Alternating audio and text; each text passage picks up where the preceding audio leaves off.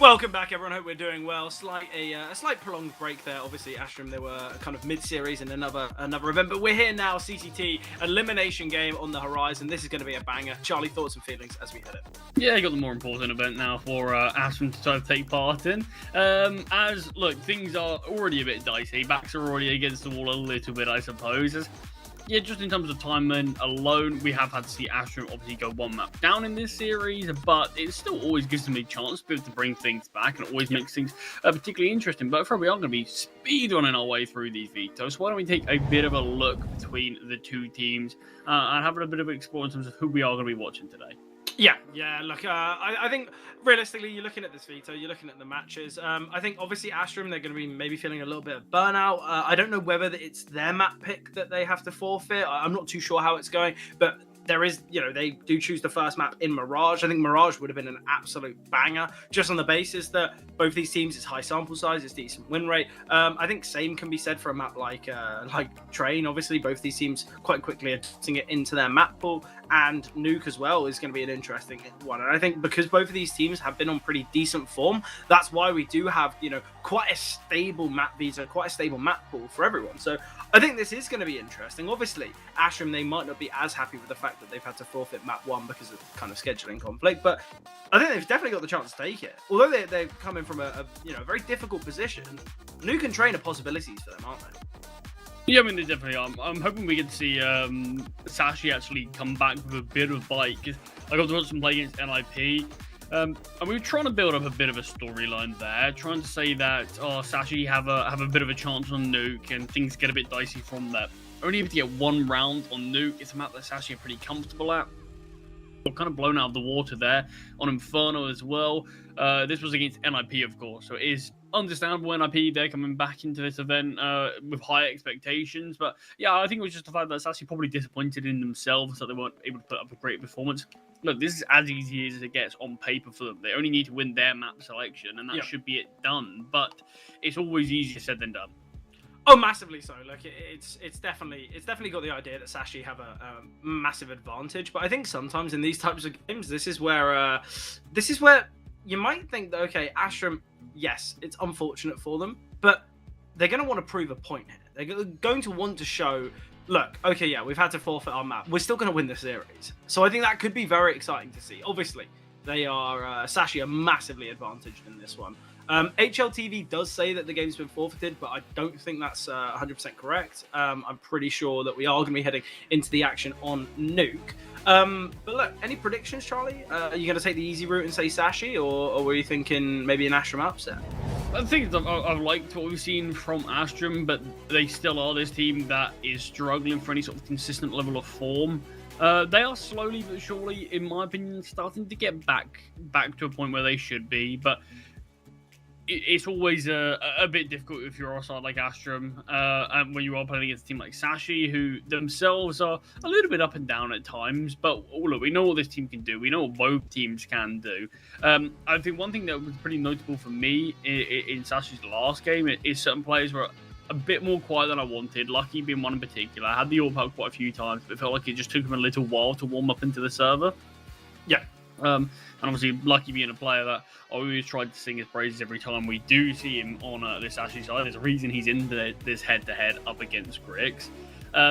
But I definitely, I think I do have to favour Sashi into this one, although I am still a big fan of this Astrum project. But Fred, we're going to be jumping straight into things here on Nuke. Map number 2 in this series, but the first map that we get to watch. Yeah, a bit odd to say that, right? Second map of the series. But look, for Astrum, they're going to want to prove a point. They're going to want to show that they've still got kind of fight left in them. But obviously, the result of this map could be everything. We could be seeing Astrum eliminated if they lose, but looking like a strong start so far for Sashi on the T-side pistol. And now it's Astrum to deal with this retake. trying to take this fight onto Grix. That head-to-head matchup coming into effect early doors, but Sashi, they find the kills, and it's all on Klax, who gets 2 quick taps. Actually, still a chance in this round. We are having a lucky wrap around to heaven, so it's Becky on the bomb site. On his lonesome as things stand, Klax misses a few bullets, needs to reload, caught out in the open. Becky swings and finds, no need for Lucky's flank. But a couple of really nice finds there from Klax to make me believe the 4 versus 1 was actually going to come through. Yeah, it's a nice kind of close though for Becky. Obviously starts the round with that entry through Hut, closes it out with the finishing blow. Sashi, they start things off very nicely here on Nuke, and obviously, Charlie, something that we talk about time and time again. You can get that kind of foundation on the T side of Nuke, and that's where, you know, the world is your oyster. You could find, you know, maybe 5, 6, 7 rounds on the T side, and that's where we're already having the argument of, is this game already done? Yeah, I mean, certainly going to be interesting. Map number 2 or map number 1, depending on how you want to look at things. Yeah, but it is a force fight here from Astrum, but it's fallen a little bit flat on its head, as the early kills have gone the way of the Danes. Damage has been taken on Zyphon quite heavily. Iceberg whittled away to around half HP. It feels like this is a necessary fight from Klax. Becky seems aware of the possibility of a push, but it's just mainly about the position of Klax, about whether he will find Iceberg. Also slipping the net and making his way to ramp. This ramp room is undefended. All 5 Ts are here. So the timing of this hit is actually perfect just as this flank comes through. Yeah, obviously Klax might look to take some space here in Squeaky. We've got the flank coming through from Grix, but as you mentioned, Sashi, they're just too quick to get past. And Ashram now, it's just Norway on his lonesome defending. We have seen a rotation from Klax down the vent, but this is where they've probably got to save. They've just got to realise Norway, okay, he's a fallen teammate. The remaining 2 can try and keep the weapons, but Iceberg has found another here with this MAC-10. Oh, he might go searching. Timing looks good. Iceberg will go down, though. Found there by Klax. Just a MAC-10. I doubt Grix is going to want to look to retrieve that. A little bit too much risk. But a very strong start again. Sashi, look, they get the openers towards outside. It's kind of what dictates the decision-making from Astrum as they're kind of forced to take space in lobby, forced for a flank. Zyphon, is he going to be able to escape? Klax down to 1 HP, somehow surviving that. I mean, he has to bring this MP9 into the next round, and MAC-10 able to be dropped over to Kenzie. Interesting the Greeks actually dropping that MAC-10. Yeah, it's the dig, right? It made more sense because Kenzie, and I think that's just what they've realised now, Kenzie doesn't want to buy armor and sort of mess up his buy for the net. Well, I say that buys armor anyway, so... I think it's the idea that Grix can get money with that's what it felt like.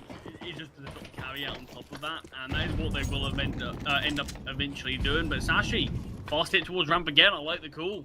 Nothing too fancy. Just looked to barrier your way down to the lower side, tried to overwhelm these pistols. There's no ramp stack, and it feels like when you're not sort of instantly pushing into the stack and you get an open bomb site, it's always very tough to retake these spots. But Klax, very quick down here. The Molotov's going to force him forward. Well, I think in these moments, if Klax and Grix can get a couple kills, it's all about financial dismay here for Sashi, but Cabby gets 1. Flashbang comes through towards doors, but not blinding, and the nade, in fact, doing a lot of damage. Zyphon... Klax has no armor now, by the way. He had armor in the last round, but the bomb and now that nade has just destroyed it. He's done so much team damage in these last 2 rounds, and he finally takes the team kill himself. If this was a premiere, he probably would have already been kicked. Just too much team damage. Honestly, I feel like that should be a thing. If you do enough team damage, you get kicked. Just for a bit of entertainment. It's like, oh, this team's absolutely stomping them, and this one just gets kicked for too much team damage. So they're gonna play 4v5 now. That's how it works, but. Yeah, I mean, Zyphon's just done a ton of team damage there. Great HE grenade, sadly, onto his own comrade. But a 3-0 start from Sashi, and that's what these pistol rounds on T-side Nuke can give you. If you just win that, force buys have been so commonplace now on the second round that it feels like if you can win that, win the conversion, 3-0 starts a very good platform for you to build a good T-side off of. Well, especially because look at the finances. You know, you've got 3 players above 5k. Obviously, Iceberg and Cabby a little bit less kind of economically stable, but Orp on Grix, and I think that's going to be a real difference maker. But he drops into the bomb site. The amount of nades that have been sent from Sashi, I would have expected a little bit more util damage, especially with the positioning of both Norway and Grix. It's kind of where these nades are prepped for, but hasn't been seen.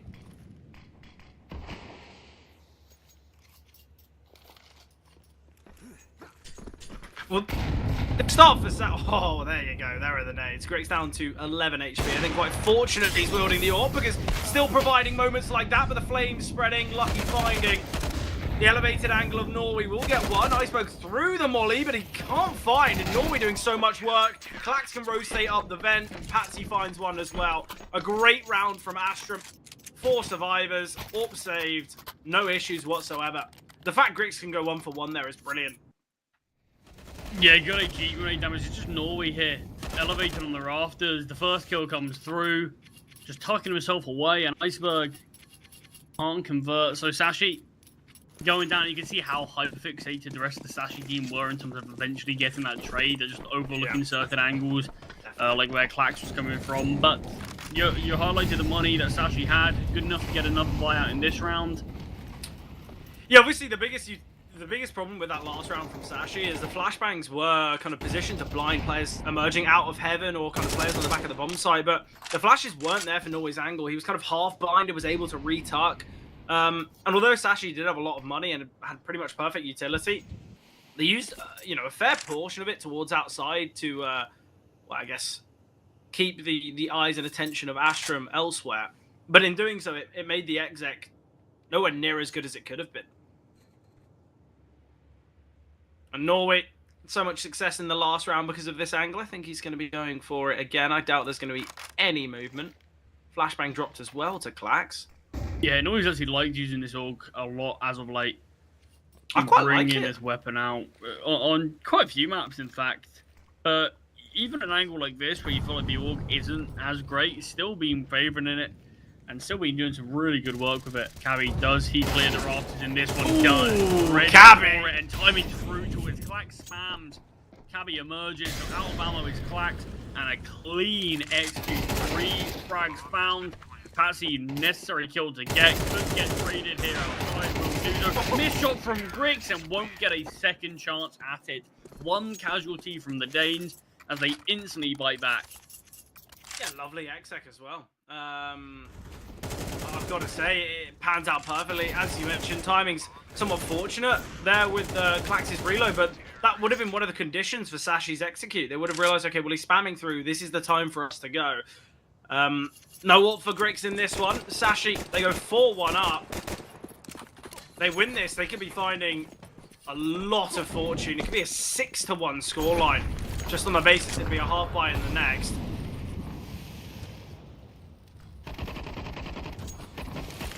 Zyphon looking to drop his way down. Got a lot of intel here. There's at least 1 in main. Already rotating down ramp is Grix. Zyphon now dropping down. Drop would have been heard. Spotted the gun barrel as well of Kenzie. Trades going on in lobby, but Lucky gets 2. Kenzie still held for by Zyphon, and Grix all alone in the 1 versus 3. Although a lot of damage has been dealt to both Zyphon and Lucky, I don't think Grix can give this one a go. Yeah, bombs dropped, so Sashi aren't exactly in a rush to get this bomb down just yet.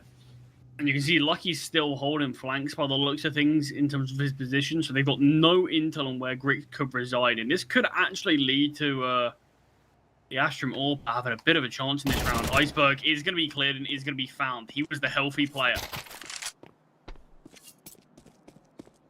Going back down towards the lower site while Sashi hit on A. And 2 HE grenades feel like they could even do the job onto Grix itself.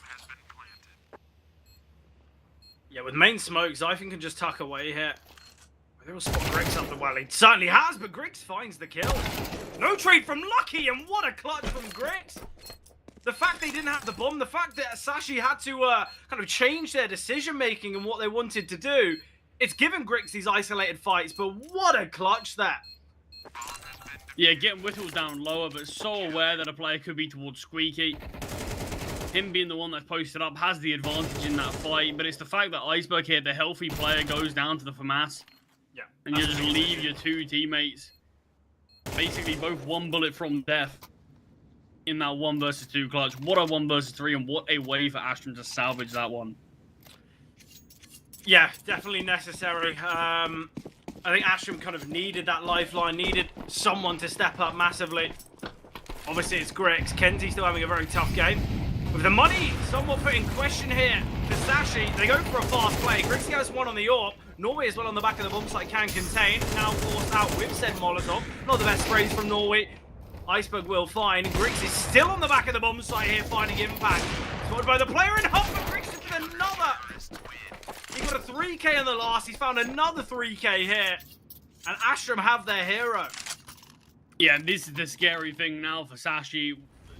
We always talk about Astrum, and the player that always comes to mind is Grix, regardless of whether it was the Aurora Youngbloods roster, regardless of whether it's the main roster, regardless if it's this roster, he is still the leading man. Yeah. And give him a chance to warm up into the server, and that will be something you come to regret. Especially with flashy moments like that. You know, Grix is going to be feeling so confident. No angle too hard. No fight too difficult. He's going to be taking all of them. And this is where Sashi might have, well, might have missed a bit of a trick here, because we did see that 6-1, which realistically should have been. It was, what, a 3 versus 1?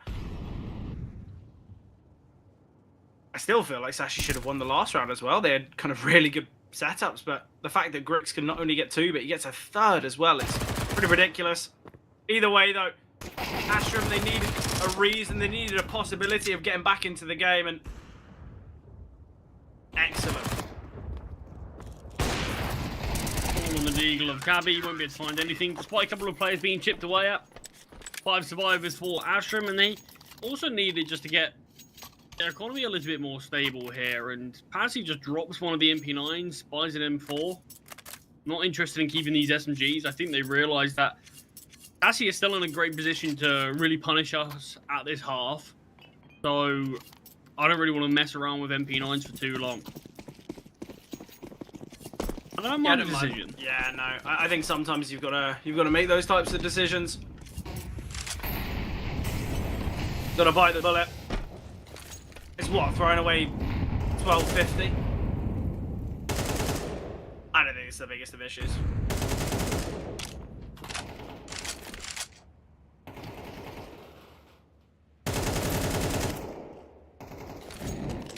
Few spams coming through from Squeaky, but no heads-up calls have been taken just yet until Iceberg finds one in secret. The trade does come through as Patsy's nearby. So 4 versus 4. This round, Grix playing towards B. Or towards the B ramp. Yeah, trading for the T's is so vital here on this T side. We know how difficult Nuke can be and how the defenses can be thinned out so quickly. Oh, timing looked good for Clax, but he only gets the 1. Grix still in the server, but Cabby deleting, and now Patsy. It's a 1 versus 3 for him. Zyphon held and accounted for. Patsy down to 18 points of health, though. So, Sashi, they deny Astrum taking the lead here. Yeah, unfortunate there from Patsy not actually getting the spam onto Zyphon. And they even had the awareness that Zyphon was going to push through the smoke, but just takes too much damage. Yeah, save kind of just needs to come through. Money's still in a solid spot for Astrum. But there's never any need just to throw away a weapon in a round like this. So Sashi won't allow Astrum to take their lead. And they will take it back, in fact. Patsy not being cleared here to respawn. Cabby had his knife out, but will eventually take down Patsy. So one more buy can come out from the CTs before we really talk about any real issues. But certainly around for keeping the Danes economy humble as well.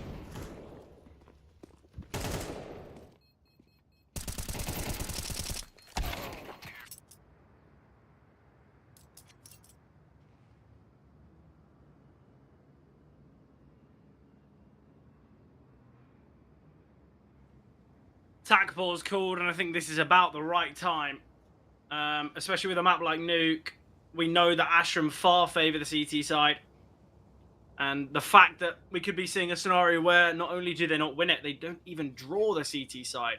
So, again, it's another big round. It's, you know, somewhat synonymous to that Grix 1v3 round where Sashi should go 2 for the price of 1. I think the big difference here for Astrum is they don't have that kind of full loss bonus that they had in that moment.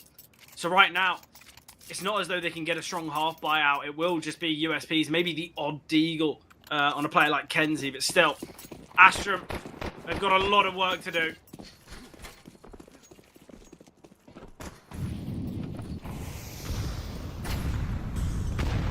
Oh, Nice attack shot from there, Grix yeah. as Iceberg tries to dodge the HE grenade damage, but instead takes an AWP bullet.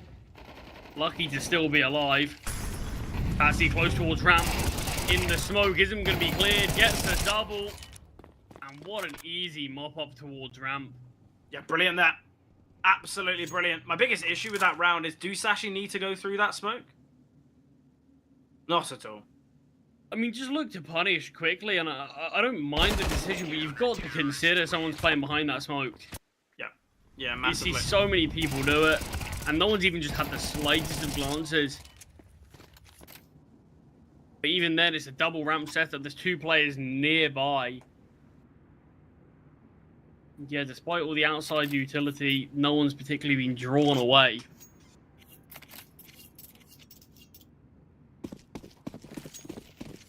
The fact it was this kind of, 4-1 start, and we could be seeing, 7-5 for Astrum. Gotta say, it's a very positive performance.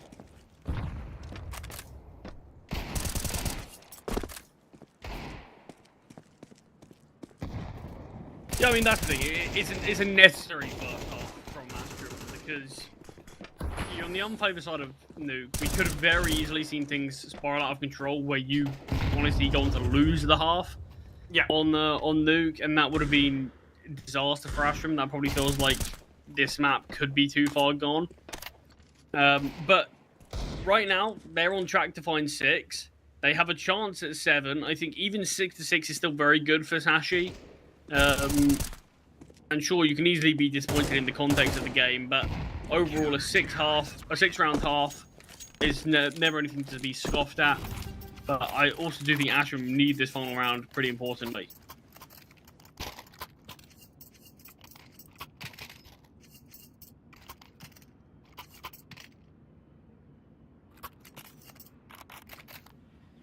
Yeah, look, I think for not only the context of their nuke, but also the context of the series, it's not as though, although this is the first map that we're seeing, it's not as though this is where the story begins. They've had to take that forfeit on Mirage, that being their map pick, already kind of backs against the wall. If they want to push for a chance of the series, they've got to win this and then trade. So, very difficult, really difficult here for Astrum. They've kind of been thrown into the fire.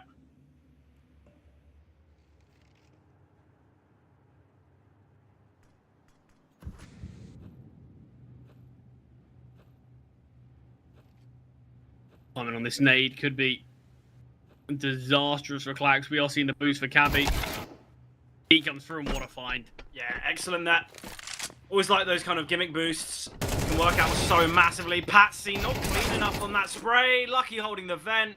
Becky's holding for Grix as well. Oh, look at this round. The amount of kind of 50-50 coin flip gunfights that we've seen that have just gone the way of Sashi. The only advantage in these fights was, well, Patsy, when he swings out, he was disadvantaged with 3 people swinging, but that looks as though it's the best fight since this one from Norway that Astrum had a chance, you know what I mean?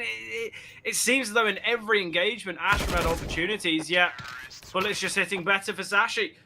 6-6, probably a fair evaluation of how this game's going. I wouldn't say massively out of the ordinary. No, I mean, look, Sashi definitely had chances to capitalise for a little bit more, but similar things probably could be said for Astrum towards the end. Definitely could have taken 7 themselves. Follow the double entry there from Cabby towards the lower side is great. I mean, Galax did have no chance. It was just a great call for the boost to come through. And then I think even if we saw Patsy get 1, the trade was going to come through, and we would have seen Sashi in an advantage situation. But yeah, like you said, I agree. 6-6 feels reasonably fair for what we saw from both teams. I think pistol round's going to be important for Astrum, just to give themselves that slight buffer that they need, considering they had a neutral first half. I don't think it's necessary. I don't think it's make or break. And particularly with how many second round force buys you see now, it feels like pistol round doesn't necessarily hold as much weight because it kind of feels like even if you win or lose, there's going to be a force in the second. Yeah, exactly. There's always that idea about it.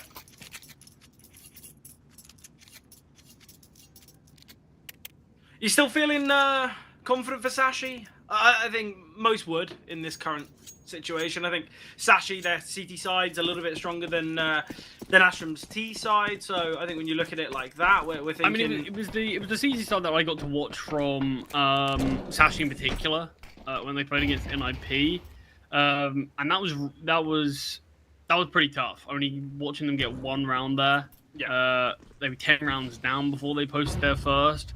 I mean, hopefully, look, NIP are a different beast altogether. Yeah. But hopefully it is sort of some of those issues that Sashi had, because they couldn't really just handle NIP's sort of pack mentality. Let's take this space quickly, let's take that space quickly. They didn't have much of a solution for that. Kenzie, nice find for the first. And the T's have tons of control all around this map. Yeah, massively. So things get really tough, things get really difficult. Lucky though, nice finds. Oh, the bomb could get caught. Becky, unfortunate not to secure that kill. In really difficult scenario for Becky, and I think the same goes for Iceberg. He's trapped in such a difficult position, and now the Julies Lucky come hitting. We'll get the first and the second, and now Kenzie, we've said Julies can deal with Siphon. A one-on-one here, 40 seconds to work with, both on similar HP. Not perfect, but not nothing. And Kenzie is going to utilize this time that he's got, create a bit of caution that Lucky has to worry about. I think the best thing that Lucky can do is maybe get himself out of that, kind of put Kenzie in the position of being so unsure, but heads up fight's going to come through now, and Kenzie with a quick headshot. Astrom, they needed the pistol round. It does come through. I don't really know how it's gone so wrong there for Sashi, but it's the mismanaged decisions. When they get crunched in on in secret, both Becky and I want to say, it's Becky and Iceberg, yeah, look, they just both get crunched in on and both find nothing. I mean, Lucky does a great job to try to salvage that round, gets 3 kills, but even after he finds those 2 kills, it's a man advantage for Sashi. It's 1 versus 2 for Kenzie, but he's just able to take another fight elsewhere, win that one on top, and it was only really Lucky that felt like he was connecting the bullets there when necessary. But yeah, I have to say, Sashi were in a really tough spot in so many situations there that I think they were even pretty lucky to be able to have a chance in that round, because it felt like Astrom, the cool was really dropped. Tons of damage actually dealt. Only the 1 kill found though, so Astrom don't really mind how much damage you take as long as it's not too brutal. Not too costly, yeah, definitely. Obviously, it was Grix to kind of put Astrom on the map here on Nuke, and it's Patsy to continue. It's 18-8. When did that happen? Oh, he's completely turned things around. Yeah, Grix was the one that we were looking at, but Patsy's been the difference maker. Grix may have had the flashier moments, but Patsy's just been this consistent member, just posting frag after frag each of these rounds. All you can ask for. You know, a lot of the time we look at this Astrom side and we talk about players like Grix and Patsy, and it's always nice to see that kind of conversation come through. Zyphon, Cabby. Lucky, it was tucked away. It was all a bait. Zyphon dropped down and they were so sure of themselves. It was this solo ramp defender. Clax looking to elevate the angle. Seeming fortunate, but Cabby deals with Clax. And he gets the headshot as well. It's not as though he takes him down with the body shot, and Zyphon surely to find. Oh, timing. Is it going to go against him? Certainly not. Now all to Grix. He's won a 1v3 already this game. Well, can he win this one? A 1v4? Definitely not as easy. And, well, judging on the health of his opponents, it only gets harder. Cabby's tucked away as well. He's in a great angle. Never to expect it. Sashi victorious, 4 survivors as well, so money's looking pretty decent. Finances aren't perfect here if you're Astrom. It's not even clear rampant players are bringing out utility.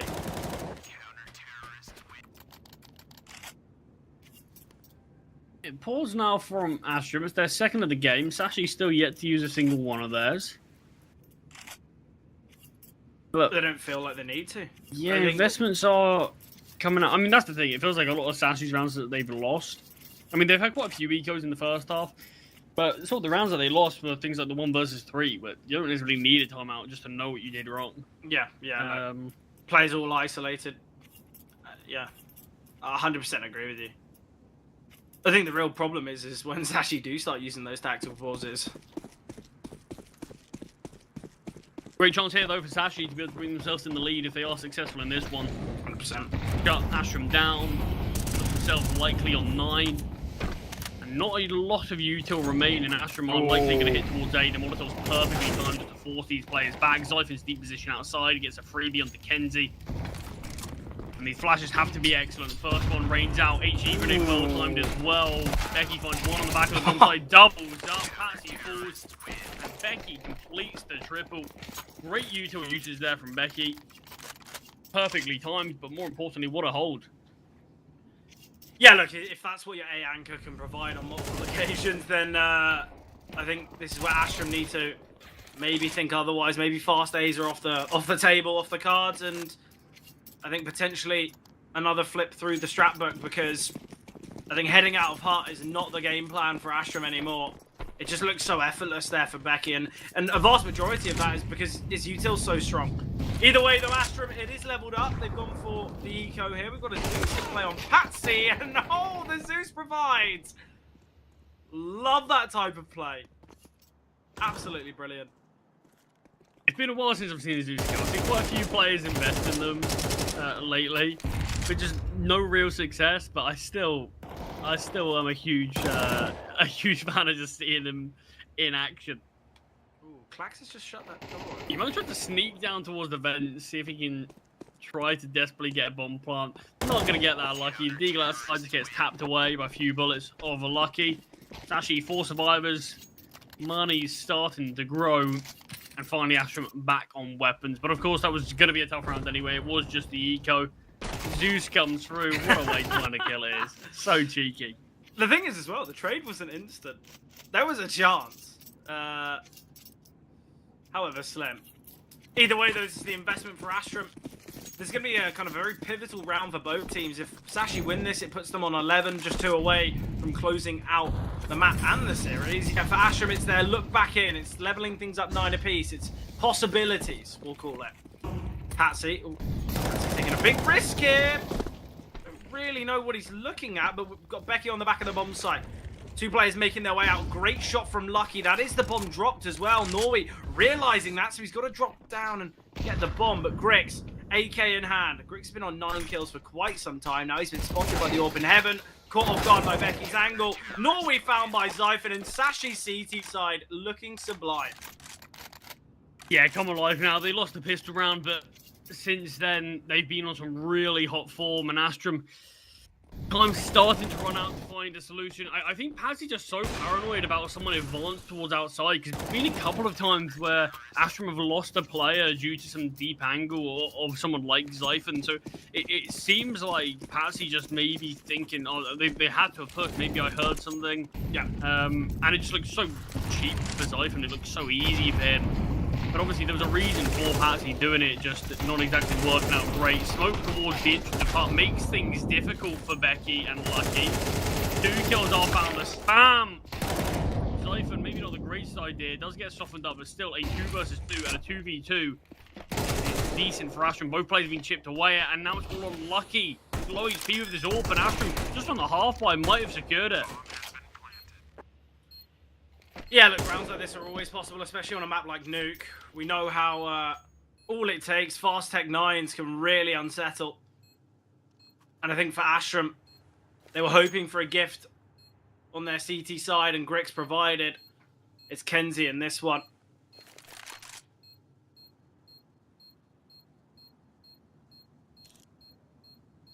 Lucky saving this AWP's important.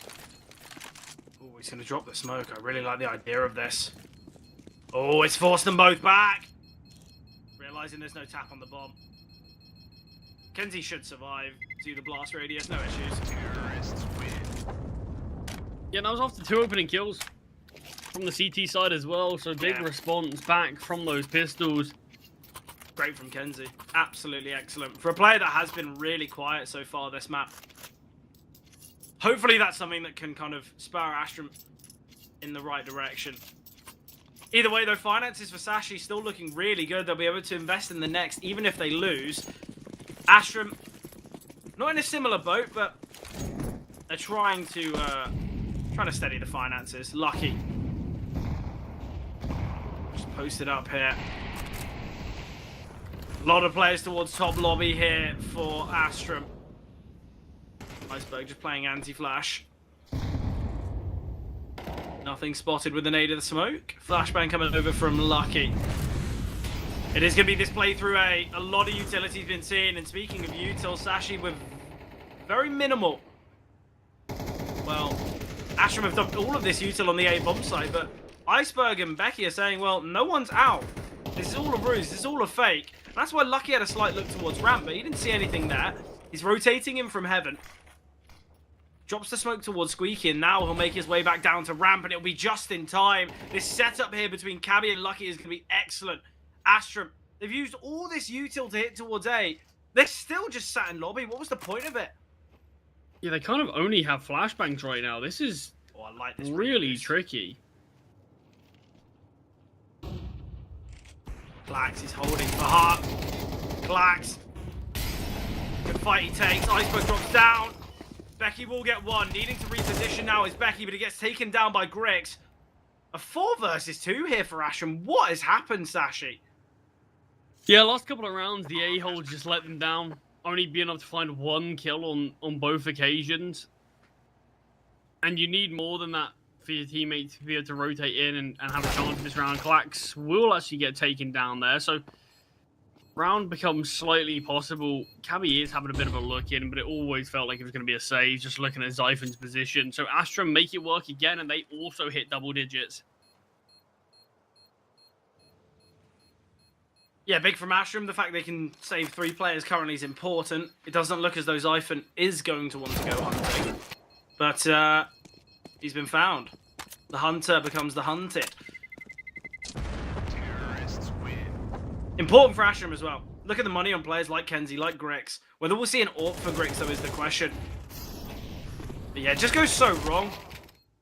I think it's the initial fight that that Iceberg takes onto Clax. Puts him down to like 12 HP, I want to say, and that was the biggest issue. If he stayed towards top hut, Becky would have been massively overlooked in this angle, and I think that's where we see a bit of a difference there for Sashi. Same can be said for Lucky posting up towards ramp. I don't know whether he missed the shot, it was just bad timing, but maybe he should have just played from under heaven. Quick rotation towards A. But speaking of Lucky, finds the opener here. Takes down Kenzie towards outside. Norway's got a Mac 10 when AKs could have been dropped across.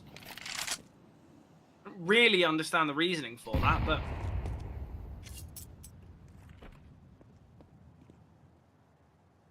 yeah, some opening kill here for Sashi, and one that they can't let slip. The spam, a little bit of damage there onto Grix, and Lucky just all through the smoke finds one. I think he's spotted behind the smokes. That's the danger of kind of walking up against the back fence. Norway, great positioning here. Can only get the one for now, but with this position known, Lucky's rotated in. Clax and Murray. Cabby finding. 2 on 4 now. This time it's Astrum. Massively disadvantaged. And although they've taken this space towards outside, there's no bomb site out here. They've got to make their way through.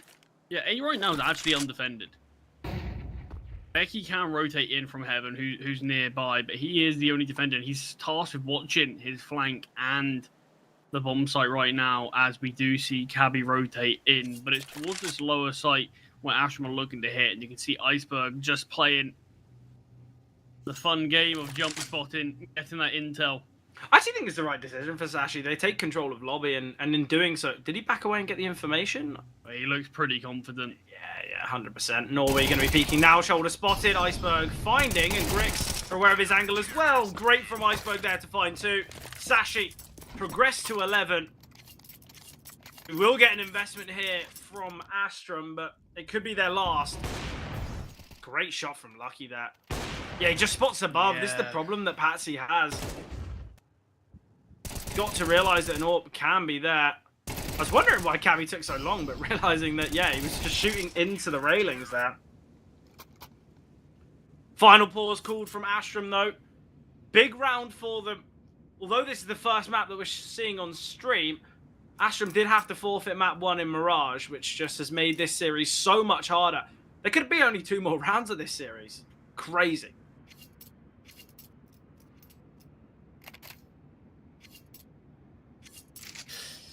Yeah, I mean, at least we get to see a competitive map here between both teams. But obviously, this is for elimination. Loser of this goes home. Oh, 100%. It's a tough one. It's a really difficult position to be in because I think we all know that it's unfortunate for Action, but sometimes that's how the cookie crumbles, right? Yeah, busy schedule.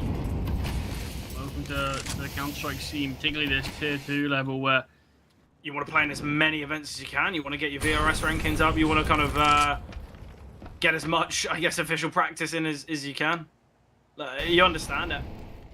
But long drawn-out series, that's what can happen. Astrum could look to exploit towards A again. It's where they found most of the success on this T side so far. Grix might look for this open kill with this AWP and finds it onto Becky. It's a tough kill to find there. You're really exposed, peeking out alone towards Hub, but manages to make it work. And now we've seen Cabby spotted on ramp, forced to drop down, but doesn't drop down quick enough, so it's an easy find. Lucky rotates in and gets the kill back. So it is still a 3 versus 3 hit. And towards the ramp is a 1v1 for Iceberg, but the bullets just cannot connect with him at all. Why is he swinging out so wide? Why is he going so wide there and so fast? He should be able to kill anyway. Norway wasn't particularly ready for it. Yeah, Zyphon will get one. He takes down Norway. It leaves Lucky in the 1 versus 2, but yeah, it's missed shots there, which are really unfortunate for Iceberg. But we had a fast rotation from Zyphon. I think he probably should have waited, or it's tough. I think if the shots come through, we're praising the play. But Sashi denied map and series point as it is 11 apiece now. Finances are good enough for Sashi to invest. Lucky can drop over a rifle here to Iceberg, and the rest can bring out rifles of their own. Big round, though, because both teams are financially broken after they reinvest. You know, drops are going to have to come through from both Grix and Clax. Great find, though, from Grix. Absolutely excellent.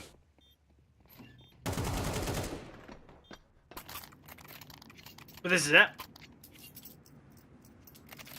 No loss bonus for Astrum, just a 1 loss bonus for Sashi. There will be limitations. Clax is going with a Mac 10. Okay. He has got the best spawn, so whether it's a play down vent. Oh, he has sent the nade. But it's a fast A. Iceberg playing anti-flash timing. Looks good as well. Iceberg, how has he been able to just live for that long? It's a 2 versus 4 already. Becky's on the back of the bomb site, low for himself. Zyphon being held for. Patsy can find him. Orb shot miss from Lucky, and Patsy somehow surviving. Still the low HP of Becky to deal with, and he's repositioned towards Tetris now. Grix finally makes his way out, will connect onto Becky. Molly towards Heaven as well, and this is going to force the CTs back. They're trying to jump forward, and into the bomb site they go. So awkward for Grix, but it's these flashy shots that he can hit. Last bullets in the mag for Cabby, held by Grix now. He's got to hold his nerve. Cabby swings wide, sorry. What a round from Grix. Another flashy play on the bomb site. Yeah, and it's another round that's actually have to look at and say, how are we not just connecting these bullets? Look, this is a 4 versus 2. Should never happen. I mean, I don't know why Zyphon is just pushing through that smoke there. There's a flashbang thrown, terribly thrown, by the way. I don't really know how Patsy wasn't blinded there at all. Yeah, it was a really poor flashbang. But Zyphon goes through, gives up that kill. You've got a 1 HP Becky on the bomb site who's just got a USB in hand because he doesn't want to give up his position by reloading. The 2 players in Heaven just can't hit a barn door in that round. And Sashi's another opportunity where they should have been the ones to find 12. But they've only really got themselves to blame. Oh, massively so. Yeah, I don't really know how Astrum have won that round. But again, it's moments where they need a hero. Grix stands up. Yeah, Patsy and Grix again, huge round from them. And it's Sashi. They got 3 opening kills in the last. Or 3 to 1 at least. Now they've got the weaker weapons, so it's certainly not going to be nearly as easy. No, definitely not. Look, I think Astrum in all moments throughout this map, they have had to really dig deep. They've been relying on individuals to clutch up and have big moments. Yet now they're in the driver's seat. Now all it takes is just this one round. Yet for Sashi, they take it. Obviously, we go to overtime, and that's where finances and investments like this shouldn't be seen.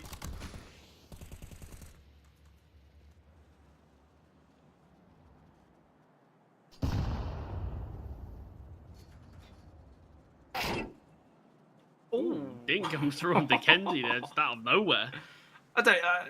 Well, I think we all know it was Iphone who fired the bullet. It was a suppressed shot, but I still don't even know how. Cabby tucked away at Grix, I believe, holding for it. Ooh, Cabby misses the timing slightly. Steps ahead. Rotation comes through from Zyphon. Again, man advantage here. Sashi, although you've got weaker weapons and lacking in utility, you have the numbers. You have the setup towards B. It's a 5-on-3. Sashi, this has got to be the push here. They've got to take it to overtime with minimal time remaining. Patsy gets one.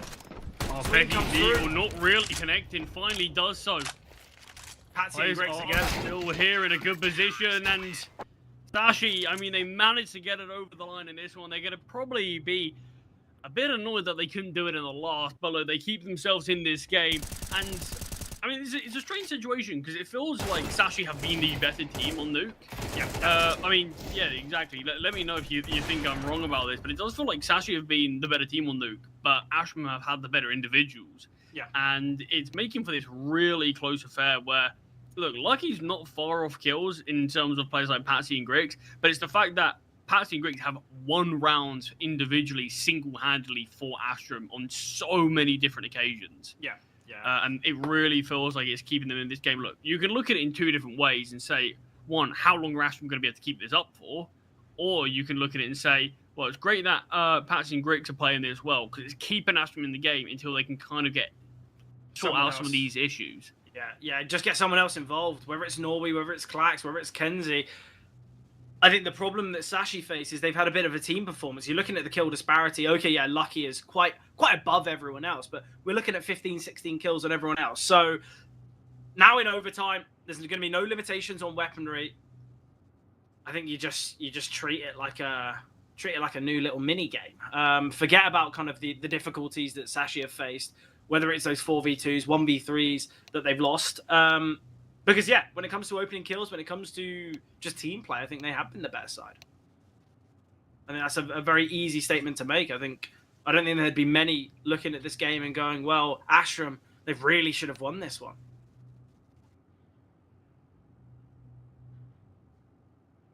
Yeah, I mean, both teams have had chances. Both teams have had some real opportunities, but it's going to be going into overtime where we need to decide this one out. Whether it can be done in the first or whether we're going to multiple, that's still up in the air.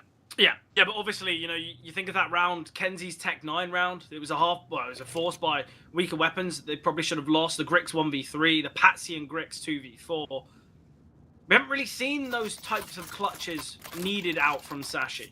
We've had big moments from individuals, but it's not been in the clutch. It's kind of been, I guess, in an advantage scenario. You think of that iceberg double when he was down towards Decon. Moments like that.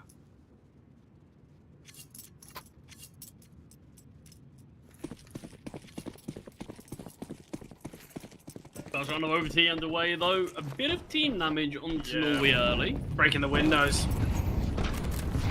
Well, a little love tap on the way past. We definitely missed those windows quite a bit if you're Norway. Jumping in front. At least he's safe from an M4 headshot. Put him down to 1 HP, but at least he's safe. Depends on range, doesn't it, I think? I thought 81 was the max. It might be.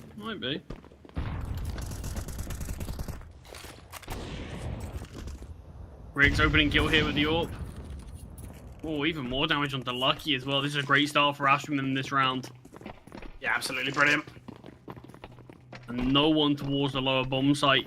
Do finally see someone creep down vents, but they realise it's far too late.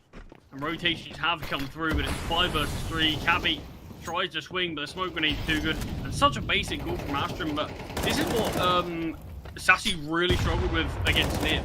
Just a basic call with a lot of bodies behind it and a fast hit towards a portion of the map. They fell apart against Nip. They couldn't outgun them. They were really slow with rotations. We saw the same thing there. You see Becky tried to creep down vents, hit all the steps, and realizes, wait, everyone's already down here. Yeah. Has to climb up vents, and that's where Clax is waiting. That's his job as the lurk. To punish players like that. And that's exactly what we see. Patsy will find Cabby. There's no actual need for Cabby to stay alive, but for Lucky, it's just going to be keeping money for this orb. Cabby probably would have liked an exit kill and to upgrade to this AK. Astrum can send everything at this if they want.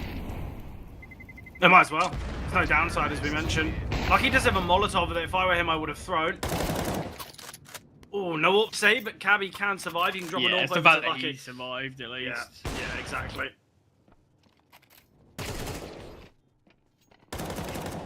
But first Great from round Astrum. goes the way of Astrum. They didn't need a hero. They didn't need kind of one individual to get a 3K or a 4K. It was just a good call. And it's these things that have really, really been tough for Sashi to kind of handle. Yeah. In previous games, so it'll be interesting if they have worked in it, or if it is going to be a repeat of what we've seen in the past. Yeah, look, I think if Astrum can get 2 on their T side, I think that's where we're saying some, similar kind of questions of maybe it's done, maybe we're looking at a game that's too difficult for Sashi. Zyphon does well to get 1, but always going to get traded in that scenario by Norway. Iceberg, I like the idea. We'll deal with the lurk of Clax. Cabby's rotating down as well. And this is where Astrum, although they've got the advantage, they're kind of unsure as to where they should go, because we've just seen Iceberg find a kill in lobby. Are we going to make our way up heaven? Well, it could be in hut. He could have re-wrapped towards ramp. Obviously, that is where Iceberg resides. Could have made his way through towards outside. So that's why we're seeing a bit of hesitation from Astrum. They're holding for these flanks. They're holding for maybe a push-up secret from a player like Cabby. And this does mean that Iceberg, when he can take this peak, he spotted nothing. This is going to go quite heavily against Sashi here, because the information he's given is they're not here. So maybe they've made their way back towards lobby. Maybe they've pushed down secret. Obviously, it is the latter. But the fact there's no information here, Cabby, he's got to do a lot on this bomb site. Yeah, what do we see Astrum use to clear? And we've actually seen Iceberg rotate down ramp already. The steps have been heard. Cabby can just reposition now. They don't need to do anything. Oh, this gets really tough. There's 12 seconds. The bomb's got to go down. They've got to make their way through. Yeah, this round's over. No chance. Grex, he's going to need to get a jumping no-scope. Doesn't come through, will go down as well. Dies after time, but... You say no chance when Griggs is in a clutch. Regardless Yeah. of how impossible, you always believe. You hold your breath for a moment. Yeah. I mean, what a turnaround there from Sashi. That's sort of a bit of a revenge there, I suppose, for Astrum. A 4 versus 2 that Astrum had. I don't really think Astrum have been that favoured in too many rounds and lost them. But No, but in that one, they certainly have. And the big problem is once Clax goes down towards lobby, for about 20-30 seconds, Astrum are just frozen towards outside. They're holding for re-aggression towards ramp. They're holding to re-aggression towards heaven, towards lobby, towards outside, towards flanks. Because they've got the advantage, they know that Sashi have to go searching. And obviously, we do see it from Iceberg. He has a little bit of a look from heaven towards outside, sees nothing. I think the problem is, because Astrum do wait out those 30 seconds, they're so delayed in getting down towards B. That's why they have to step so early. That's why we can see that rotation out from Iceberg. And obviously with Patsy going down and the bomb drop, 12 seconds left, I think we all knew that Astrum, so many difficulties. At 13 apiece now.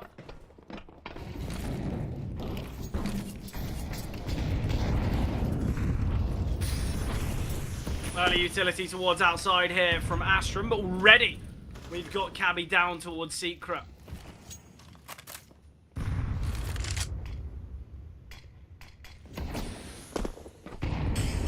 Kenzie operating as this lurk behind these smokes towards outside. Becky and the Molotov having to maneuver.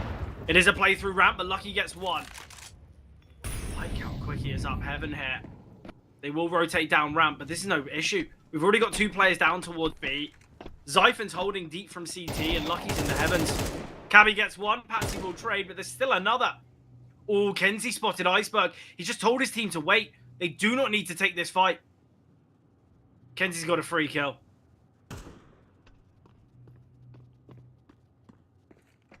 Iceberg not going to be able to strike for anything. Does get taken down 3 versus 3. Bomb can get planted now. And Sashi just weren't able to rotate because Iceberg didn't spot anything there. Because like you said, Kenzie would have just told his team not to peek. And yeah, that info would have been relayed from Iceberg. Okay, nothing's down here. I think they must have gone back. Molotov dropped, but Grix finds the early kill onto Becky. And Astrum very close to having 1 round advantage here on this halftime switch. Grix connects the shot onto Lucky as well. Zyphon goes down to Kenzie. And what a turnaround from Astrum. Opening kill against them again. And yet can still find the success. Yeah, it's really nice. But, you know, the timing that Kenzie gets here onto Iceberg, the information gathered just delays those rotations massively. With 14 found on the T side, Sashi, scary times. I think from going from such a position of strength to where they are now, I think that's where we're looking at a really kind of difficult position, because not only are they disadvantaged heading to this T side, but also they were what, 10-8 up against that half buy? It should have been 11-8 scoreline. Yeah. Whereas I say a half buy, it was a force buy, it was Tech 9s. If you even really want to get into it as well, half their rounds on their T side came from winning the pistol round. Yeah, massively. Maybe these full buys will help them a bit more, having weapons out in play, a lot of them, because obviously Sashi did have to go for a fair amount of ecos on their first half. So perhaps having constant weapons is going to help them. But yeah, I mean, being disadvantaged here in terms of rounds, Astrum needing to win 2 on the CT side certainly feels like a more than viable prospect. Sashi want to do it in the first overtime. They're going to need to win all 3 of these T side rounds. Yeah, and I think we both know the odds of that very slim. I think we've got to respect Astrum's CT side, especially with Patsy, Grex having big moments. I actually thought Norway was very promising on that CT side with that AUG, and he's bringing that weapon into play in this one. Lucky going to get boosted up.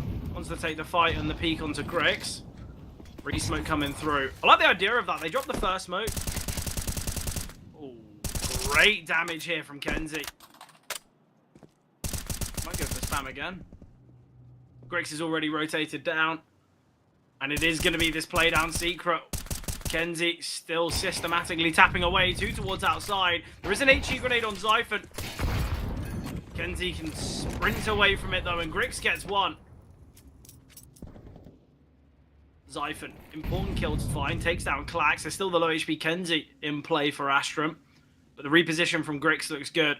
I don't really know how you deal with this if you're Sashi. Honestly, I just stay clear of Secret.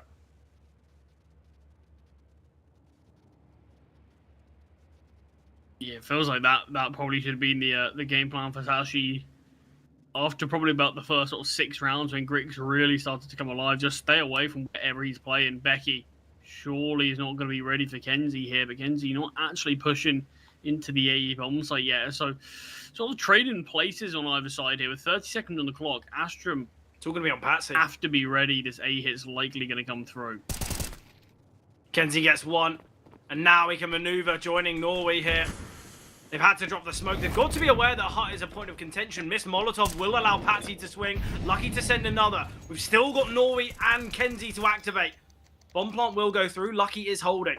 But with 2 players chipped away out, this could be tough. Zyphon, though, takes down Grix. Heavy hits are found. Why are they denying Hut? I don't know why Sashi overlooked that angle. Patsy swings, and Patsy doubles. Astrum find 15. They've now got 2 opportunities to close out this second map of the series and push to the 3rd and final of Train. Yeah, players just giving up a lot of very cheap kills.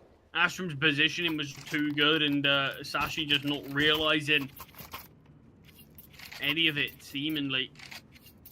And yeah, look, we see too many gunfights that Astrum win without even needing to win a gunfight. Just shooting plays in the back. Yeah. I think Norway's kill onto Lucky there should never happen. Look, I get it, Kenzie. You've been holding for Kenzie's angle. He was originally there towards Squeaky, but one, he could have rotated across. So much damage dealt to Iceberg here, but yeah, I think Sashi overlooked a little bit in that one. Obviously, you're disadvantaged. You've got to take a bit of a risk, but clearly not worked out too well. HE from Clax can find Iceberg. Kenzie blindly spamming through the smoke. Clax will deal with Lucky, and oh, this is so tough now. Two-man disadvantage, and Clax finds Becky. 2v5 now for Sashi. Astrum, a vast majority of their rounds have been found from individuals. This is where Sashi needs to take a page out of that book, but surely too difficult. Zyphon spotted. Cabby here towards Secret to go into the path of Grix, and that's a path not many can walk away from. I mean, 2 versus 5 here. Sashi had chances to close things out in regulation. They had options. And now just far too many mistakes, far too many slip-ups. I don't know why they're going towards Garage. This is not the way to play this round. You've got 40 seconds. Why are you looking to take space here in Garage? I think Kenzie spots as well. Yeah. He doesn't get anything, but the damage he's dealt feels like it's just confirmed the round. Kenzie strikes the Sashi fall on their own map pick of a nuke. Astrum, big turnaround there. And being disadvantaged at the start of the game, in terms of just we saw what happened, that 3-0 start from Sashi, it felt like they really built themselves up for a good T side. They had a chance to punish and go 6-1, but they lost to a half buy. They lost to 1v3s. Yeah, Sashi, considering this is a map that they are very good at, the recent nukes I've watched from them, there's been a lot of mistakes. Yeah. And it surprises me because statistically, this is a map that they are great at, but I just sadly haven't got to see in any of the last sort of few days. Yeah, maybe you're the curse for their nuke, potentially. Either way, though, yeah, I think it's great from Astrum. It seems though in that series or in that map, they were always trying to claw their way back into it. And the fact that they get to overtime, albeit they could have closed out in regulation, but they get to overtime. They can make that push. They can have the opportunity for other players to step up. You look at Clax, he had a bit of a quiet game. He's got a middle of the pack, but he has a big round at the end that gives them such an advantage. So obviously now Astrum push to the third and final. It's going to be Train. It's a map that they look pretty strong on as well. So do Sashi. So we've got kind of 2 maps that are going to be bangers. And the fact that Astrum have taken their opponent's map pick after having to forfeit their own, I guess we're looking at an even series. Don't count Astrum out anymore because Train's a map they look really good on. But speaking of Train, Charlie, will be kicking off in about 10-15 minutes time. But beforehand, we jump to a break.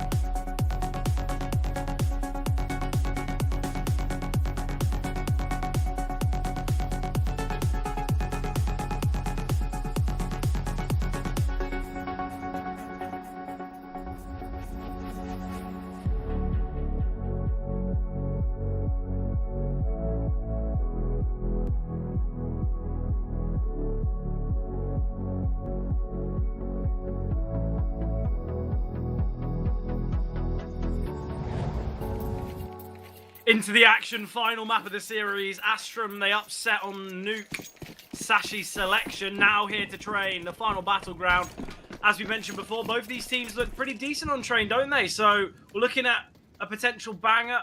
We've got a 6-game win streak from Sashi. Their two most recent being a 13-3 and a 13-2. So I think they're feeling confident. Maybe not so confident after Nuke, though, but pistol round underway, and Greg's playing towards kind of back train, and he's somehow surviving, and the pistols looking pretty decent for Astrum so far.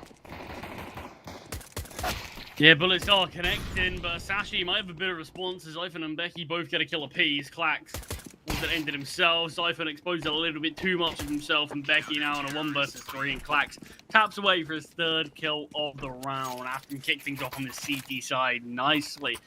Imagine knife round went the way of Astrum, that's why they've selected this CT side, but yeah, I mean, look, Astrum, they've shown us on map number 2, I suppose, what they can do when players do step up, even when maybe their game plan's not quite there. And if they can carry that through onto train and have a stable game plan, stable structure. I think there's a really great chance that they can go on to take this now, and I think that would be a huge upset for Sashi, considering just the context of this series. Yeah, I think if you're Sashi, you're thinking there's a lot of pressure just after you get that forfeit victory on map 1, especially with it being their opponent's map pick. But I think in the same vein, if Sashi were to have played that Mirage and won that game, maybe it would be kind of less pressure because they weren't given it for free. It wasn't a gift, which I think we have to say, that forfeit was. Either way, though, should be a fairly simple round here. The Fanasses both find nice kills. Clax can end it off. And look, Astrum, the fact that it's the MP9 falling, a rifle could be dropped over, maybe from a player like Clax. Kenzie could drop him a flashbang.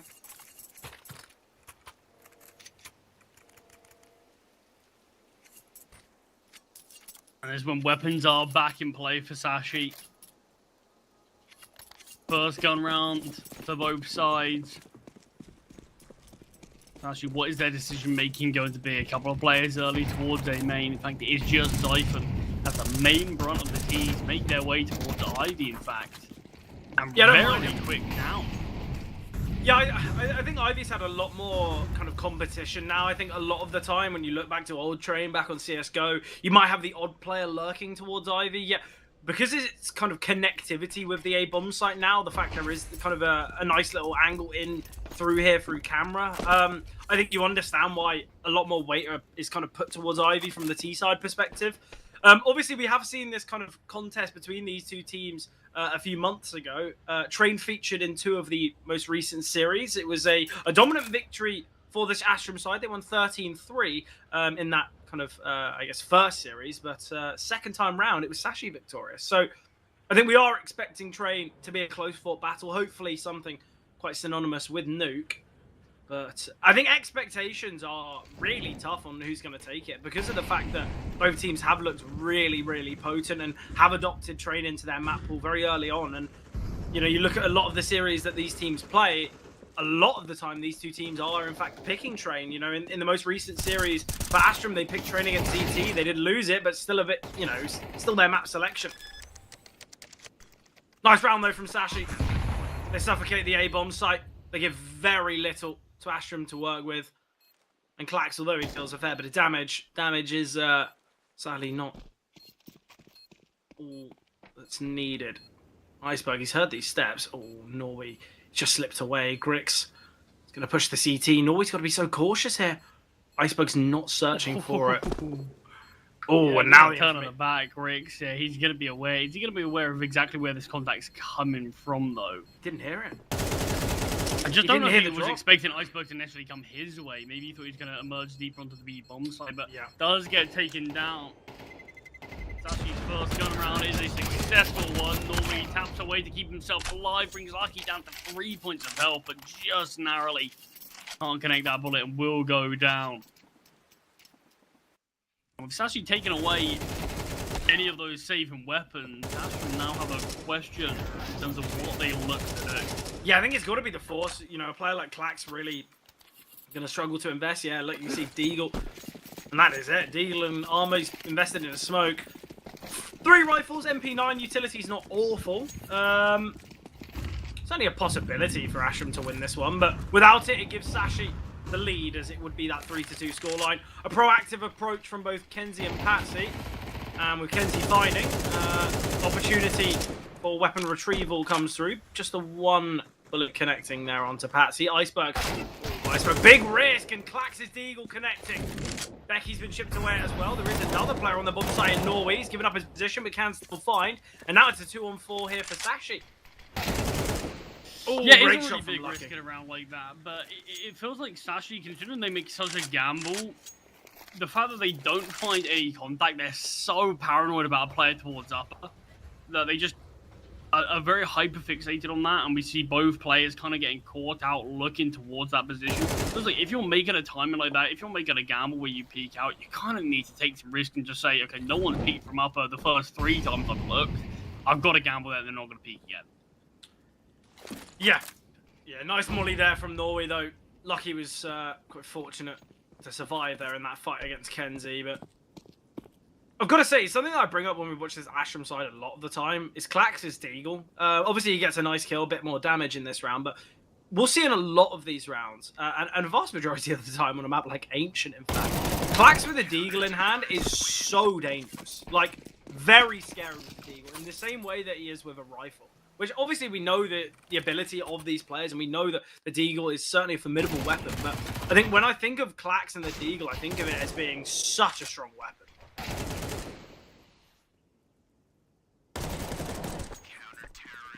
3-1 scoreline though, and with Sashi now having to invest, a few Tech 9s in play. Utility has been the main goal for Sashi. Obviously, Zyphon and Iceberg, I believe, could have invested in AKs, but opted for the Galils in utility. Hopefully, though, for Sashi, Butil's not wasted. A great HE grenade onto Zyphon, and now he looks to protrude out onto the A-bomb site. Lucky tapping through the smoke to try and get a bit of a sight line. Becky now pushing, surely he's realizing that someone's here. He's got to know.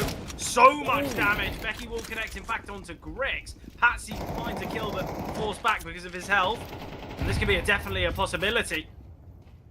Let's look at the HP on Kenzie and Patsy. Boost comes through. If he jumps higher, he will be able to find Lucky.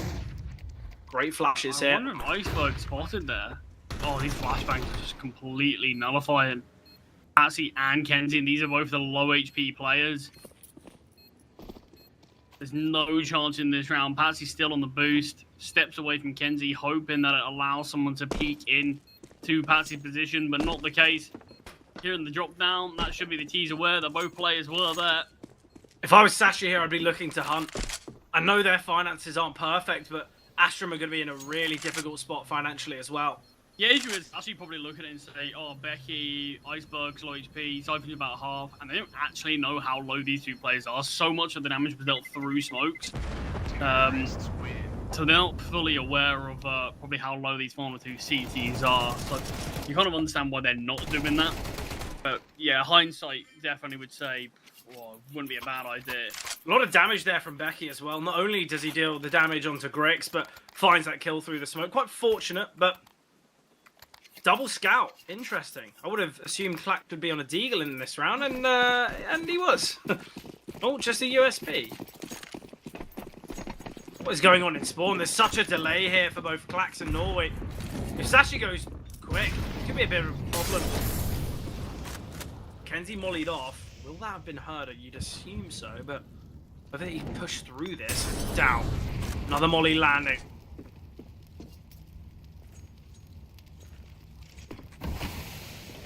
Smoke here. Kenzie's got to take a bit of a risk, but Patsy swinging to 5-1. And now they push down the ramp into Norway. It goes so wrong here. Great find from Becky. Kenzie is still in the back line. Grix by his side. Kenzie doubling up there. It's great from Kenzie and Norway. And Astrum, even though there's scouts, there's Deagles, there's MP9s, it's the riflers that do so much of the work there. Yeah, such a back and forth affair between these two teams early doors on train. You feel like if it does continue, it probably won't be too bad for Sashi, considering they're on the weaker side. But the issue is their finances are so drained now that I just can't see it continuing.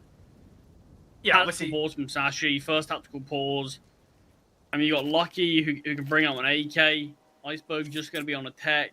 Zyphon can do the same with the rifle, but it feels like Astrum, they've had the chances. They've lost at these boys before. This got to be the one where they stabilize, surely.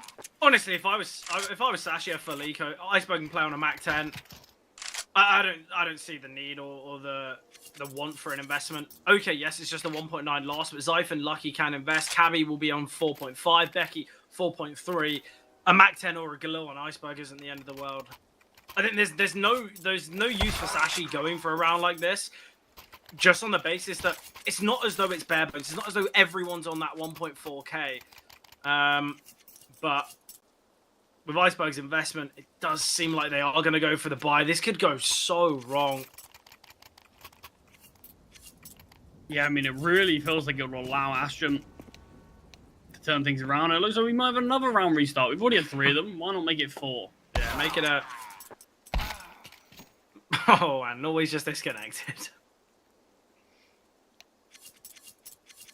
It's always difficult now, because I was having this conversation with JRT, I want to say it was. we were talking about now, sort of, obviously, if a round's live and you see a round being reset, it used to be in Global Offensive that you've got to buy what you bought.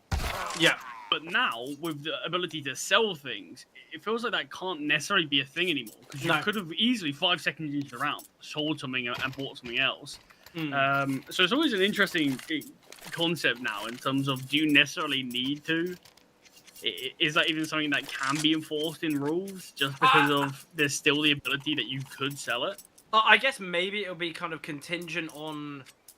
Obviously, it was kind of Iceberg investing in the Tech 9 and Kevlar. We did see the rest of the team look as though they were going to buy, so maybe it's a decision like that.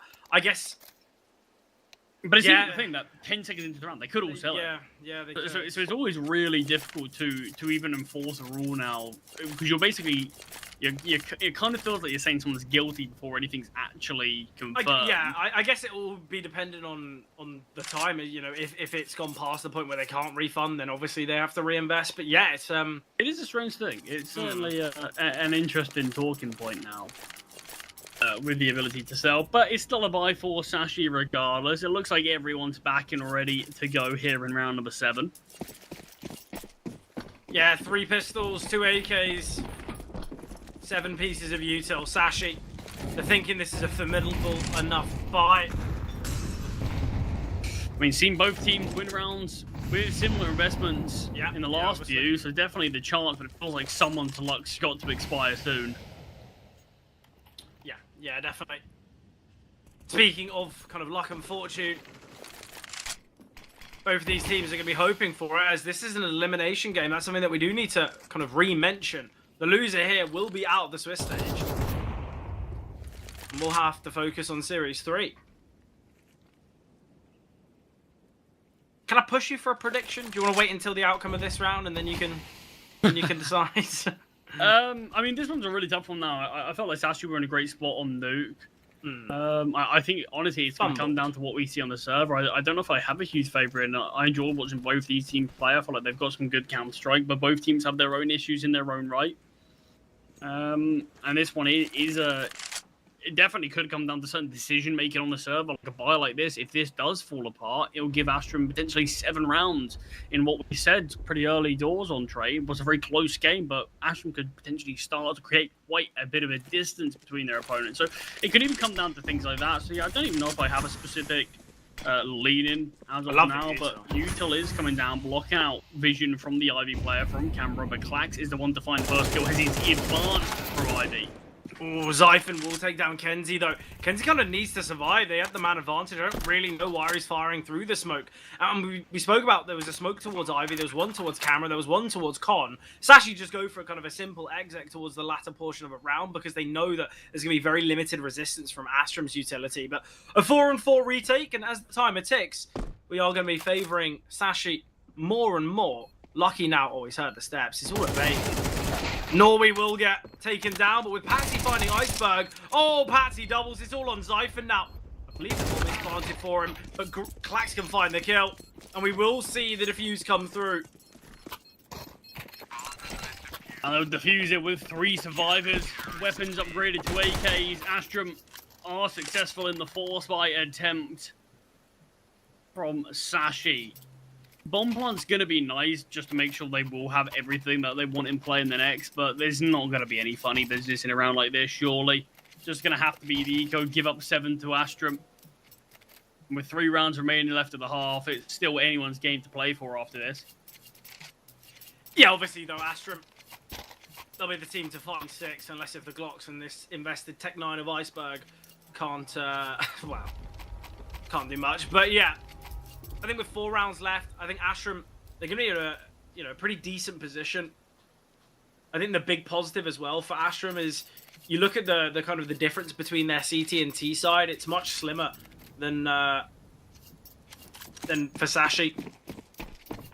Just based on kind of a distribution of how many rounds they've actually won. Astrum in the past, they've won more rounds on their T sides than their CT.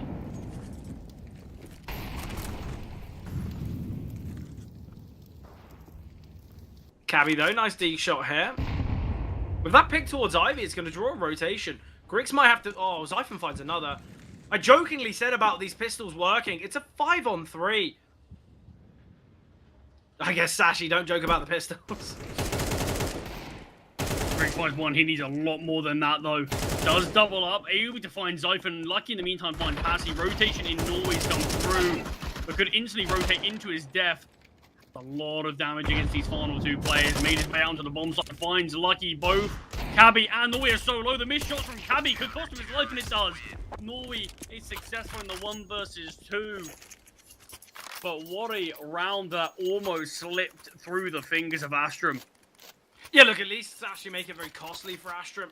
In doing so, if they win this, they put kind of Astrum on a force buy, and that's where Sashi could go kind of 3-for-1 effectively. But it's so tough because when it gets that 5-on-3, I'm thinking, okay, will Sashi have a good chance? Then Griggs gets that triple, and you know, that's where we're saying, okay, Astrum, it's back their way. But yeah, I don't really know what happens there.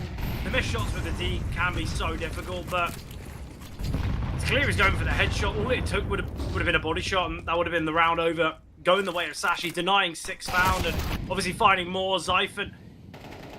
I think Zyphon's gone for those types of plays, gone for those swings far too often, and Astrum have been kind of well accounted for it. I mean, definitely not ready for 2.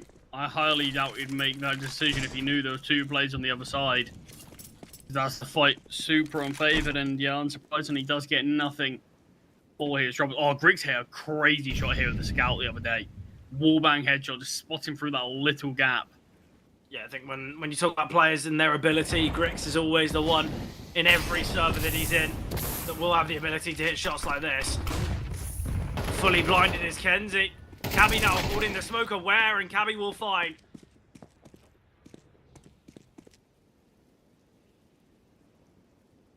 So all square here again, as Astrum have quite a forward-leaning defense here. I mean, Clax is just getting caught off by Patsy's shot, so hopefully Patsy stops shooting, because Clax certainly feeling the pressure, perhaps. Yeah, Clax had a good start so far. I'm happy that Norway's as well, performing 10-4. Ooh, Griggs has been spotted, but he will find Lucky, and that's the problem. The flash comes through, it fully blinds Griggs, but Lucky's got util in hand, and Griggs can get a second. Anything else that Griggs found in that round is all a bonus. He should have been taken down straight away. Yeah, that's where it's actually just weren't ready for that advanced position of those CTs. So the util comes over, but they want to still throw more, and Griggs, despite being fully blinded, by the time the gun's actually out for Lucky, he's already been taken down. Now we do have that 7-2 scoreline. Just a partial buy from Sashi. And this really close game between the two teams, the scoreline is not making it look like that. And that's the thing. You even look at the economy of Astrum. These rounds have come close at times. Oh, massively. Finances have never been stable. There's never been a moment where I've been able to say, well, yeah, Astrum, well, even if they lose, they're going to get an investment in the next, so who cares? They're 7-2 up. They're 5 rounds ahead. It should never really be this. And especially with the fact that a lot of these rounds, you know, we had that kind of initial force fire. I want to say it was a 4-2 scoreline. What a nade. Yeah, great HE there. Make it as easy as possible for Norway and Patsy to defend this B bomb site. They're giving up a lot of space to the team, but it's just to deny them taking the team space themselves, deny them retrieving these weapons, and I mean, it's handled absolutely superbly. Next to no damage taken, and all 5 kills are found between Norway and Patsy. Yeah, well, look, do you really want to have a close quarters fight against a Tech 9? I know I certainly wouldn't, especially on that B-bomb site. You can just get overwhelmed when especially it's a when we've seen waterfall. what these pistols have already been able to do recently. Yeah, exactly. Yeah, don't give anyone that chance. A lot of discipline. I really like it.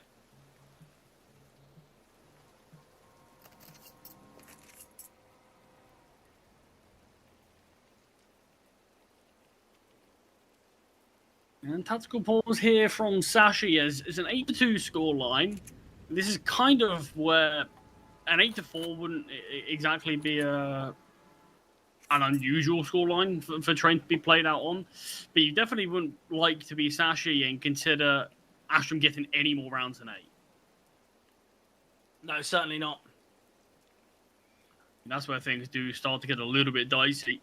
And that's where you've got to have a superb CT side to really be able to hold anything. But these final 2 rounds could have so much weight in the rest of this series. And of course, like you touched on, elimination. And Sashi, probably the pressure's really starting to come to them now. They got a freebie on map number 1 due to scheduling issues for Astrum. They got to play their map of Nuke and still couldn't bring things over the line. Yeah, you look at the 2 most recent games that Sashi have had here. I mentioned the score lines, but it was 11-1 they found against Paravision on their CT side. So it's clear that Sashi, they will feel confident moving into the CT side, but yeah, they definitely want more than just the 2 rounds to fall back on, because then all it takes is a pistol round and you're kind of thrown right into the deep end. Cypher again, trying to get aggressive towards A main, gives up the early kill to Kenzie.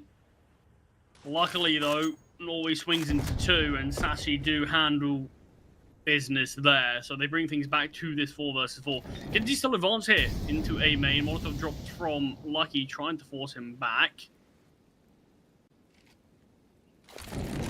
Oh, won't do so just yet. So still positioning in A main. Rick's close towards Pop. What a great HE grenade. Big pot shot through the smoke there. Kenzie goes down for free just with the spams from Lucky. And with 40 seconds on the clock, Sashi, bomb's being retrieved and it's making its way through the brown halls.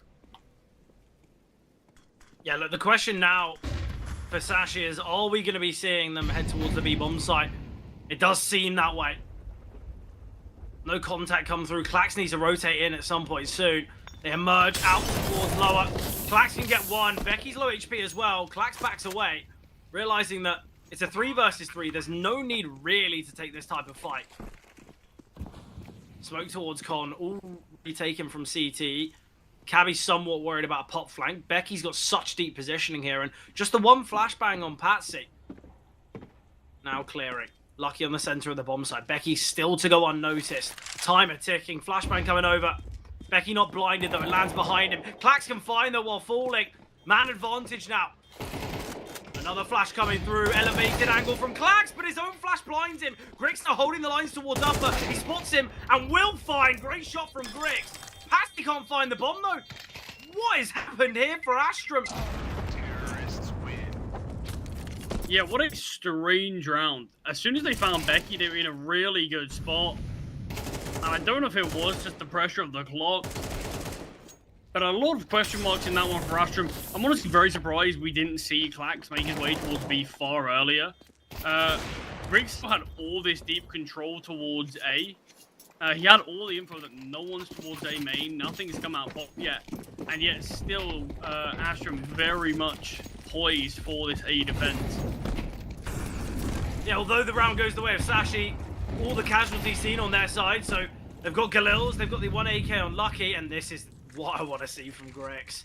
This is the type of fight. Shotgun AWPing here. Just gets the legs, swing comes through from the Mac 10, and the rifle of Patsy to only 5-1. Norway aggressing though, the remaining 3 players in pop. Kenzie will get 1. Man advantage now for Astrum. Norway's having a really good game. Yeah, Norway's looking great. And this is what we always kind of needed from players on Astrum. There's been a couple of names who've just sort of fallen a bit quiet in recent months. Kenzie, Norway, Clax at times as well. Even Patsy's consistency's waned.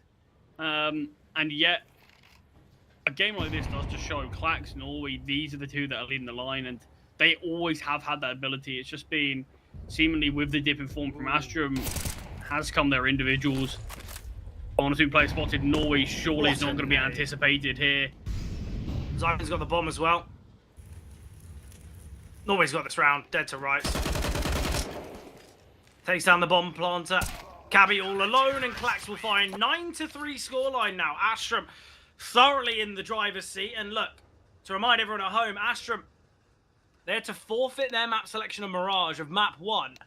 And now, they are in a great position to take the series.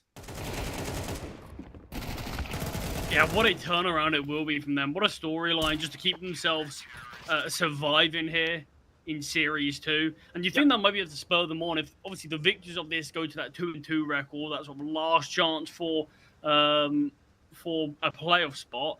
And it feels like, honestly, a result like this in the context of the game, it could just be enough to sort of rejuvenate your team and get him ready for that final matchup. Yeah, massively so. But a 9-3 half is certainly a good one. Now on this T side. Yes, I think Sashi kind of have to win pistol. It's not as though if they lose it, they've lost the game, but they'd be in a scenario where they eco, they give up 11, or they force, and yeah, I think for Sashi, if they don't win the pistol, that's where real questions have to be asked. But Ashram are looking really good. You know, you look at Patsy, 11 and 5, Clax having a lot of impact. Norway, I've been very impressed with, especially with him being a B bomb side player. He's 15 and 5. You know, I've spent many years as a B player on train, and most of the games I get single-digit kills, and I'm happy with it. You know, we win 13-1.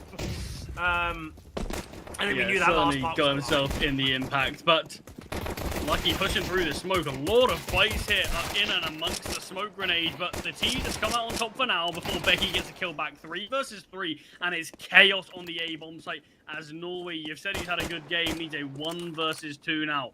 Yeah, he's already had a 1v2. That round where he rotated in against the 2 low HP pistols, but Iceberg securing a second. Sashi win the pistol, and they kind of keep the idea of a comeback alive. Yeah, Sashi weren't playing for a retake there whatsoever, looking to push through these smoke grenades. You feel like it would favor the Glocks. Just sort of spamming away and hoping something connects. Not so much the Chaos favors Sashi as they do win that pistol like you asked for them, like you felt like they required. Force buy from Astrum.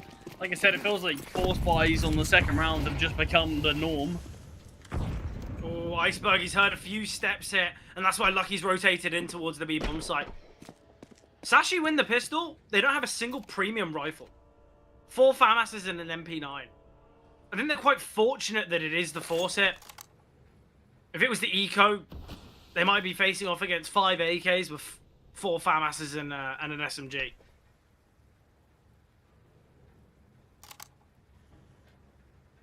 And it's not as though they've got the FAMASs out and they've got a little bit of money in reserve, might I add. But the B-execute will come through. Iceberg. Grix has the bomb. If Iceberg can take him down, this round gets really tough. Grix has made his way down. Iceberg being held by Grix. Becky can find Clax. Grix still so worried about this. Someone needs to help him out. And Patsy looks going to be that player. Grix can find with the Deeg. He's got to get this bomb down, though, now. He's searching for something. Oh, they're going to head back up towards A. Norway is trapped, but if this molly doesn't spread, he's in an being held by 2. Norway could just do a great job to delay. Does have a smoke grenade as well. Finds the kill onto Lucky, in fact. It's disgusting. How has he got that I guess kill? it's intel as well. Oh, it's brilliant. He can just drop the smoke now. Is Grix going to peek? Oh, I don't like the idea of Grix peeking. Oh, he's been able to cross. Now I think he's just playing close to his teammate for the trade. Norway hearing all of these steps is a double setup towards Z, and Grix's Deagle connects. Force by success for Astrum.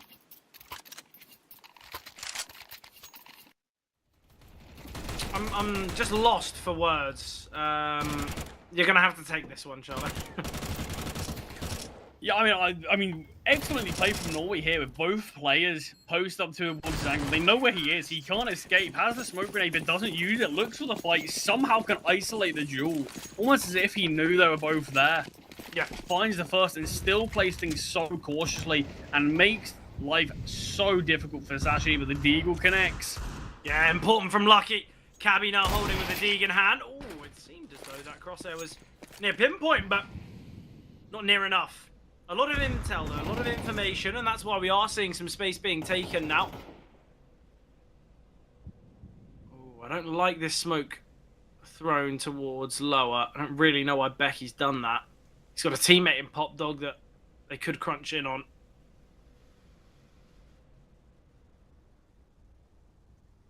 I don't really understand the value of this setup. Zyphon is just jiggling. If Iceberg was playing fully tucked, then yes, I kind of understand it, but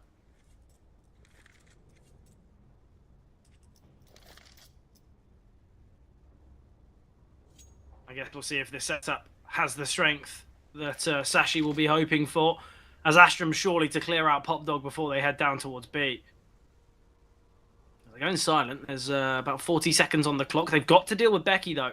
5-7 in hand. Oh, Brick's caught off guard. Patsy found though.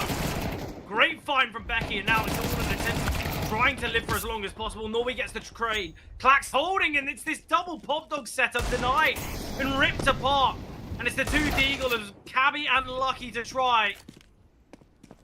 But won't find anything. Lucky surely to save. Astrum to find themselves 11.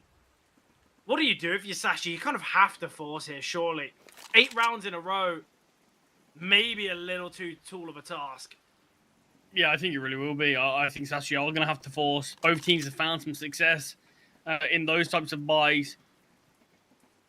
And honestly, I might be wrong, but have Sashi not won a single full buy this game?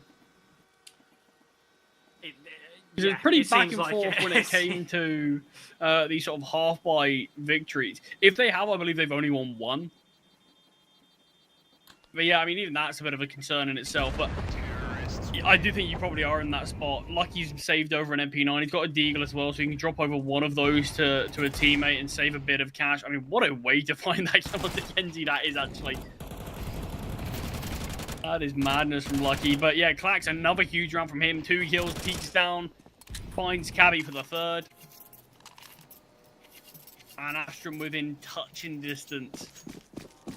Just eliminating Sashi and advancing to the 2-2 record. Yeah, just to let you know, the only rounds that they have won have been force buys and pistol rounds. Yeah. They haven't won a single full buy.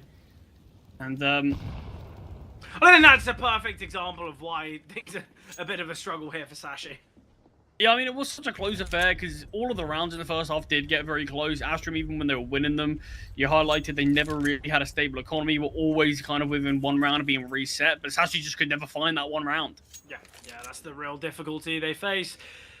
But it is just the eco here from Sashi. They are confident in their CT side. I don't mind a call like that. I don't mind a risk. Oh, okay, a lot of damage dealt. Norway can't be found. Becky's somehow not connecting that. And although a 4-on-3 here for Astrum, Norway's very low. Lucky's taken some great space. Problem is, he's being held by Clack. Smoke's come down.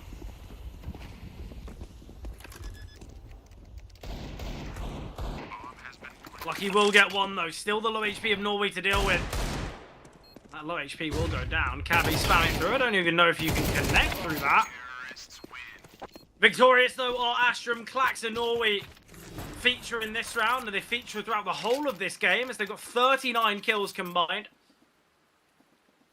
I think this is the issue that we were having with that buy, though. I mean, look, don't get me wrong. I don't think there's a right or wrong in a situation like this where you're this far down. But we do need to see flawless CS now from Sashi. We need to see 8 on the bounce. No mistakes can be made. No for Lucky. Yeah, I don't think he's really been able to have an ult this game at all. No, the finances have always been so costly because of these force buys, because of these risky investments. But Sashi, it is all on the here and now. I think Astrum are going to look to close. And to be honest, Sashi, you started off this series with a free map. How are you going to lose it? Yeah, the best chance really was on Nuke. We said that too many mistakes. Losing too many big advantage rounds. Yeah, massively. So many kind of 4v2s.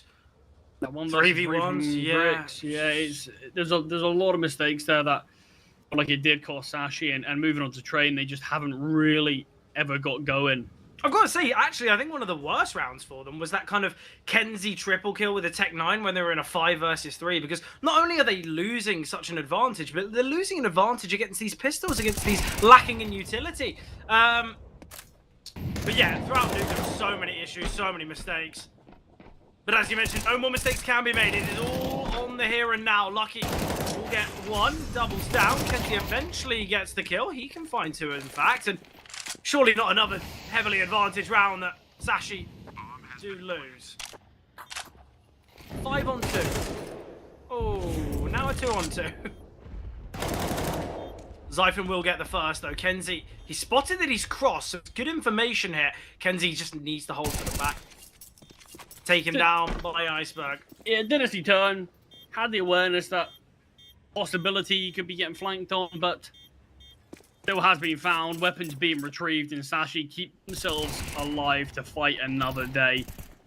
Yeah, there will be an ult for Lucky in the next. That's what kind of Zyphon was so quickly running for.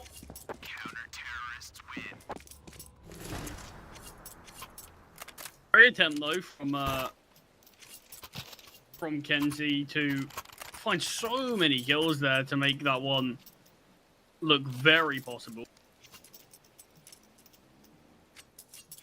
But it is still 7 rounds in a row required. Astrum still have a buy in this. It's always nice to see kind of a good display from Astrum. I think especially with the circumstances. I think they're a team that we know kind of the heights of. We know kind of how good they can be.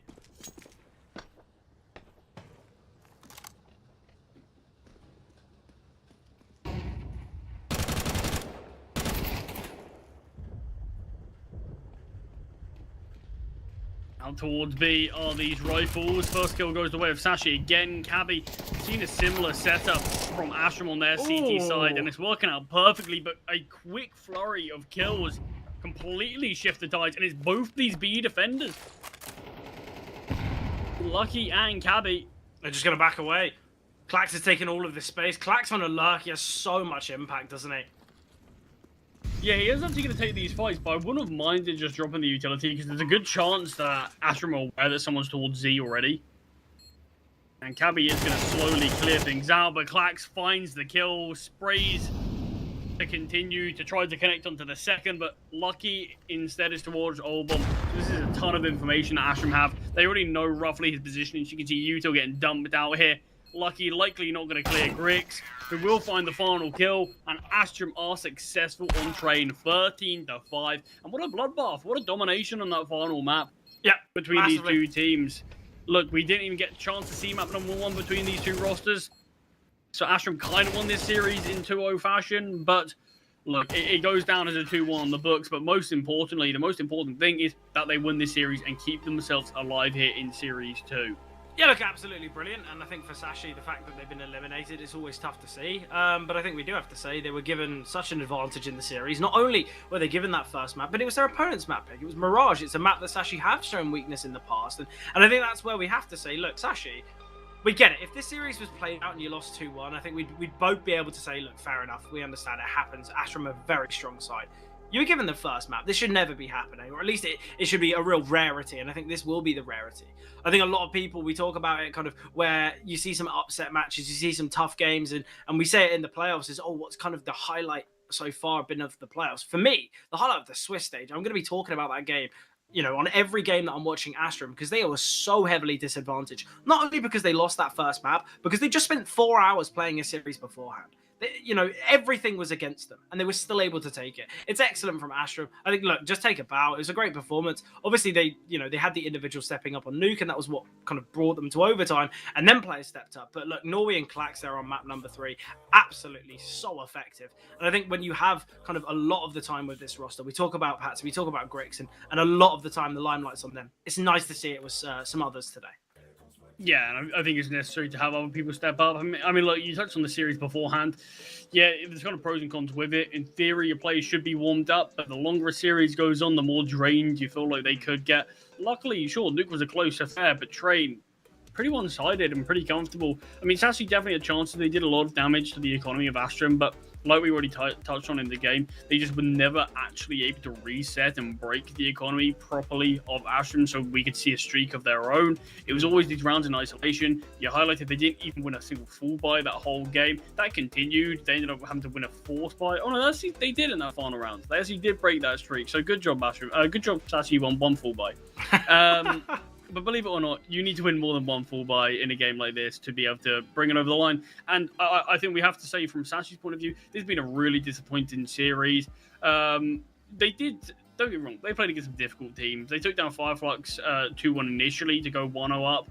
But then playing against Passion UA is always going to be difficult. Playing against NIP is going to be tough. But this had to be the game where they proved a lot of people wrong. Sadly, on this occasion, just couldn't make it work. No, obviously not. Obviously, now eliminated from the Swiss stage, there is still more of these elimination matches as we've got Dynamo Eclot to face off against Monty. That'll be kicking off in 20 minutes' time. The broadcast will be starting in about 15 or so. So, look, you've got some time to grab yourself a drink, maybe a little snack before that next game. I'm sure it's going to be a banger. Hopefully, there will be no forfeits in map. But either way, we're going to be heading to a break, and then we've got that second series for today.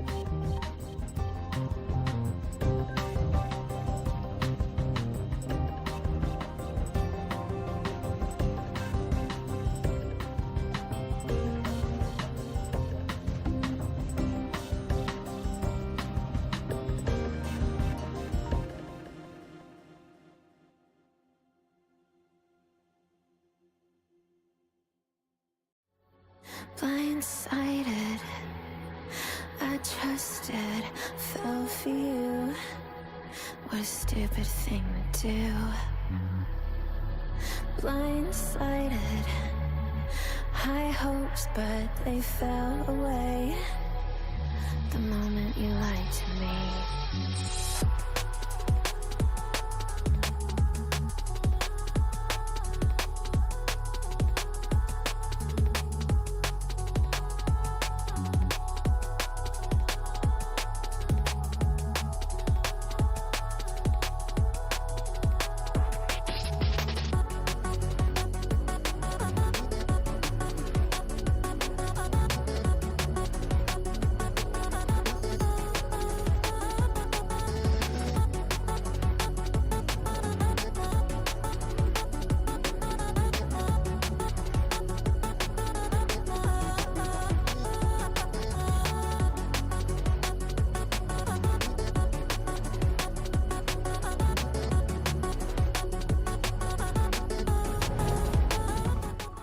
Welcome back, everyone. We're going to be heading into the action for our second series of today. Obviously, we have another elimination game on the cards, Charlie, don't we? So, bit of a banger. Hopefully, we won't have any complications like we did earlier. But look, what are you thinking about this first one? Or second? I mean, look, let's say we're certainly bringing the pressure today, as we are at that point in the Swiss stage where pressure is really at an all-time high, where we already get to see eliminations come through sort of thick and fast. We've already seen a couple of teams be eliminated in that 0-3 record, but now this is where those teams, even with a win, no one's safe. Already just seen Sashi get eliminated just a few minutes ago.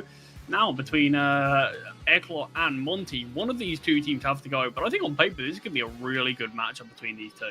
Yeah, I think a lot of the time when we kind of push to these predictions, it's always a tough one. And I think this is a perfect example because I think both these teams, they have been on kind of better form. They've had these recent roster changes and it seems as though, you know, they could be pushing for the playoffs, but the fact that they're both 1 and 2 is kind of crazy, right?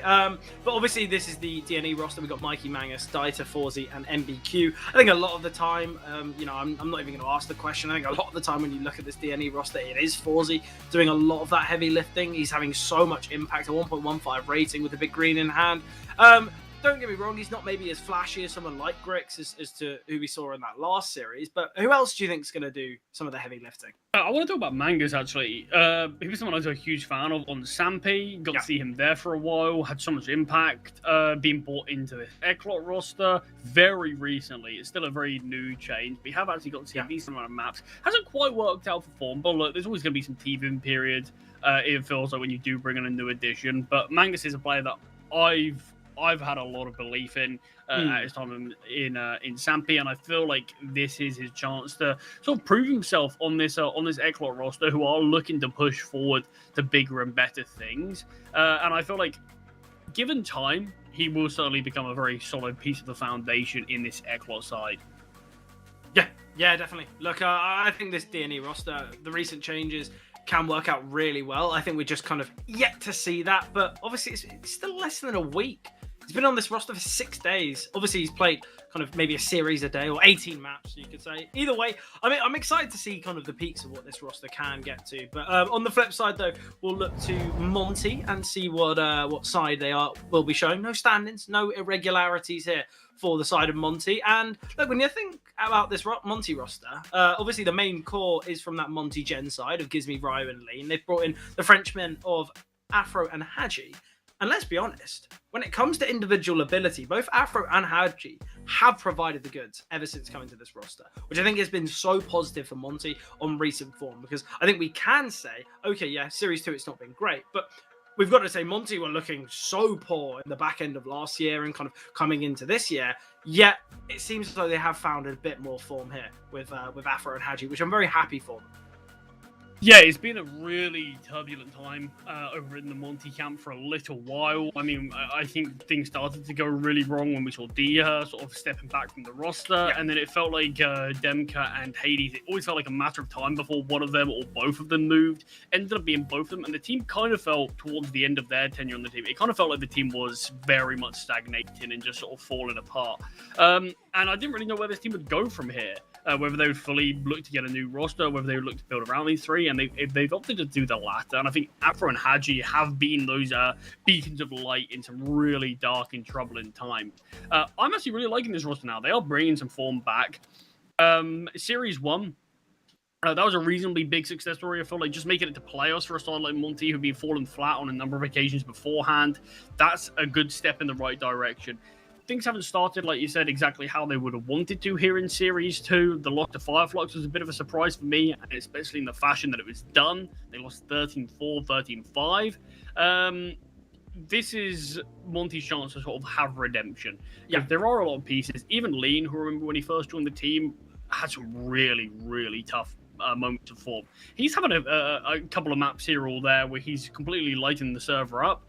Still a bit inconsistent, but look, some players take a bit of time once they come out of the academy. And I definitely think this team can have something to build off of. You've already highlighted Ryu. I mean, what a player he can be. The corner of Gizmi looks like it's starting to sharpen up as well. And I feel like some of the experience of players like Hadji can only add to sort of the caller department with the experience and the veterancy that he is bringing. So I think this multi's got a lot of excitement in the future, and hopefully it's going to be something we get to see sooner rather than later.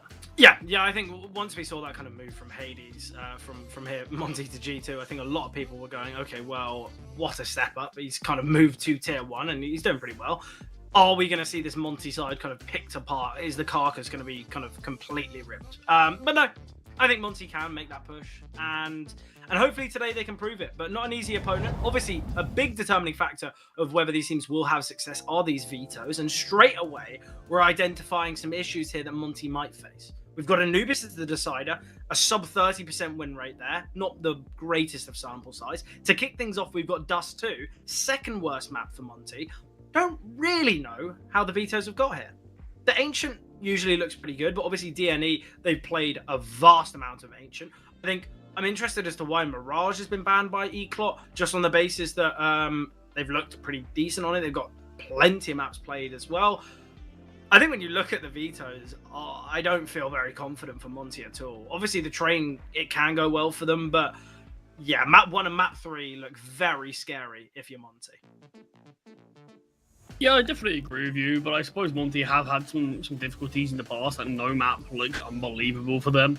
And sometimes you do just need to throw stats out the window and show us what you can provide on the day. You've got to imagine a couple of these stats are going to be a little bit skewed, as Afro and Hadji have just been on the roster for a month. There'll be a couple of months beforehand where, like we said, Monty had some really big issues. So it's more in terms of recent form that we've got to be looking at and judging these two teams, it feels like. And yeah, I do agree with you that vetoes do look decent on paper, but we've seen some good things from Monty on Dust, a little bit up and down at times, but they certainly can do some damage. But we're going to find out if they can do any real damage on Dust too, as this is Eclot's map pick, and we are jumping into things right now. Yeah, obviously, as we've seen this kind of introduction of Mangus to the roster, DNE, you know, you look at their stats and you're thinking, oh, it's a map pool. They do actually insta-ban Nuke. In their last 5 series, they've insta-banned it every single time. So I think Nuke has become this insta-ban for Eclot. I'm not 100% sure, but it seems as though it's kind of the go-to ban for them. It could just be something they look to float if there's a team that might also have an insta-ban. Might look to see if they can punish it at certain times, but it just gives you sort of that wiggle room to play with in the veto stage. But here in the pistol round, Gizmi's been brought down to half HP early. It's a 3-man B setup for Monty, and that's the side that Eclot's lining up towards. Gunfights are coming through, and they are favouring the CTs for now as the mid push comes through at the same time. But it's all blue in the kill feed as Hadji finds the final kill. As the Frenchmen combine, 5 kills between both Afro and Hadji to kick things off here on Dust 2. Yeah, good start. You know, look, we've said that these roster changes have added kind of a real threat when it comes to firepower. Thanks for proving our point, you two. Well done.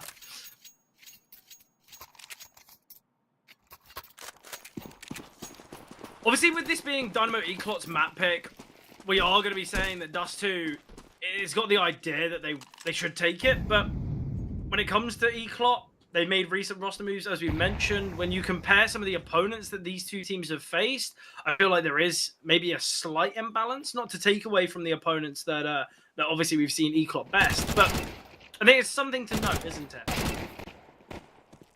Gizmy is completely trapped here. I don't really know what he does.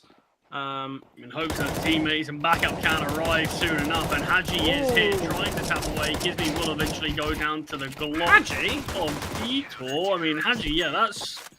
After such a great pistol round, he's completely had a bit of a rough time there. A couple of whiffs, a couple of laboured sprays, but I suppose get it out against the anti-eco, so hopefully those same issues aren't going to be prevalent here in the full buy for Dynamo E-Club. Slight weaknesses for Monty. There's a fair few MP9s, and obviously that FAMAS on Gizmy.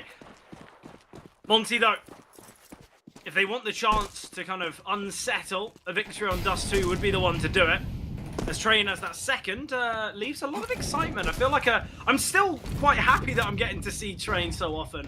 I think we kind of knew that once it was brought into the map pool, there would be maybe a 2-3 week period where teams don't even look at the map. Yet now I feel like it's being seen in most series now, which is always nice to see. Good damage there through the smoke from Haji, almost getting the kill back on MBQ. Yeah, they've lost a man early here, Monty, but Lean's got some nice utility, and if he times it well, it could work out very nicely. Look at the HE grenade onto Mikey. And Molly soon to follow, and Mikey, within the flames, having to hop out of the heat.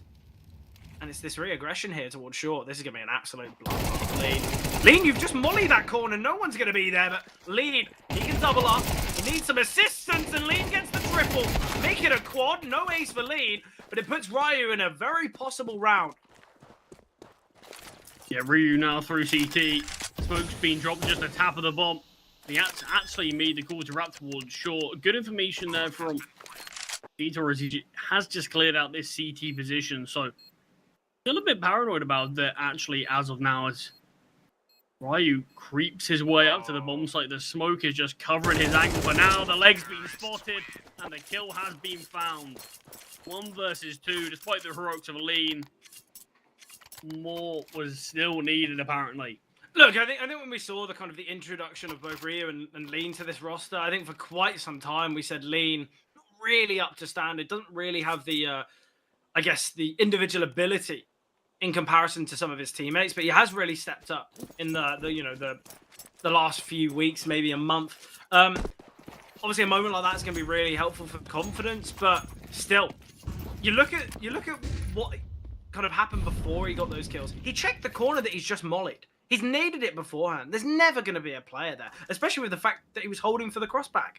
So I think maybe little things like that need to be kind of, I guess, eliminated from Lean's gameplay because, honestly, I think little issues like that, if we steal the T swing while he's checking that corner and he goes down, the round is just so easily going the way of DNE.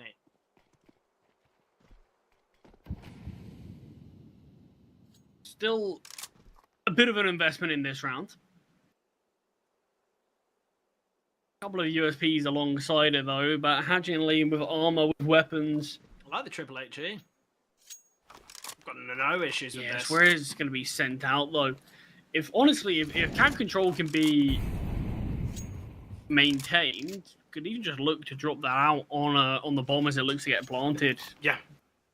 Very cheeky way just to get a kill back in a round that is already going to be very difficult. Just the one smoke here. It's on Forzy. I think once contact's made, Gizby's just holding this nade. He's ready to send it. This could be perfect. And now the smoke comes through. Oh, so costly. Swing it comes out. Lean gets one. Rifle can be retrieved, but the kills are massively going the way here of DNE. Nice nade from Ryu. Another HE to land, but they haven't crossed onto the bomb site yet. Afro with this retrieved rifle. Oh, he gets the dink onto Forzy. Deakshaw has to connect, but Dieter holding there from Cart. Afro dodges the HE. Being held, a little bit more damage seen. Dynamite Clock, they will win the round. 3 survivors. Nothing too problematic, but HEs weren't really kind of utilised as best as I would have thought. No, I did find a kill, but definitely could have had had a bit more impact, perhaps. But still, look, the round got a little bit chaotic at times. There was options, there was chances, but Still a D&E round. And weapons back in play. Afro on the AWP misses his first shot. It's chipped down a little. Lean. He's dropped back. Drops the smoke towards short. Worried about kind of a speedy approach from Dynamo Eclot. Might seem like Rhea's going to take some space here towards tunnels. I don't mind the idea of it. The problem is Monty are playing quite reserved on this ET side. They need someone to take this space. Hadji's got a smoke and a Molotov. So I think he's trying to operate with a bit of resistance when it comes to the idea of them pushing into CT. Afro, he will spot out one. It's very worried he's going to be taken down there by MBQ. We'll drop a molly to force them back once further. And Gizmy still holding towards long. Afro feels quite comfortable here towards Ram. There's no need for any kind of worry. Ryu is still just jiggling with the smoke in hand. I don't mind this now. Now there is kind of only 40 seconds left. It might take Dynamo Eclot another 10-15 seconds to get ready for this B play, and that's where timer is going to be a real problem for Dynamo Eclot, especially with that smoke landing now.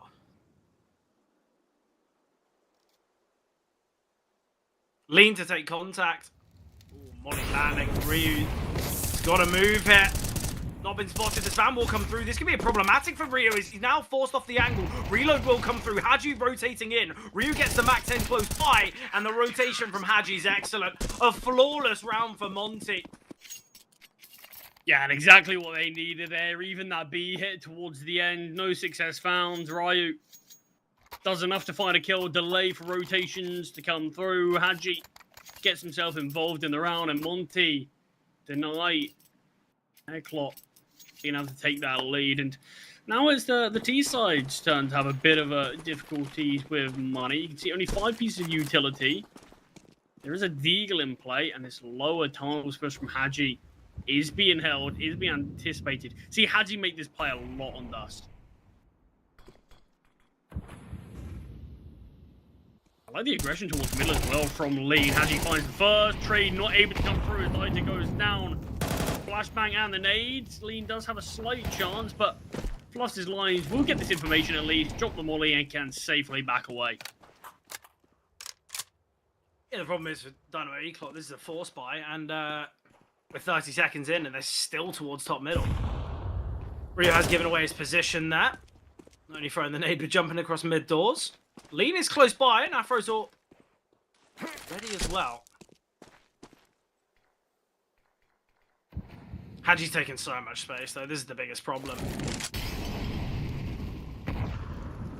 Molly won't... Oh, it will spread, in fact. And Ryu... How is he still alive?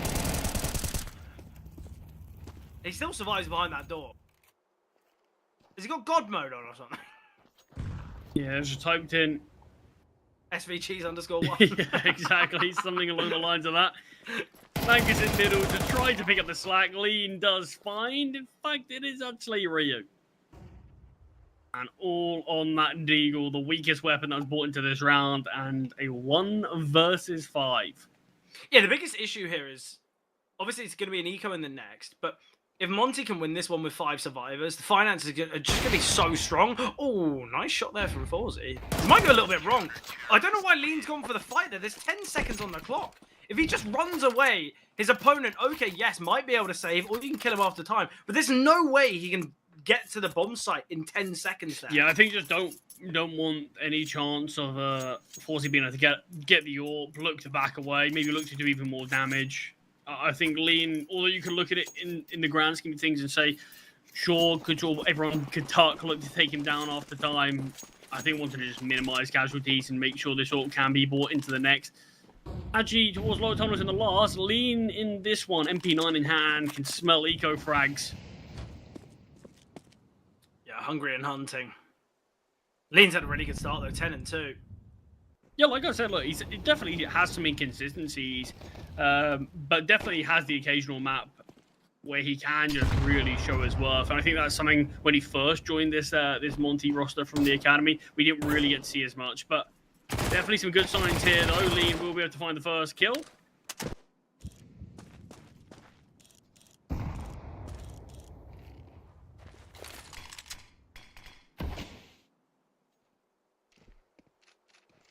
Going into the pathway of Gizmy here.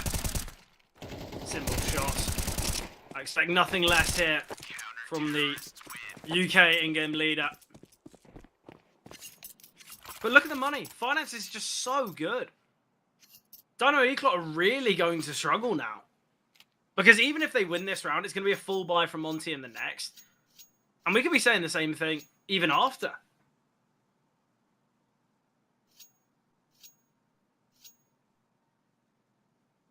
Yeah, so we're having a tactical pause from the tees now, just to try to fully discuss exactly what is going to be done. But early pauses of Dust, have they swayed you on either side? Obviously, like you said, we haven't seen the greatest of things from Dust from Monty, but in terms of their recent results with Haji, with Afro, they never really get blown out of the water. No, I actually have to say, with the kind of looking back at previous games and looking at the stats, Monty actually struggle on their CT side massively. Dynamo Eclot have a lot of success on their T side.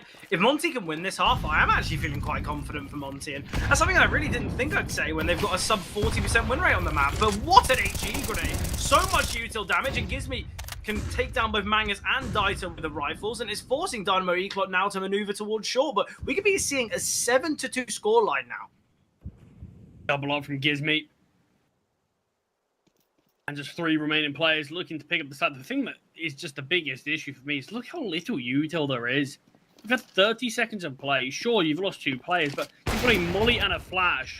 Afro, not the greatest time here on Dust with the AWP. Yeah, but the position still of the advantaged.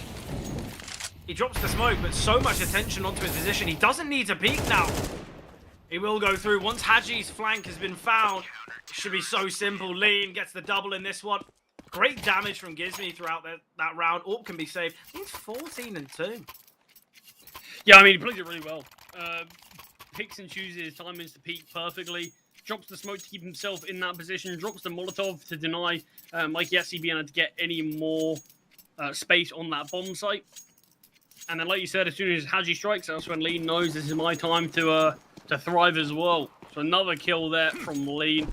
And look, Afro isn't having a good game. We spoke about the firepower. I mean, he's not having a bad game, but there's been a lot of missed shots with the AWP. 2 of his kills found on the pistol round, and hasn't done a huge amount since then.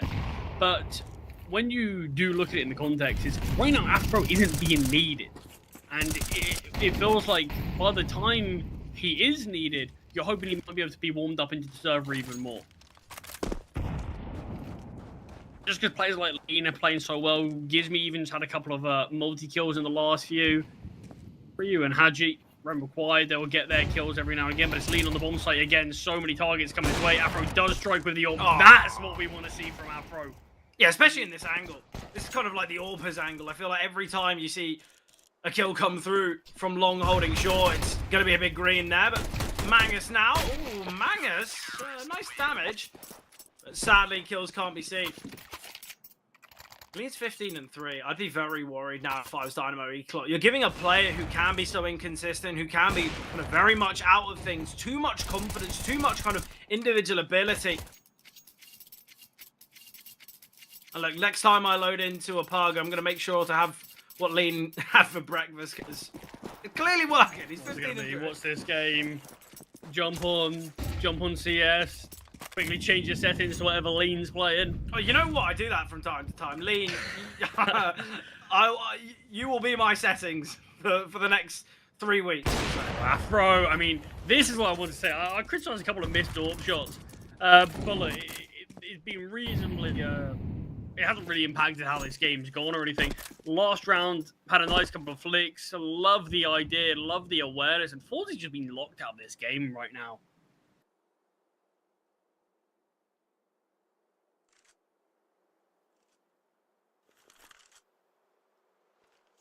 Yeah, it's been a tough one for Forzy. And you say that he is the top performer of Dynamo Eclot, but with 5 kills, it really represents how poor this game has been. Lean's in an excellent position here as well. He's going to be overlooked. He's holding for that jump up. He's got an HE grenade as well to work with, and utility. Surely to be sent forward. Short, Haji, contact made, swings across and spots out two. Lean can drop the HE grenade now if he chooses to, but still a crosshair in hand. Haji gets another. Now Lean repositioning, gets the AWP for free. MBQ found by Ryu. What a setup, what a system that Monty have in place there. Haji to take contact, then we're going to be seeing Ryu swing. Lean's taking space as well. It's excellent to watch, but it all starts with Afro here. But what a contingency plan. I'm loving every second of it. Yeah, this is what we wanted to see from Monty. Looks like a Monty who have come into this series with a bit of revenge after that loss to Fireflux. Yeah, yeah. Knowing that no second chances from here. A long road back to find that spot in playoff. Finally an advantage in a round from E-Club. But it is obviously just a week by Afro, caught off by Mikey, who retrieves that AK. And finds a frag with it. Lean, find by Mangus, and things are falling apart in this one for Monty. Yeah, a lot of missed shots. Ryu chipped away at massively. There are a few HE grenades in play that could be sent by both Ryu and Haji. He will get one. Mangus is low HP. Haji has sent the HE. Another HE landing. Oh, they've softened them up massively. Oh, wow. Everyone remaining is low. And Ryu's repositioned. They were aware that he's towards CT. And that's why he's being held. Bomb's still yet to go down. 1 versus 3 for Ryu. Oh, the Molotov should deny him. There's a smoke grenade there to be picked up, I believe. Spots 1 and 2, in fact. Okay, it's an HE. No. Oh, look at the nade. Well, it does nothing. Oh, it's well, too deep. Yeah, we've got to relearn those lineups, right? I mean, that could have turned around on its head. Could have been a double kill. Here's a smoke as well. I mean, even if Ryu does just stay, he's... I was going to say he's forcing players to go down with the bomb, but we'll actually go down a little too soon. So much damage dealt there, but it's the fact that it was a 2 versus 5. Yeah, yeah. Lean's in a position where, at worst, he should be going 1 for 1. The fact he gets nothing there, pretty crazy. But yeah, when we see Gizmy and Afro go down, I think we both knew that things were looking tough. Not only did Gizmy fall for nothing, but it's the fact that Afro's found through that smoke as well. It's a bit tough, but Forzy, besting Afro. We've mentioned how it has been a bit difficult here for Forzy, but a kill like that's going to be quite helpful. Definitely will bring something back. Forzy peeking towards middle. Drops the smoke, though, to deny any sort of trade coming through from Haji, who's retrieved this AWP. And another man advantage in the final round of the first half. Yeah, look, even if this game, this offense 8-4, I think Monty will be very happy with this. And obviously for Dynamo Equal, disappointment.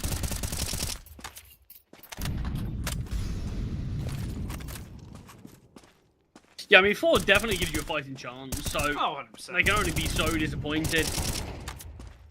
But it's not as though... Desperation spams through the middle of smoke, hoping that something comes back their way. But this is a big gamble from Monty.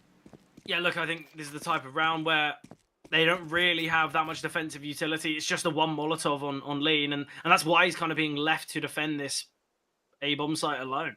He's got the 1 Molotov. There's 40 seconds on the clock. He's got an HE grenade as well. Just dropped the molly towards short now. And with the bomb outside long, you'd imagine that it could be this play here through the A-bomb site. And yeah, it is going to be this A play. Flashbang coming through. Mikey will have relayed this information. And the real question is, where are they going to be heading? I would have much preferred Lean to wait and see if there was players making their way out short, then throw the HE grenade. But the bomb is making its way towards the A-bomb site. Lean, he's got so much work to do now. Haji will get 1. Lean can find a kill, though. Man advantage, in fact, an important pick from Forzy. There's minimal time here. Forzy's got to get onto the bomb site now and plant. Holding off the rotations is Dieter. There is enough time to plant the bomb, but it's a 2-on-2. Bomb just about going down. Gizmy getting peeked onto, but not spotted towards CT yet. And this could be some false information from E-Clot, thinking CTs are clear. Yeah, thinking maybe double short, maybe a split through long and... Oh, well, Mangus peeking towards short, and he spots out Gizmy. Ryu in the clutch now, 1 versus 2, minimal time. And the AWP for Forzy finding. So Dynamo E-Clot will end the half with that 4th. And that's the risk of the gamble. If they went towards the B-bomb side, though, Monty surely to win that one. So, look, I think sometimes you got to take a risk like that. You got to make a call like that. Yeah, a couple of rounds salvaged towards the end. A lot of important kills in that round from Forzy. Although it's just the two, he's the one that gets the first onto Afro, gives them the man advantage. He's the one that gets that kind of trade onto Lean, which gives them the A bomb site, and then obviously finds the final. All you can really ask for.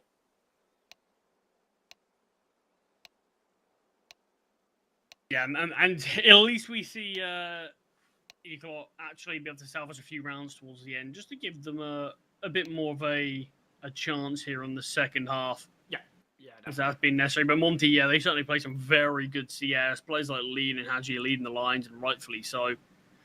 Some very big first half of Counter-Strike from both of those players. Lean in particular. Got like that 4K towards short, really spurred him on. They didn't even win that round. But since then, individually, yeah, he's been playing out of his mind. Yeah, something we do need to bring up, right? When we've seen this Dynamo Eclot side in the past, they have bested Monty in their last 3 series. 2 of them being 2-0s, 1 of them being a 3-mapper. The map that Monty were victorious on was Nuke. Doesn't feature in this one. But Monty are looking a lot better, aren't they?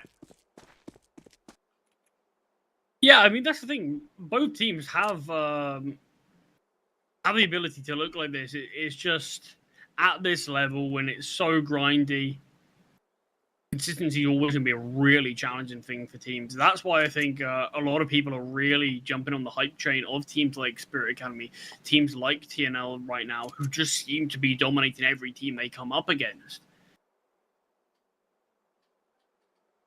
Yeah, I think for Eclot, they have been on a bit of a drought. You have to look at their last 7 series, or 8 series, sorry. Only been victorious in 2 of them. Both 2-0s, in fact. But Pistol does not start off well for Dynamo Eclot. A victory in the Pistol could give Monty double digits here.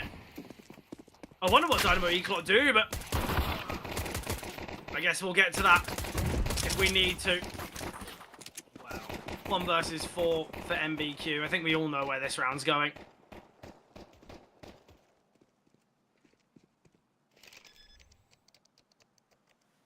Bomb has been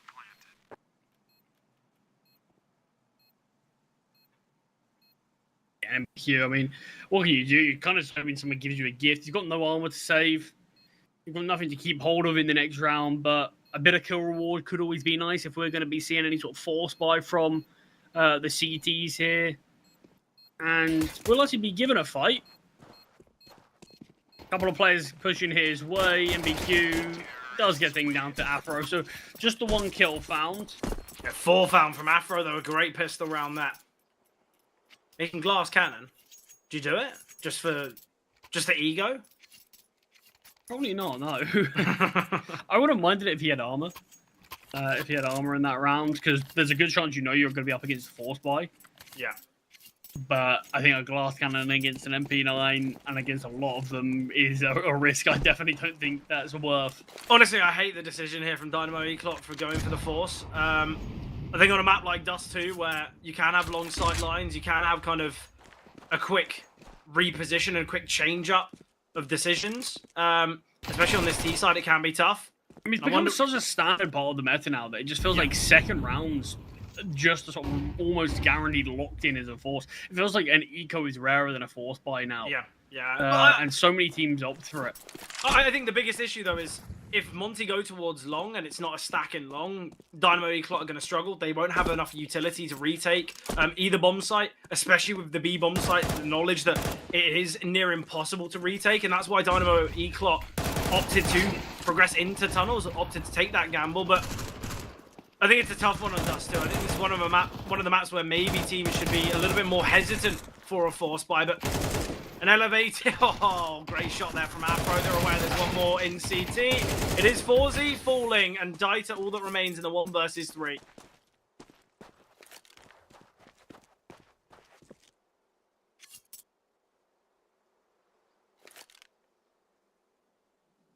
And in a round like this, what is this? Is this something you even give a go? Where you might look to retrieve a weapon and save, but Dieter is creeping his way up towards long. Isn't going to have a gunfight On to Ryu.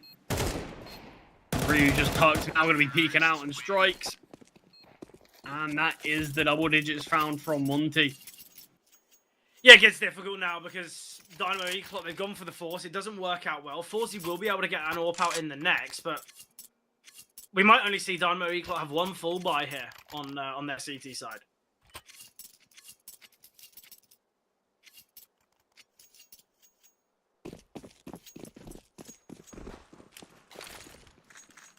Yeah, this is going to be a really difficult one for Eclot to try to manage. Like you said, we're only having one real full buy, perhaps, on this CT side. Doesn't feel like you've had a lot of chances, considering it was an 8-4.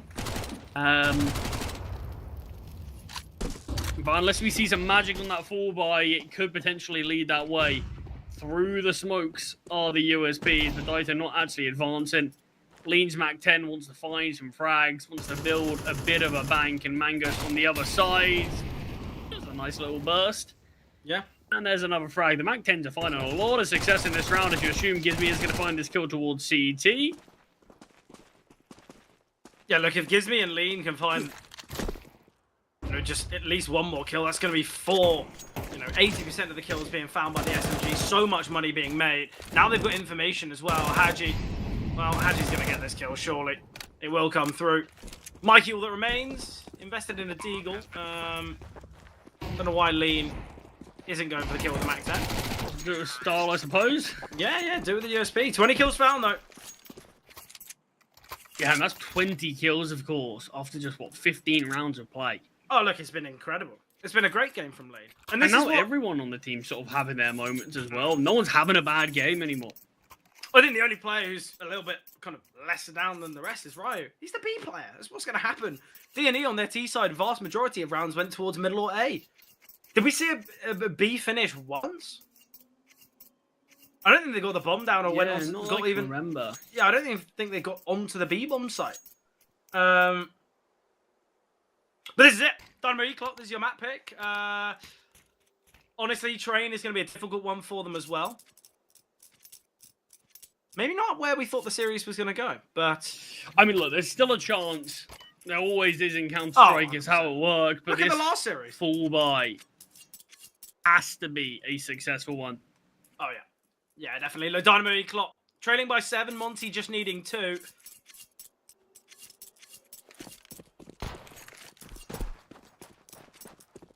This is where the experience kind of players like, Afro and Hajri will be really helpful to these younger players. I think something that has been seen from Monty in a fair few of their recent games is they might have the lead. They might kind of be in a 10-4, 10-5 scenario, and then the game kind of slips out of their hands. And whether they win that map or not, it's still making it a much harder contest and kind of competition than it needs to be.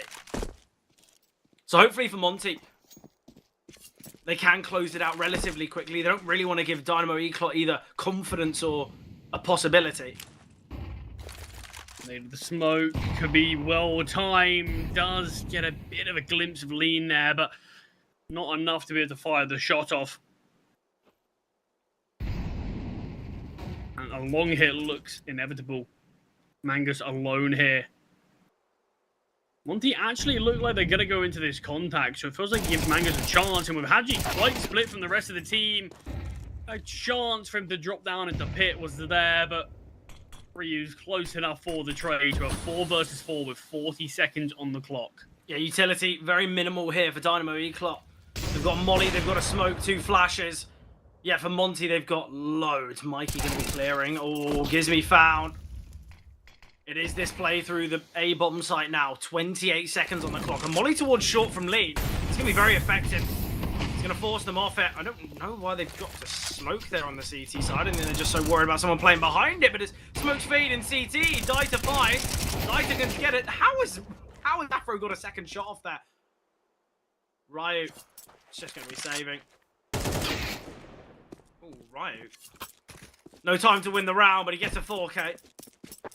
Yeah, it does significant damage there. Yeah, that will have impact to Eclot in the next round. Are able to save the AWP, luckily. They can still bring that weapon out, but I'm curious to see what the rest of it is going to look like. And yeah, just a bit of hesitation from Monty. Even if you want to drop that smoke on the bomb site, you kind of just need to stake the bomb. You kind of just need to hope, okay, if they can be in the smoke, but we just got to hope that we can get the bomb planted. Take too long worrying about that. They both double nade it, communication slightly off, and it just allows Dieter to strike the CT. I'll be honest, I think Dieter should have done a little bit more there. I don't know how Afro was allowed to fire off 2 shots in that scenario, and that's kind of one of the reasons that Riot was able to get that trade. But looking at the utility, Dynamo Eclot, it's going to be a very tough round. They've only got 4 pieces remaining, sorry. 1 of each, with 1 minute and 30 seconds on the clock. Nade coming through now. Little bit of damage to Afro, but nothing major.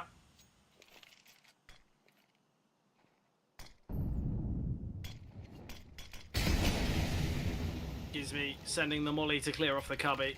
Flashbang coming over now. Forzy backed away. No smoke here towards CT. This could be a big risk if they do decide to push it from mid to B. Dotted around the map here are Monty. It's 3 in middle. Lean towards short. And Ryu outside B tunnels. I would really like to see Ryu look to kind of progress here through tunnels while all this contact's being made in middle. Yeah, it's just such a risk. You've got none of this insight about how open that B-bomb site is. Ryu's taken, but isn't going to do so. Another smoke towards middle. Lean once again taking this space, and this time a smoke towards CT to accompany it. They can just go silent here. I really like the idea from Monty. If the B main players can be the ones to take contact, Haji and Lean are going to have so much impact. Lean foul, no spam continuing. MBQ as well. And this is the problem. It's got to be the B main players going first. It looks so amateur. It looks so novice here from Monty. Afro will get the kill, but no time to plot. Yeah, look. Not only do they have the numbers towards B main, but it's going to force both MBQ and Dieter to rotate through. I really don't know why it's the players in middle to take that contact. Because not only do they have to deal with the players on the left-hand side of middle, but they've got to deal with the ones in CT as well. Obviously, there is no one in CT, but yeah, it's unnecessary from Monty. And it's given Dynamo Eclot a chance. Finances would have been completely destroyed for DNE if they did lose that one. I mean, I have to say, really praise the call, though, from DNE regardless. Do get to see the tag there through the wall from Afro. Yeah, I think the call is really good because you understand on paper, there's a decent sort of bit of a walk up from middle to B, and you kind of want the site hit to be taken at the same time so you don't give the bomb site players a chance to settle. And Monty was just completely caught off that no one was in the bomb site and there was 2 posted up towards middle. So it does look a bit foolish on paper, but if they were on the bomb site, we probably do see a perfect mid to B come through. But well, it's all in hindsight. It's all what ifs. And on that occasion, Monty did get the harder end of the bargain. Obviously, with this saved AK and AWP, Monty, they've got weaponry to work with. The problem is, though, it's just a half bite, a deagle on Haji, a smoke on Ryu. Nothing all too concrete. So, what are we thinking? Another B split? That is what it looks like.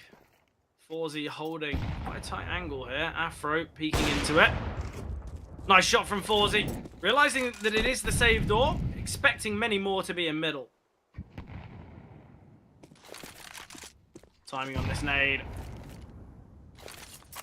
Not good enough. A double B setup again here from Dynamo Eclot. Dieter spots all the players in CT. Ryu now. Great shot from Gizmi. MBQ positioning made known. Gizmi's got to hit this shot. Lean, in fact, the one to get the kill. A rifle now retrieved. AWP on Haji, though. 3v3 retake with no utility. This is actually going to be quite difficult for Dynamo Eclot. What do? Send the AWP in first and hope the trades come through? Lean's in an excellent position. Gizmi can just hold. He doesn't need to wait. He doesn't need to peek, sorry. Great information. And now Gizmi can raise. Oh, it's brilliant. Monty, they went around just off these saved weapons. But in fact, it's the deagle from Lean that gives them the bomb site. It's Gizmi's opener with the AK. And then the setup's perfect. Yeah, I actually love that it's Gizmi. Sort of spearheading this one, the only player with armor, the only weapon that can be the space-taking one, and rather than playing for trades, he does it alone. And you can see even the HP of Gizmi, the only armored player, even with Lean and Haji, having no armor behind their weapons, it doesn't matter because the B-bomb site is just that brutal at times. The crossfires, the setups you can create, and we saw on full display there. Haji taking the contact, Gizmi waiting and biding his time to strike. Doesn't matter that he's low HP, no one's fighting at him. Well, it's all because of the fact that Haji's taken all that contact away. Gizmi knows that there's going to be a trade coming through, and yeah, it's brilliant. And now Monty with 6 opportunities, Afro. Not only gets the first, aware that the second could be close. Whoa! Afro with a quick shot, and this is what we wanted to see. Yeah, now not too far away. Leading kills. Haji loses out the gunfight towards long, but it's information, and look how long the rotations are going to be to A. This bomb can get planted quickly and set that timer. No defuse kit, notably. Yeah, look at Rio's positioning. If anyone goes towards short, he can cut that off. So that's going to be a safe haven for Monty, realizing that long CT are going to be the points of pressure. Mangus will get one, though. Dieter, you're never going to be ready for tunnels. Why would you even... Like, you're never going to be sure of it. It's a 1 versus 2 for MBQ. I think we No both know. defuse kit, bombs. Not in a great spot for you, and Lean, the headshot to end it. What a game from Lean. What a game from Monty. And Eklot on their map selection just could not get going. Monty looked like the far superior team. Some great shots here. I want to be able to see the second one from Haji before we talk about this game. I mean, look at that. Like, Barely even saw him. I mean, I didn't even see him in the scope, and we got the X-ray on, Fred. yeah, exactly. Look, a great performance from Monty, deserved of that victory. And as I said, it's the fact that they deny any comeback. They deny Dynamo Eclot kind of building upon the foundation. And now Dynamo Eclot, not only did they head to map 2 in train, that has been a difficulty for them in the past. Monty are going to be feeling really confident. They're going to be moving to their map pick. They have 2 opportunities to do it now. Somewhat similar to that Astrum game, but I guess Dynamo Eclot are going to be hoping that Astrum, it's that similar fate where we see the reverse sweep. But I've got to be honest, Charlie, I'm very doubtful. I think the individuals on Dynamo Eclot, they just weren't putting up enough of a performance. And for Monty, it was the individuals doing everything. What a game from Lean. What a nice set of shots from Afro in that last round. I think Monty have kind of displayed of the, okay, yes, the past. We weren't great on Dust. We've had problems, but this is the here and now. And that's something that Dynamo Eclot are going to have to worry about. I mean, 100%. Both teams have made roster changes, but Monty certainly looks a lot more concrete since making a couple of theirs. Most notably, we spoke about Train, and you sort of highlighted that Eagle have had a few difficulties on it. Difficulties probably is a bit of an understatement. They're on an 8-game loss streak on the map. They've had a lot of blowout losses as well. The most recent one, a 13-2 defeat to Sashi. I mean, Monty haven't had the greatest of times on it either, but it certainly hasn't been anything like that. And similar to Dust, when they do lose maps, it normally tends to be a reasonably close loss. So I think map number 2 still has a lot more question marks on it for Eclot, but Monty definitely primed themselves for a good chance to eliminate Eclot and continue to remain here in Series 2. Yeah, obviously Train going to be the next up and coming, but we will be jumping to a short break beforehand.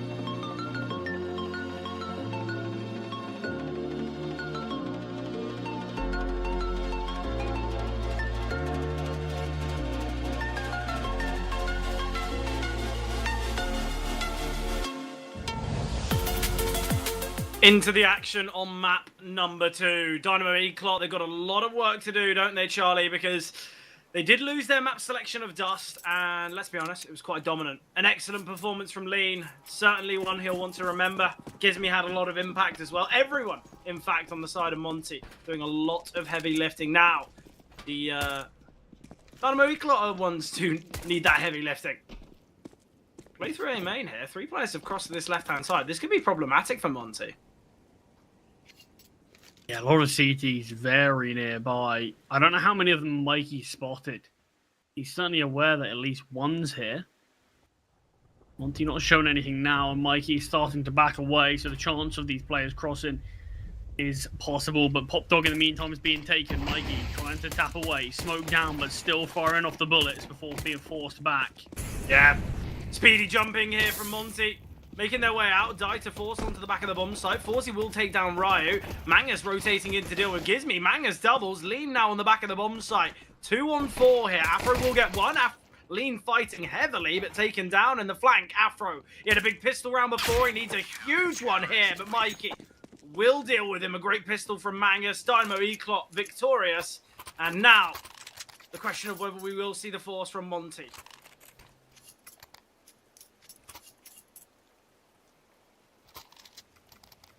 And no weapons being bought out just yet for them.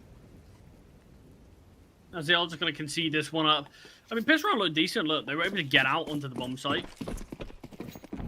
The user was good enough to allow that, but when you just see 3 kills come through from the CTs without any response from Monty, it's always going to be tough. And Afro and Lean give it a good go, finding a few kills between them, but needed a lot more than that. We know recent form here for Dynamo Eclot on train couldn't really be much worse. I believe it's I want to say 7 or maybe even 8 map losing streak. Some of these maps have come close though, you know, a couple 13-11 to 13-10 and overtime victory as well. A lot of money made off these MP9s, not bad at all.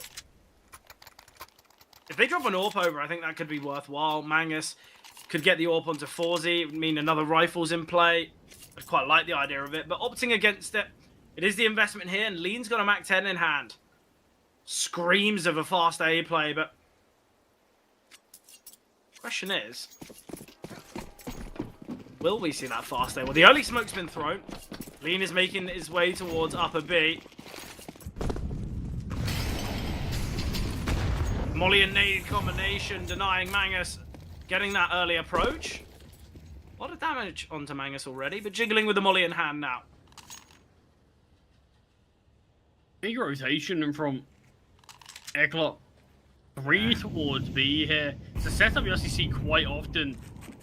MBQ top to right, Mangus being the first point of contention, but Afro's double wipes the floor of them.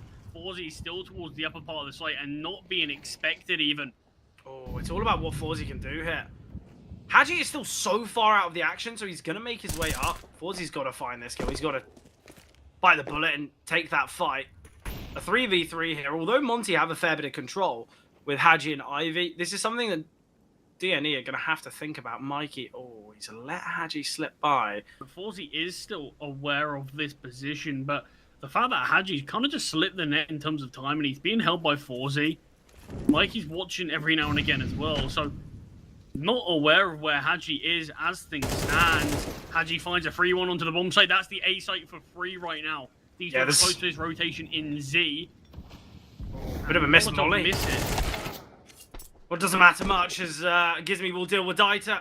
Forzy, the final player for Dynamo Eclot. Is he going to give this one a look? I think he'll have a slight glance, but if nothing's shown within the first 15 seconds, I think that's where maybe he'll back away. And I like the confidence to even have a bit of a look into a round like this. The double hell setup, though, surely not going to be expected. No, why would you? Haji will take him down. Great round from Haji.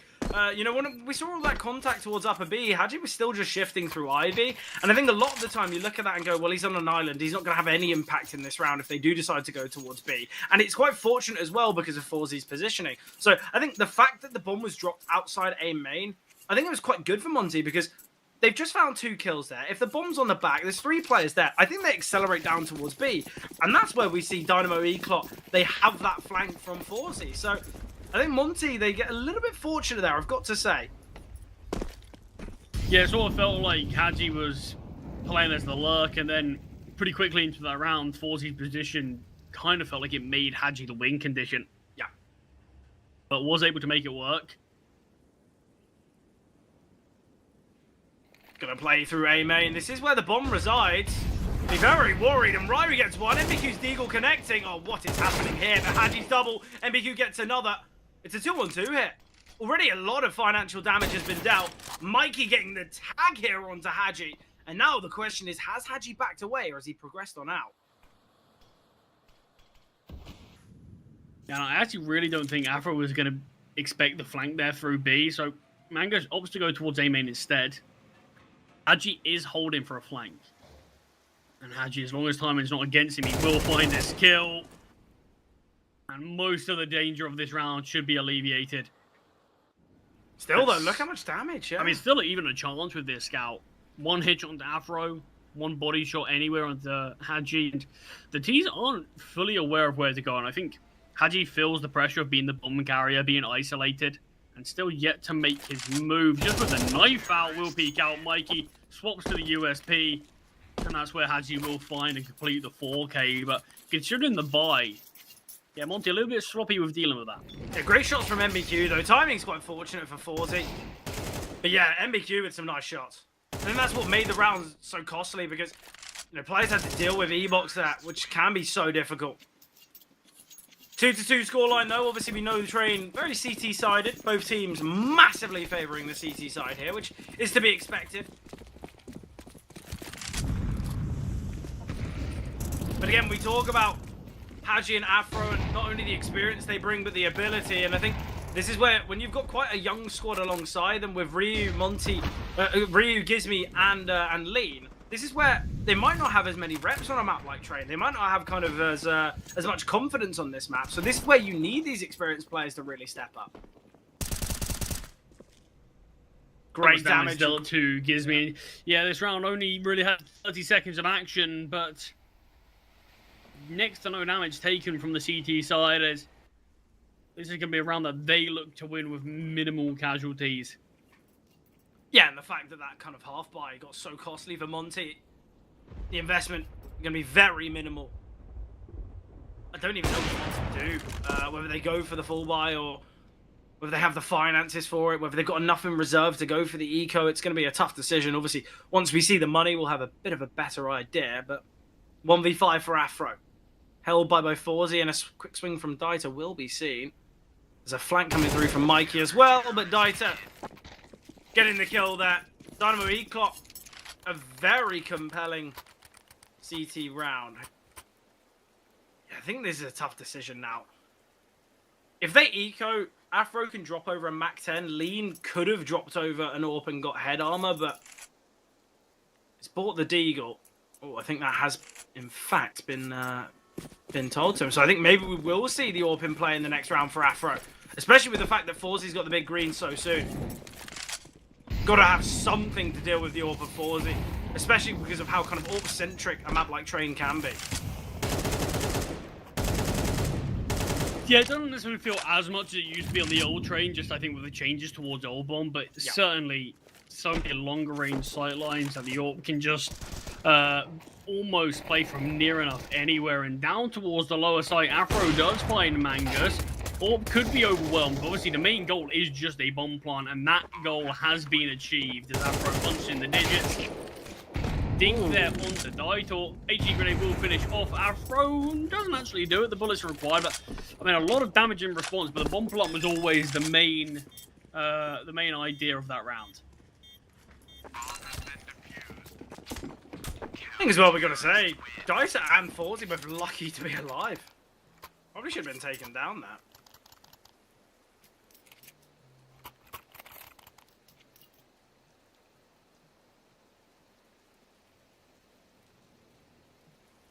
Weapons back in play for Monty, but obviously we touched on how crucial this is for Airclub to be able to win. This is an elimination match.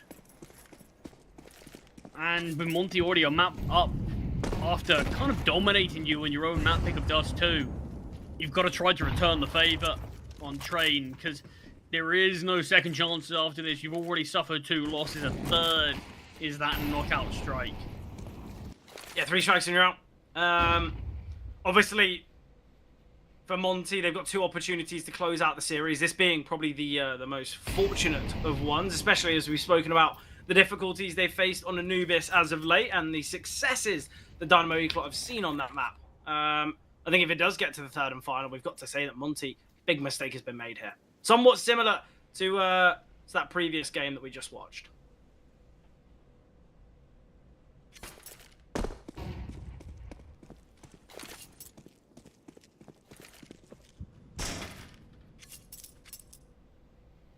Mikey just jiggling here towards Ivy. Hadji, we know he is quick.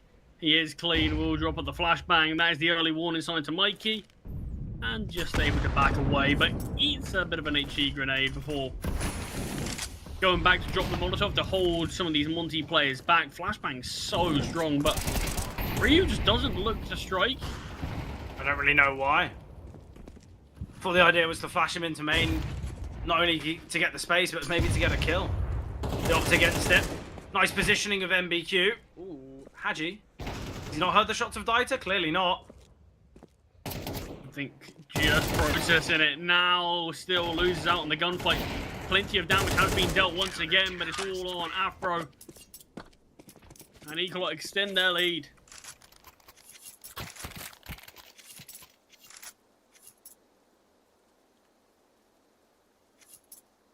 Dynamo Eclot, a strong start here on Train. Definitely what's needed.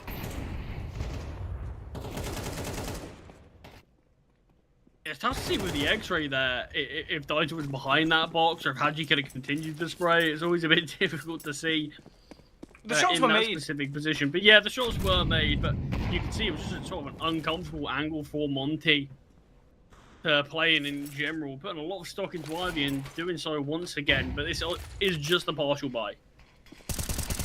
And even then, more of an eco. Yeah, I like it from Mikey peeking before the smoke actually lands.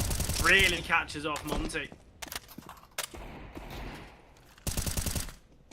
He's done well to hold Ivy this game. And Monty putting so much weight into it, but it doesn't feel like they're really trying anything new, anything inventive, and are just getting shut down there too often. Hadji's Eagle does at least connect for 1. Ryu, all that remains with the dig. But with the position given up now, it's just a matter of time. Counter-terrorists win.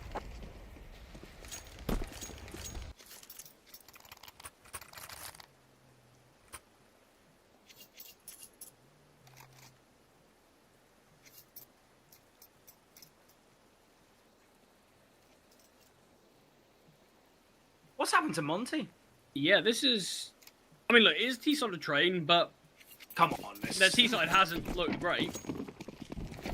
Still You a still 40. need to win you still need to win rounds. You still need to post numbers on the board, but yeah, it just hasn't been anything particularly special that has inspired me into seeing why they've selected this map right now.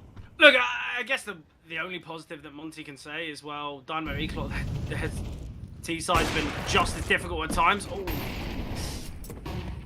I think Mangus is quite lucky to be alive right now. Afro made sure that he was kind of shooting, or at least he thought he was shooting at the stomach, but doesn't come through. Would have liked maybe someone to swing with him.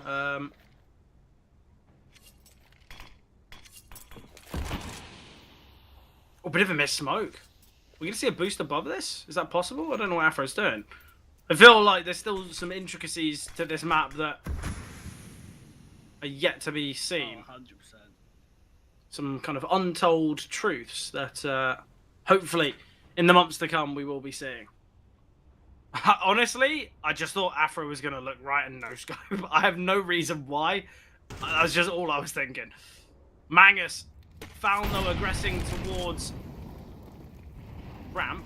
Ooh, we are going to see some re-aggression from MBQ. If Lean can get this kill, this would be devastating. 20 seconds remaining. Afro stepping, Dieter with a double, no trade seen. Forzy holding the pop swing. Leaning Gizmi now in the 2 versus 4. Missed shot here from Forzy. There's 14 seconds on the clock. And we need to see Gizmi activate here from Olof, but the swing from MBQ. Excellent round here for Dynamo Eclot again. Daito, though, with that double. Should never be happening. Where's the trade? Yeah, I mean, where's the utility, firstly? It just feels like every round we're watching Monty take heads-up duels to try to open up space because they just don't seemingly ever have any util with it. Where are the flashbangs? Train always felt like a staple of the old Train, at least. These When 9 flashes fast, coming. quick pop sort of hit out of A main. Yeah, like you said, with 9 flashes, with smokes raining down. Where is any of that from Monty?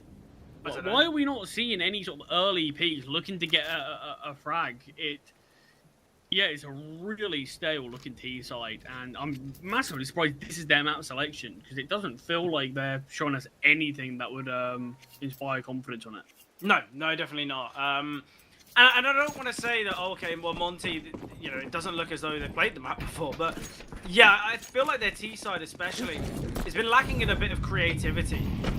And as you pointed out, it's their map selection. This is where I'm kind of waiting for them to have the confidence to kind of pop a player like Lean out of A main, 3 flashes coming over, he deals with Dieter close towards A main, just stuff like this. Yet, as you mentioned, been very disciplined and passive. I remember that round where I believe it was MBQ who was already in A main. It was a perfect flashbang for Ryo to swing, and he just doesn't even peek. It seems like Monty, they've won map 1, they've done the difficult, yet now they're playing really passive and reserved because in their minds, well, we can't lose this one. We need to take it in 2-0 because Anubis is going to be tough. And in doing so, that's what looks so kind of bleak and stale with their T side.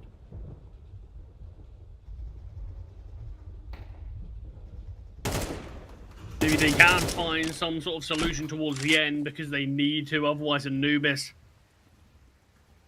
definitely could be where we end this series. Mikey. Juggling utility in hand. Mikey's in a really good position, and once this smoke fades and he jiggles and sees that Ivy's empty, this is where we might see kind of an over-rotation here towards the B-bomb site. Oh, this is all about timing here between Mikey and Haji. Haji with the hero AK. Utility landing towards the B-bomb site. It is this playthrough A, though. Mikey has rotated in towards Hell. Dieter dealing with this pop aggression.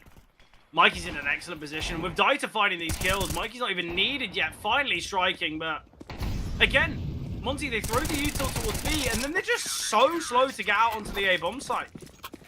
But how many sort of free sight lines have players just had this whole game? Yeah, far too frequent. They just haven't been pressured, it feels like. It's felt really easy, and that's sort of the most insulting thing it feels like we can say to Monty's D side. It looks very easy to play against. Yeah. And Eclot are just absolutely thriving in this game, and if things continue like this, Anubis is going to be quickly coming around.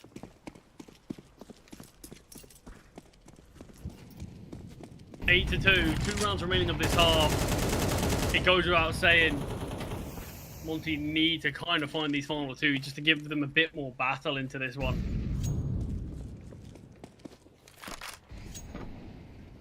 Yeah, massively. Obviously in 8 to 4 is what we saw, I believe, on Dust 2 for Monty, and that's where we're saying, well, it's going to be really tough for Eclot. At worst, for Dynamo Eclot, they find A. Very scary stuff now, if you're Monty, especially with it being their map selection.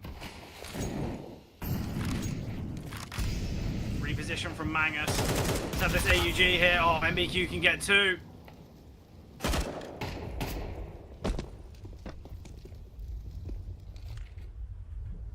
And Lean can catch the timing on Mangus, but spotted out by Mikey. Still finds 1 kill. Forzy takes down Gizmi, so it's all on Lean. Had a great map number 1, but far too tall an order ahead of him. And we criticised the train that Eagle have shown us recently. Most recent result, they got 13-2 against Sashi. Had a close game against Sangao, but a lot of their other games, Astrum, NIP, M1, just dominating them. 8 losses in a row. They've Yeah. lost this map 8 times in a row. I guess it does mean so much for them, though. They have to win this, otherwise they're eliminated out of the Swiss stage. You know, they are going to put everything into this game. Blood, sweat, and tears, yeah. It seems the only team that will be crying after this one will be Monty. Yeah, I mean, unless they can turn things around right here and right now, otherwise we're going to go to Anubis, and then that's where they also have no second chances. There's no map to fall back on. This was your map pick, and we've seen 2 rounds being very uninspired.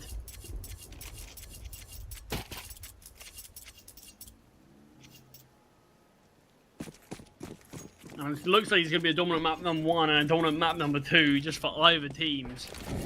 Trading map picks.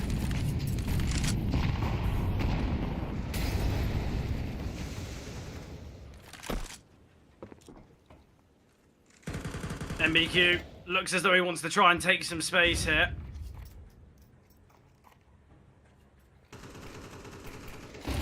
Mangus, the lone defender, drops the molly. It is the investment, obviously, but 5 Galils in play from Monty. Obviously opting for kind of the utility over the weaponry, which I don't mind at all.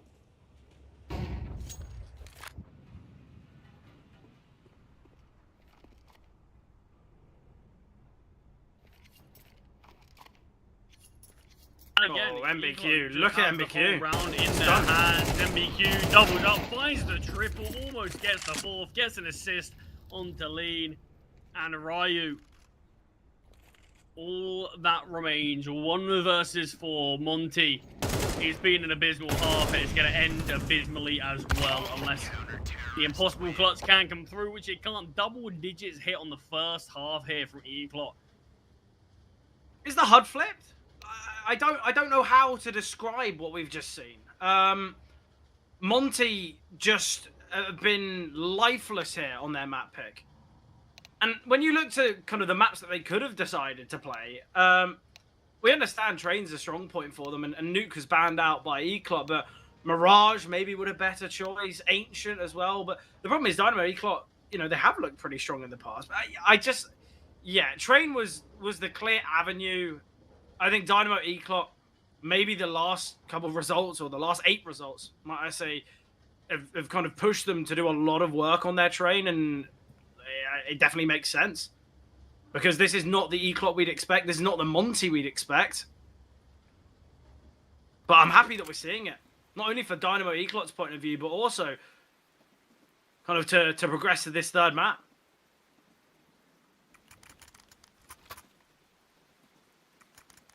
Yeah, and it could be a swift map number 2 to get us there if this pistol goes the way of DNE.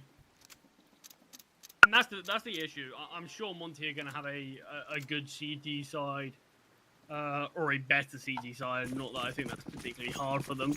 But look, if they lose this pistol round, they might not even get a chance to show us any of the CT side. And even if they are successful, even if they can start stringing some rounds together, it's just a couple of mistakes could cost them this whole series here. Yeah, obviously. But a nice pistol round. Certainly the beginning that Monty need if there's any chance of this comeback. Yeah, 2 early kills as they push through A main. Couple of follow-ups, only losing 1 player in the process. A bit of a shock just to see Monty win a round as it's been so long. Yeah. But it was a comfortable pistol, it was a clean one. And just a full eco from the T's as they want to get these weapons in play as soon as possible. They want to close out Train before allowing Monty to mount any sort of a resurgence.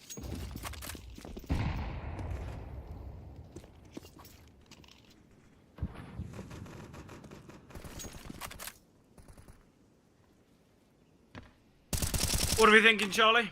Are we thinking DNE push to this 3rd? Makes the most sense, I guess. Yeah, I feel like they have to. They've done enough work in the first half that it feels like 3 rounds on the T side shouldn't be too difficult to muster. You would certainly hope so, at least. Yeah, definitely. I can't see a world in which Dynamo Eclot not taking it. You know, they only need 3 rounds. It seems like the individuals are hitting heavy. You know, Dieter having a lot of impact on that A bomb site. Forzy with the AWP in hand. MBQ on those flanks. Haji, though, he's got a lot of information. Looks as though he's going to be a rewrap through CT spawn. And this is where Lean needs to reposition. Needs to prepare for this speed play. And here it is. Looking to get up close and personal with this MP9. Afro here as well. And Afro goes hunting.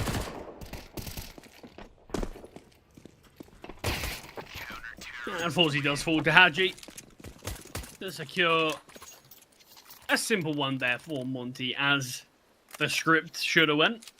Yeah. But 6 rounds are still the gap between these two sides. Still quite a distance that Monty need to bridge. I think we do have to say, though, if Monty do bring this game closer and closer, we are going to say the pressure rising and mounting for Dynamo Eclot. It's something we certainly need to put into context and need to put into, kind of put out there.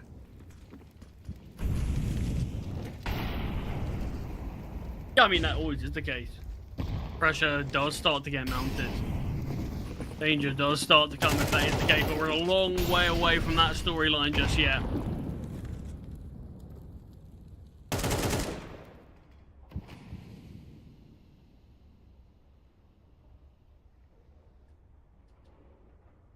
First actual sight, first actual look at D&E's T side to see what they can show us.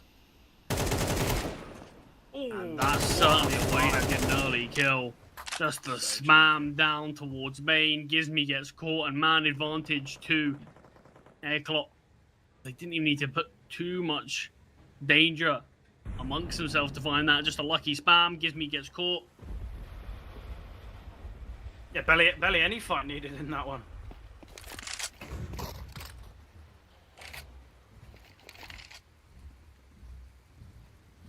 And with 40 seconds on the clock, D&E do need to make sure they don't let the time get ahead of them. No, definitely not. I think sometimes you can see in moments like this where teams are very kind of distant to a bomb site, and all it takes is one little oversight that can cost you massively, and that smoke might be the oversight. It's going to give Ryu a bit of space to work with here. Molly eventually spreading. He will get one. 14 seconds on the clock now. Still with the advantage. The elevated angle could find the bomb carrier. And this is what I was on about. Haji can get a double now. And it's just that lack of time that makes things so difficult.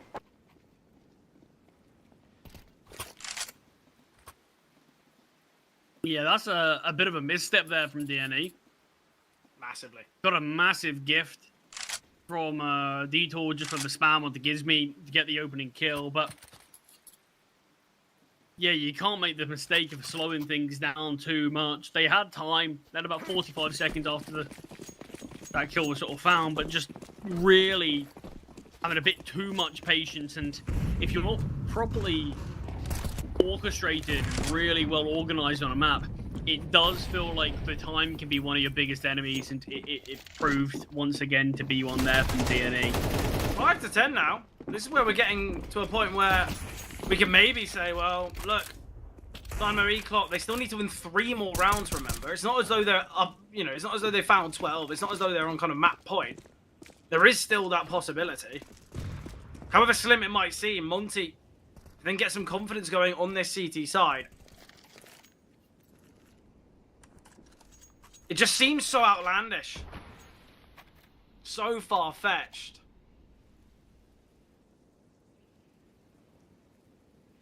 And more so heartbreaking if Eclot wouldn't be able to get it over the line after all the hard work they did in the first half. Like I said, I still don't think we're all too close to talking about that story just yet. It will be a 5-6. The scoreline definitely will be closed up, but it would still thoroughly be the T side in the driver's seat. Gizmi finds the first, but the trade does come through. Haji at range spamming away, and with it being a half HP Dieter as the final player, a chance for the first kill not given, as Haji still keeps himself alive. The flashbang forces him off. Lean caught out in surprise. It's all on the AWP of Afro. Switches to the P250 now, aware of the HP, but the Deagle of Daitor misses the head. 13 seconds remain. Yeah, Daitor's going to have to play this one for the fight. There's no way. Oh, he doesn't spot him. Nice clutch attempt there from Daitor. What a devastating round it would have been if Monty lost that. I think we're both within that kind of standing. I mean, that's the worrying thing for me with Monty, is in their first half, they didn't really have rounds like that. No. They didn't have a half buy or an investment like that got close.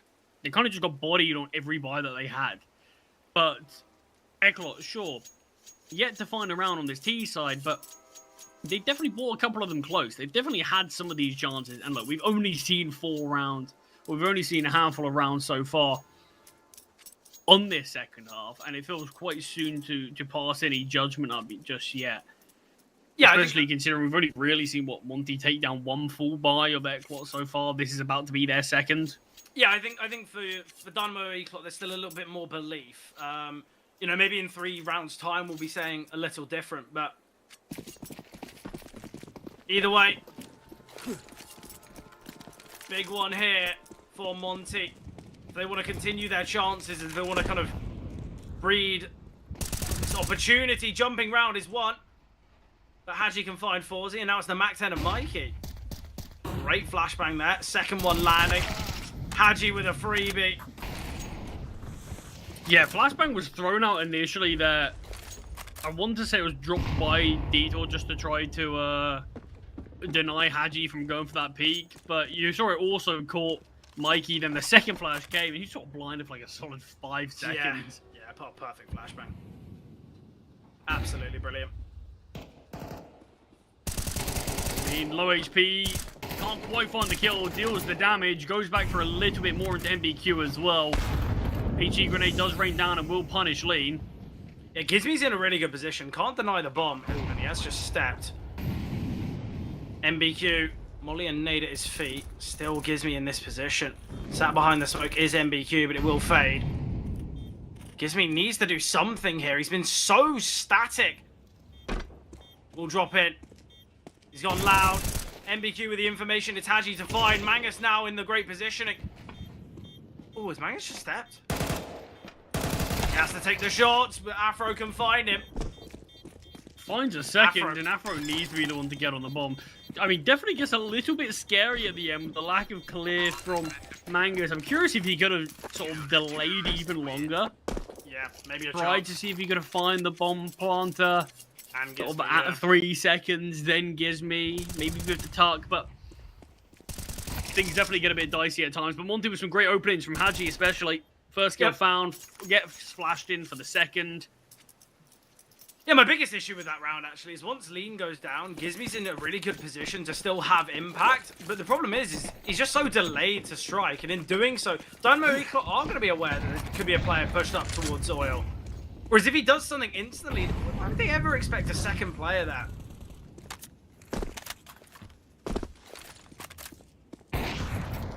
Afro gets one. It is this play through Ivy. Utility coming down. Molly behind it. Through the Molly is Mikey. Hadji's in a great position here if Mikey looks to go through. Ooh. Crosshairs are on one another. I guess in nade of the smoke here. Are they going to fade it? What's going to happen? Yeah, well, Hadji just going to remain here while waiting. 2 players posted. Now, if he can find 1, that would be huge. Yeah, he does. He does. Yeah. That is a monster hold there. When 2 players are fading the smoke at you, and without even hitting the instant headshot, you still find the kill. Very fortunate. Needed that. Dieter tries to catch the timing through the smoke. Does get taken down to Afro. Ryu with a miss spray onto Mangus, but it's still advantage for Monty. Yeah, it's great information as well gathered. Lean just playing on top of the ladder. He's got a molly and an gameplay of a B player here. Yeah. But yeah, the molly and the nade will be good just to delay any sort of plant, allow these players to rotate in, because you can see Gizby's flanking through Ivy. Afro's towards Hell. So just positioning the rotations are going to take some time. So this B hold from Lean's really important. Interesting angle that he's playing from. 2 players going down. Spots the legs. Finds the first. Lean takes down the second. Strong B hold playing the off angle. Gets that early intel for himself to prepare his aim. And Monty will bounce back with another just 2 rounds apart now. This is where we can maybe now start having this story, as it's going to be a half fight from DNE. Pressure is definitely on. Yeah, definitely. Look, it was, what, 10-2? Yeah. That's now 6 rounds in a row for Monty. We're thinking probably a 7th.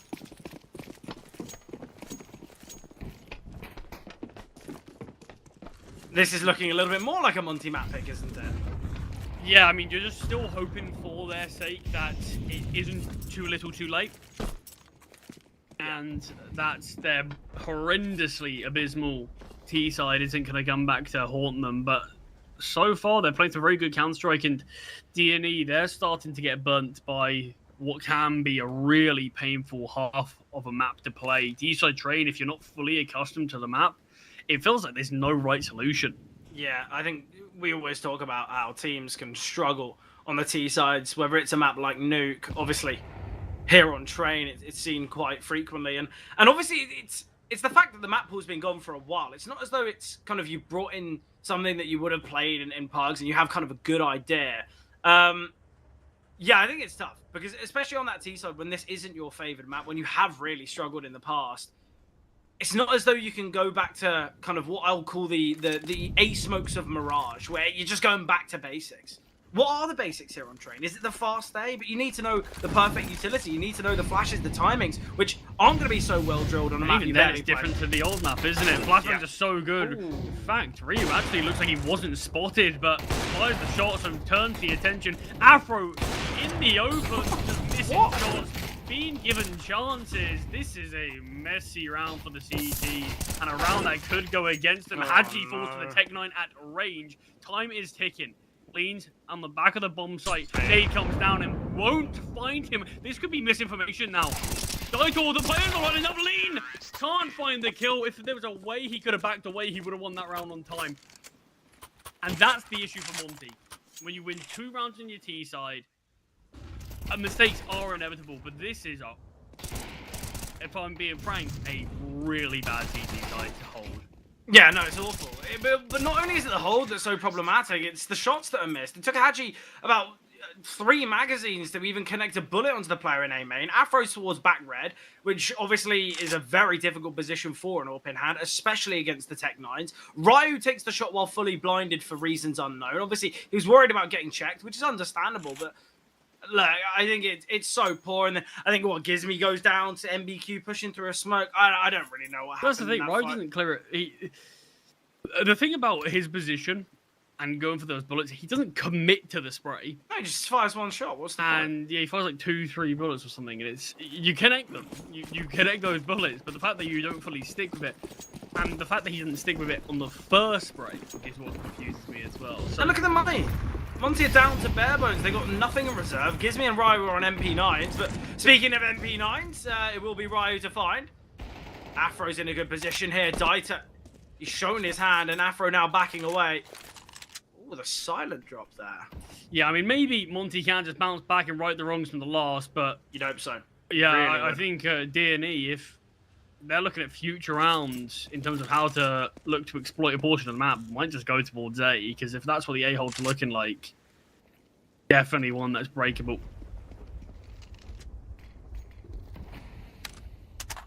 Still advantage though. Only 1 weak weapon in play, that being Ryu's MP9, who's playing towards A main, so certainly a good position for this gun. Yeah, definitely. Look, I think the problem for DNE is they look to probe there towards upper. We see that kill come through towards A main, and now with Gizmy dropping that other smoke, it's going to force Dynamo Eclot into a really difficult position, because obviously the util players are out of A main, but they've now got to deal with Gizmy, who's got another smoke. They've got Ryu with an MP9, and obviously... Oh, why are they moving? What's going on here? Why have he...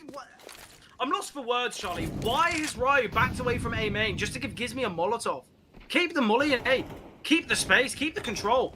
30 seconds on the clock, though. Let's see what Dynamo Equal have to offer. Gizmy holding mouse 1. Doesn't connect the bullet, but look at the time. The smoke's still down. The nade's forcing these players back. MBQ is going to have to be a save. Daito goes down. It is actually that smoke that Gizmy does throw towards A main that is the difference maker. Yeah. And in fact, honestly, the molly towards Pop Dog as well just denies the Pop players being able to take that space where the A players can't. And Forzy does connect the bullet onto Gizmy. I think maybe if he connected the actual bullet and got the kill, we could have seen a chance there, but it's not a lot of time. Players push in with 20 seconds where it's only sort of half the executes coming through while the other half has to wait behind the smoke. The flashbang's great, but no one's primed to actually push through it and punish Gizmy. He just holds mouse one. They don't shaky wanna, on they don't both wanna- times. yeah. They don't want to go into that chokehold with an AK spraying, which is understandable. But with that little time, you don't really have a choice. You either sort of attack in from there or you have to push through. Forzy goes for an opener, but takes a fair bit of damage through the HE grenade. Afro posted up here, and this is where Magnus has got to be a little cautious. Gizmy and Rye both having a really tough time here, but Haji having big moments. Afro on the AWP as well. And Rye taking this space towards A main. This is exactly what Monty needs to do. Take this space, be proactive.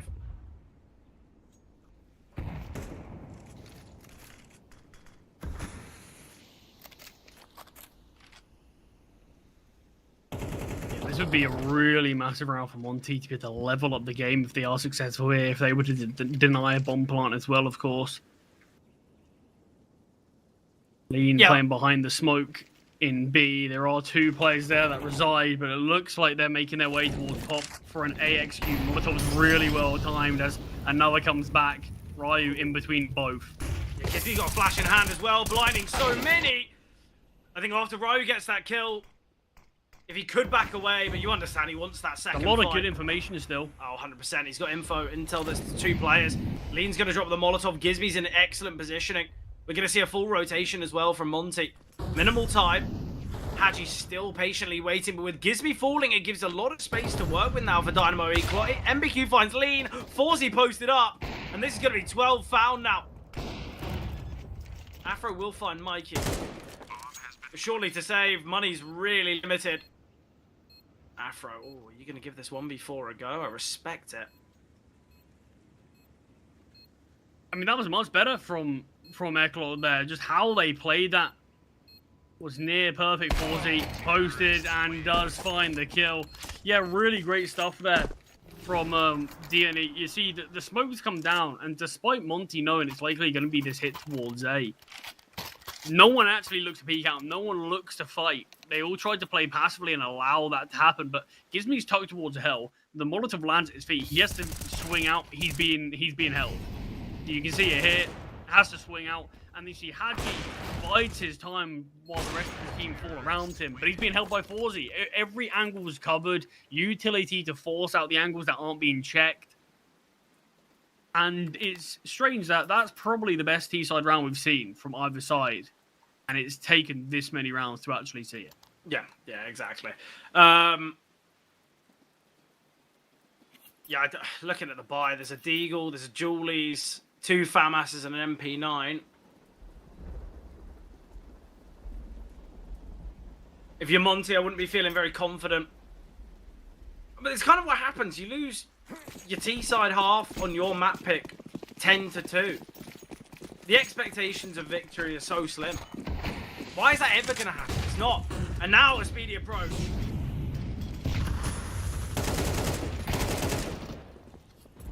And this feels like it's just like shooting fish in a barrel here for MBQ. A couple of kills found. And the comeback was a valiant attempt from Monty. But it definitely does seem like it was just too little too late, as Dynamo Eklot only have Afro defined. The Deagle not even able to find one, as DNE finally bring things over the line and finally secure Train after that 10-2 first half. And look, even though the scoreline was 13-9, I think a lot of people who won't have watched this game go, okay, 13-9, pretty close game. It wasn't.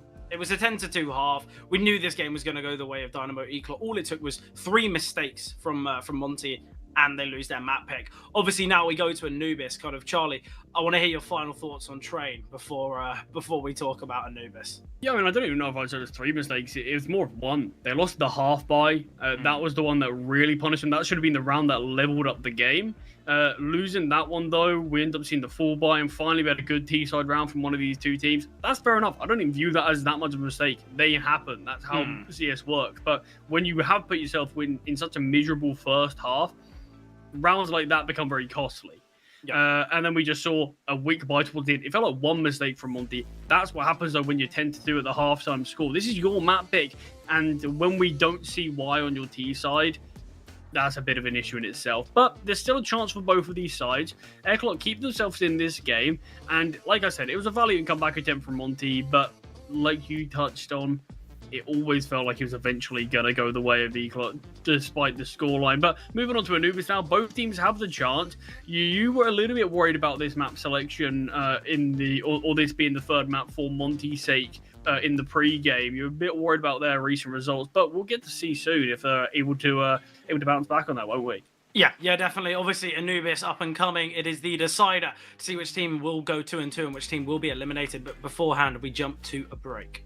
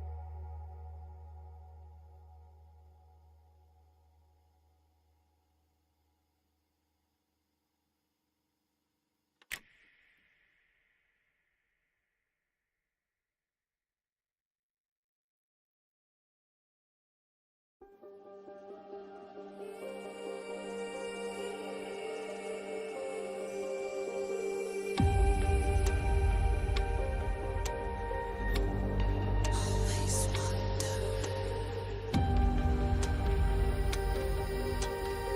what comes next.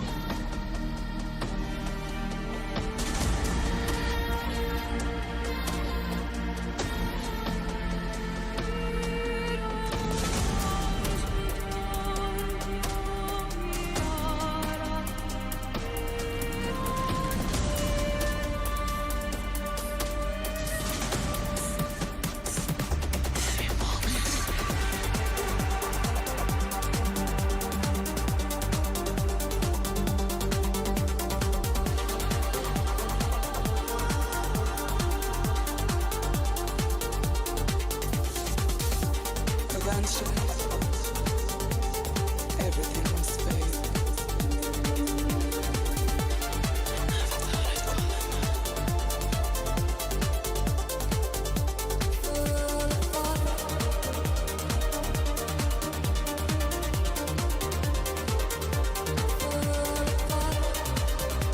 I'm happy like a child.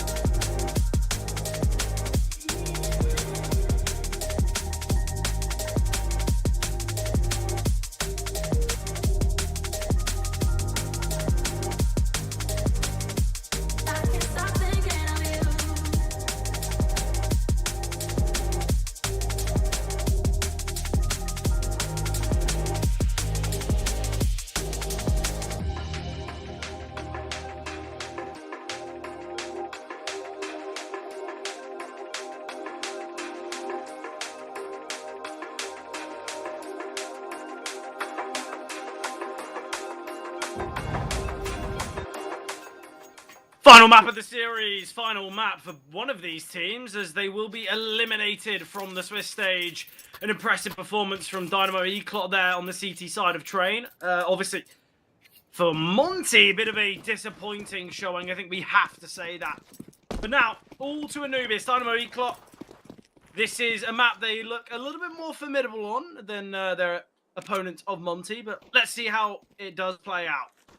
Expectations here, Charlie. What are we thinking? Yeah, Eclot certainly looked pretty good on this map recently. Been one of the few maps that they've actually looked reasonably stable on, so a good chance for them, but Monty not able to convert it into, could come back to haunt them. Lee's position is great as he doubles up, tries to get the triple, but Bullet's not quite connecting. Still, he's done enough work to find the man advantage. Ryu comes in from the back line, and the high tool goes down to Haji. Clean pistol from Monty. The fast pop towards B, not finding the success that Eclot wanted, but Lean's double is great. Look at this first kill. Goes on to take the second cleanly. Buys a lot of time for the teammates to rotate in, so Ryu can find this frag onto Mangus. And it gives Monty that early lead in this series.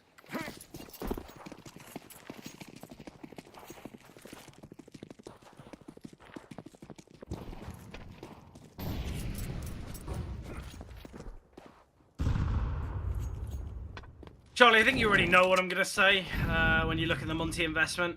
There's 4 MP9s. I hate every aspect of this. It's a full eco from Dynamo Eclot. Maybe Monty were a little bit questioning as to whether it be the Force, and then they'd have 2 rounds against weaker weapons. But it just means that Monty are going to be playing against the full AKs on a map like Anubis with 4 MP9s. So, yeah. My hatred for this buy will continue until the end of time. We'll see if it does have any issues, but it shouldn't have any in this round. Should be a decent round to make some cash. Give me find the first. Peeks on out and takes a lot of damage. Still hanging on by. But we'll be able to mop up, and the MP9s find every single kill. Gives me an afro. An ace between the two of them. And now this is the round that infuriates you as they're up against the rifles. But I still think a map like Anubis, if used correctly, these MP9s don't really have too many restrictions, but I would like to see Monty sort of send some flashes, take some space sort of late into the round, see if they can catch off some weapons, and then it doesn't really matter what gun you have as long as you've got good enough utility to back it up, but we'll see if that does come into effect. I've got to say, I think the funniest thing about my hatred for these rounds is I can't remember the last time that these MP9s have lost, which makes me hate it even more. I don't know whether you kind of understand what I mean in the way that they should be getting punished. And look, people are saying, okay, well, they've got a lot of money in the reserve. It's just the 1 loss bonus. Gizmy can invest pretty comfortably. Afro can get the AWP out, but for players like Haji, like Lean, like Ryu, there's going to be limitations.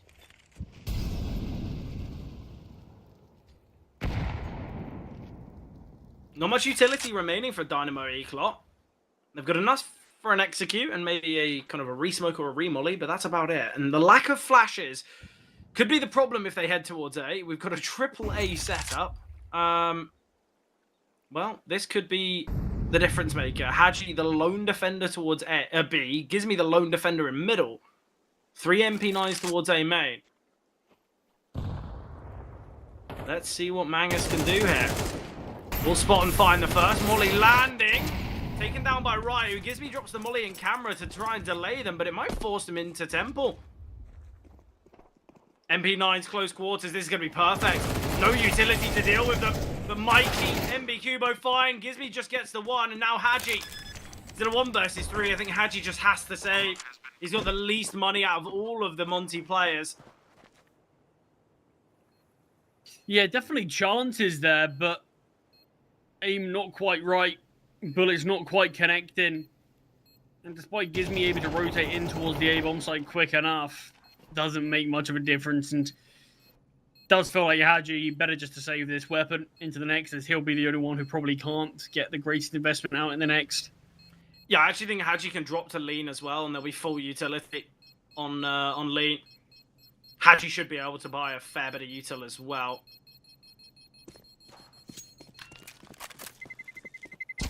Terrorists win.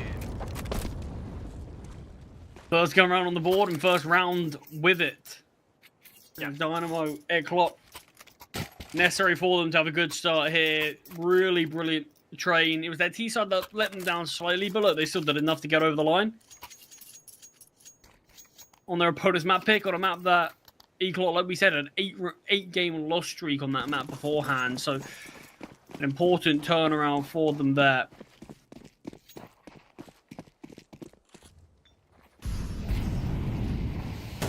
Can I push a prediction out of you? No, I don't think you can.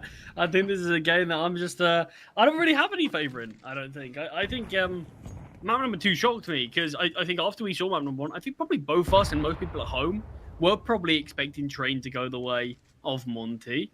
Yeah. But with quite a disappointing showing there, I think we're in the stage of the tournament. Stats don't necessarily impact as much. It kind of just depends what you see on the server, and yeah, I don't really think there's a clear-cut victor in this game in terms of just sort of what I've seen from them in the past.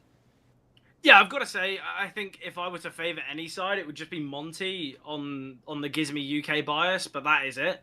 I feel like we very rarely get to see UK players, not only within the CCT, but just in general. Was it more of a hope than a prediction? Yeah, definitely.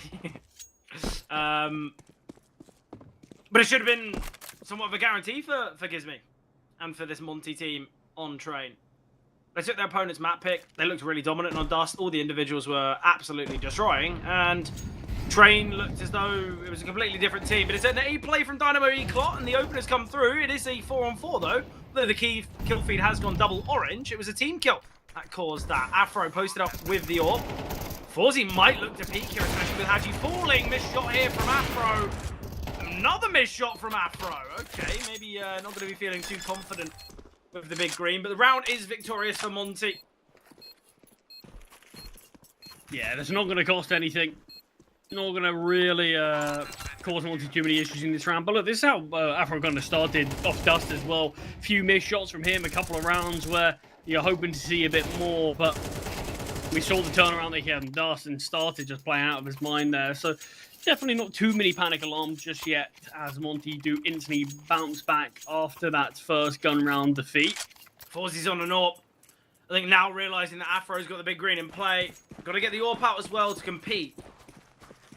Fawzy had good openers there on Train.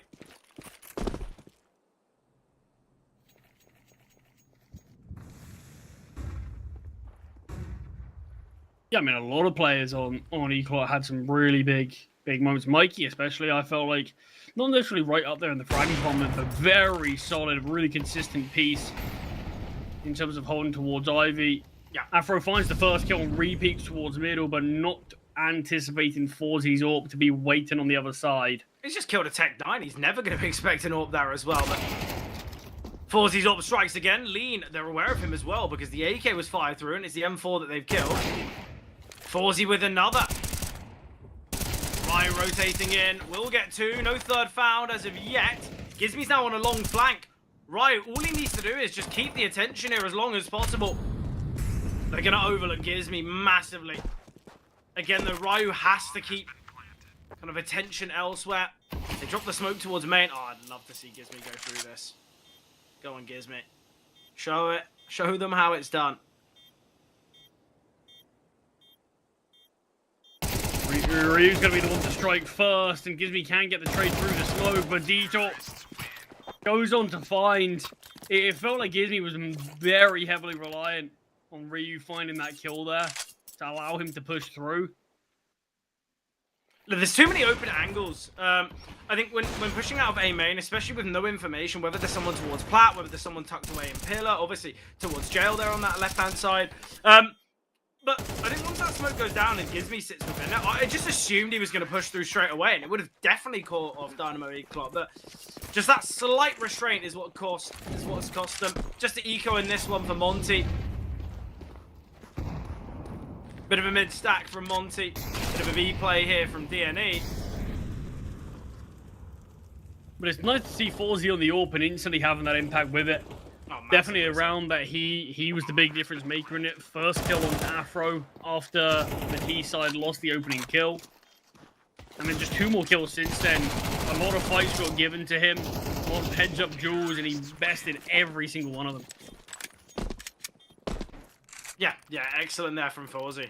That's the problem. You can't really give an AWP loads of 1v1s because not only is it a great weapon for that type of altercation, but Forzy's looking very, very confident here on Anubis. No AWP in play in round number 7, though.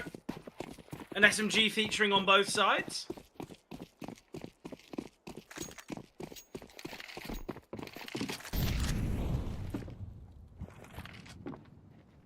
Quick towards E-Box. I like it. Mangus will head with this Mac 10 in hand. Or back up behind him. Time is perfect. As soon as Lean drops the Molotov, that's when Mangus strikes. Haji's position's known, playing behind the smoke. And will actually be able to double up. Haji's still alive on this B-bomb site. Delay it as long as possible, doing decent damage to some other players as well. And Gizmi, once again, is on this flank. Yeah, no smoke this time, except on Forzy. Flashbang comes through. Afro. Oh, it looks like Afro wants to take a bit of a risk here. I think he wants to drop the Molotov. Oh, Gizmi can find him. And now Afro can look to emerge on out. This is perfect. There's so much utility here on Monty. They can drop mollies towards E-Box. They can drop, obviously, smokes on the bomb. This should be somewhat of a pretty simple round now for Monty. Although they don't have the defuse kit, there's HU grenades, there's mollies. But they've dropped all their smoke. No one's on the bomb. Towards E-Box. I don't really know what they're doing here. Yeah, And Gizmi doesn't Gizmi care. always retrieve the kit now. Oh, he got tight there at the end. But like you said, the utility was the real difference maker. A lot of desperation spams as the mollies, the nades rain down in the E-Box players. And they do find Afro, but not before he doubles up. Yeah, Monty trying to keep this one as competitive as possible. Their CT side is actually the one in which they look so poor here on Anubis. Less than a 35% win rate. You know, so we're expecting them to find around, 4, 5 rounds at a push on their CT side. The fact they've already got that, I guess, leaves a lot of positives for them. Haji under pressure here towards Pillar. The molly going to force him back. Utility thrown, and the molly forcing 2 forward. MBQ isolated here. Forzy's AWP still posted up. And this is where Mikey wants to take a bit of a risk. He's going to drop into water. Gizmi's got this information now. And maybe Gizmi... Honestly, operate as a flank again towards me if he wanted. Lee Indeed. able to back away from E-Box before too much pressure comes. But there's kind of 2 CTs on top of one another. So Lean just tries to cross. Haji falls to the flames. And that's an easy way for Econ to find the kill back. And Gizmi steps a bit too soon. Yeah, he drops on down before the players are even out on the bomb site. There's 3 defenders here towards B. Gizmi didn't need to make that type of play. And with a minute on the clock, Dynamo E-Clock could repivot. Obviously, they can just sit and wait and kind of force Monty to either re-aggress or force Monty to rotate. And here is this re-aggression. Timing looks good for the T's, but Ryu doubles. And Forzy now holding on the back of the bomb site. Will find Afro. 35 seconds to work with now. Forzy holding for Ryu's re-aggression, but Ryu, he's backed away to Temple. Not taking the full gamble to head back to middle. Oh, timing's going to be close between these 2 players. Ryu's rotated into middle now. Time is ticking, but Forzy has to get a bit of a move on. Starts to step, and Ryu timing's excellent as he does find the kill. And really crucial round there, like you said, from the young rifler. Yes, the double we get. We don't even see it from his POV, but it's a great spray transfer. But a couple of mistakes there from Monty did give the T's a bit of a moment back into that round there. Yeah. But 5 rounds already on the CT side is pretty solid. It is kind of a standard CT side, nothing out of the ordinary. But Monty definitely have a lot of chances to find significantly more, and that's why E-Clock are calling a tactical pause here. They realise that, okay, we don't want to let things get out of hand. It is a half-buy, but we can see Monty aren't an unstoppable force right now. Their money's definitely got weaknesses to it. Yeah. Haji's got an M4 with no utility. Gives me on an MP9. Yeah, I think that's why Dynamo Eclot are going to go for the Force. They know that Monty have no finances, or very little finances in the reserve. They're on that no-loss bonus either. And although there's just one SMG, one AK, we know how promising these Deagles and Tech-9s can be. Gizmy, nade coming through, 2 nades landing, but no one checking. Gizmy can go 1 for 1. Lean now in a good position, and with Ryu posted up, this works out so fortunate here for Monty. Mid being smoked allows Lean to cross without having to be worried about the window, and Lean, maybe not the best of sprays, but will still find it. And although MBQ's taken space here towards A, all his teammates have fallen. Yeah, he's got plenty of time to play with, to look to try to create a backstab, but you imagine eventually all of these angles are going to be watched, and had you actually given up all this space towards middle and just going to be holding the bomb from deep, MBQ's going to have to make a long flank around. And still, his decision-making... I mean, what can you really do in a round like this, Mike? Decision's actually pretty spot on right now. Yeah, yeah. Well, Afro's just considered. MBQ. Nice shot there from Afro. Yeah, it looked like good timing there, but Afro knows his timings as well and knows that got to start to be careful, yeah, and turned just at the perfect moment. MBQ could have had a backstab on 2 players there.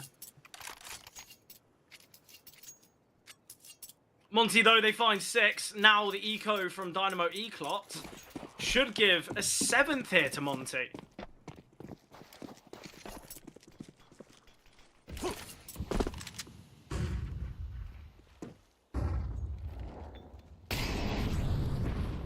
Dynamo Eclot going for a bit of a split and search approach with the Deagles in play. Boosting the P250 up, in fact. Gives me nice awareness. Reposition out of Ryu here, playing behind Pillar. Afro will be the first rotate here, but with the AWP, if Dynamo Eclot decide to swarm towards A, could work out quite nicely here. Not to say that Ryu isn't going to be able to put up numbers and, you know, maybe slow them down a bit, but could be the right decision. He's got no smoke, no molly.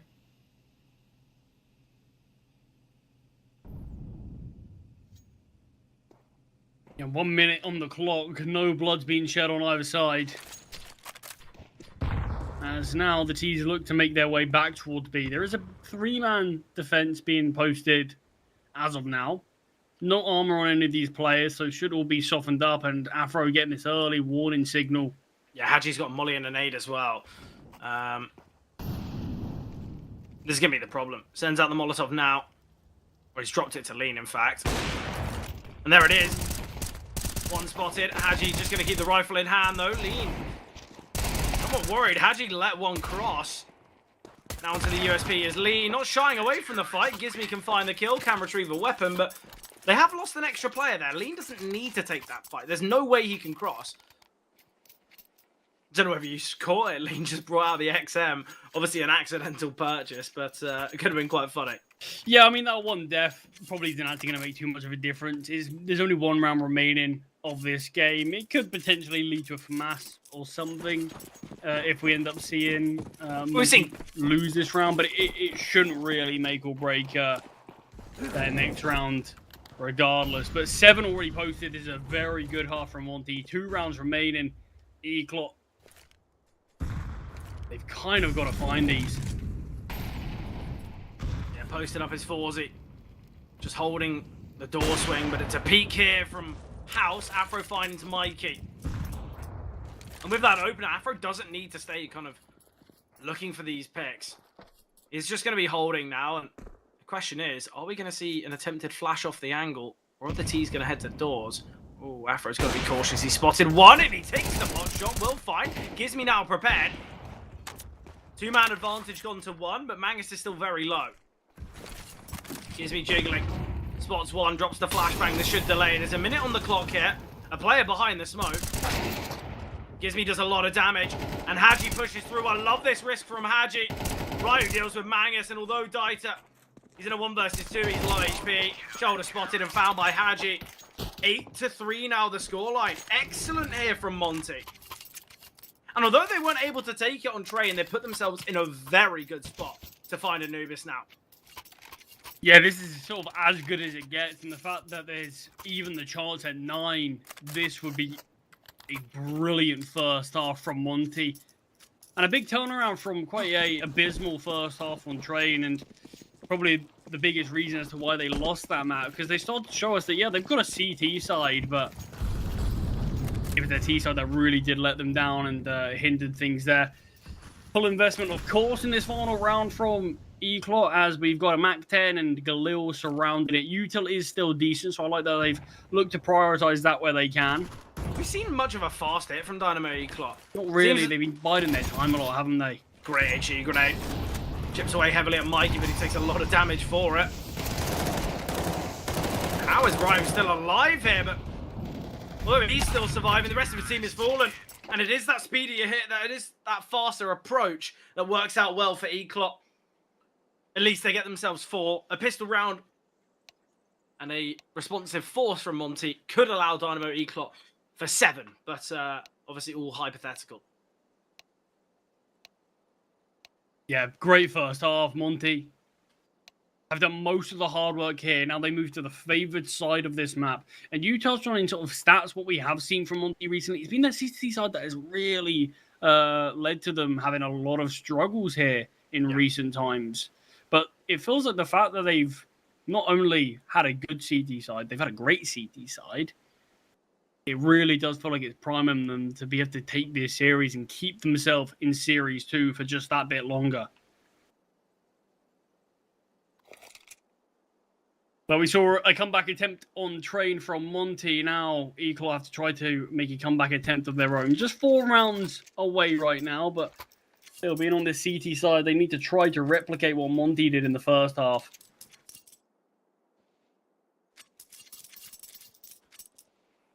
Big pistol. Dynamo Eclot without it have got a lot of work to do on this CT side. Obviously, we've seen in the past Dynamo Eclot, their CT sides have been pretty decent. I'm not too worried for them. But I think without the pistol, that's where things get quite scary. Oh yeah, double digits found from Monty. Sort of nice and early in this game while being on the T side. Yeah, things do get very scary. Hit towards mid from the T's. As they've got a lot of bodies out there, but it's a 4-man A-hold. If that's where the T's look to go, disaster could be spelled. But no, it's a hit through Temple.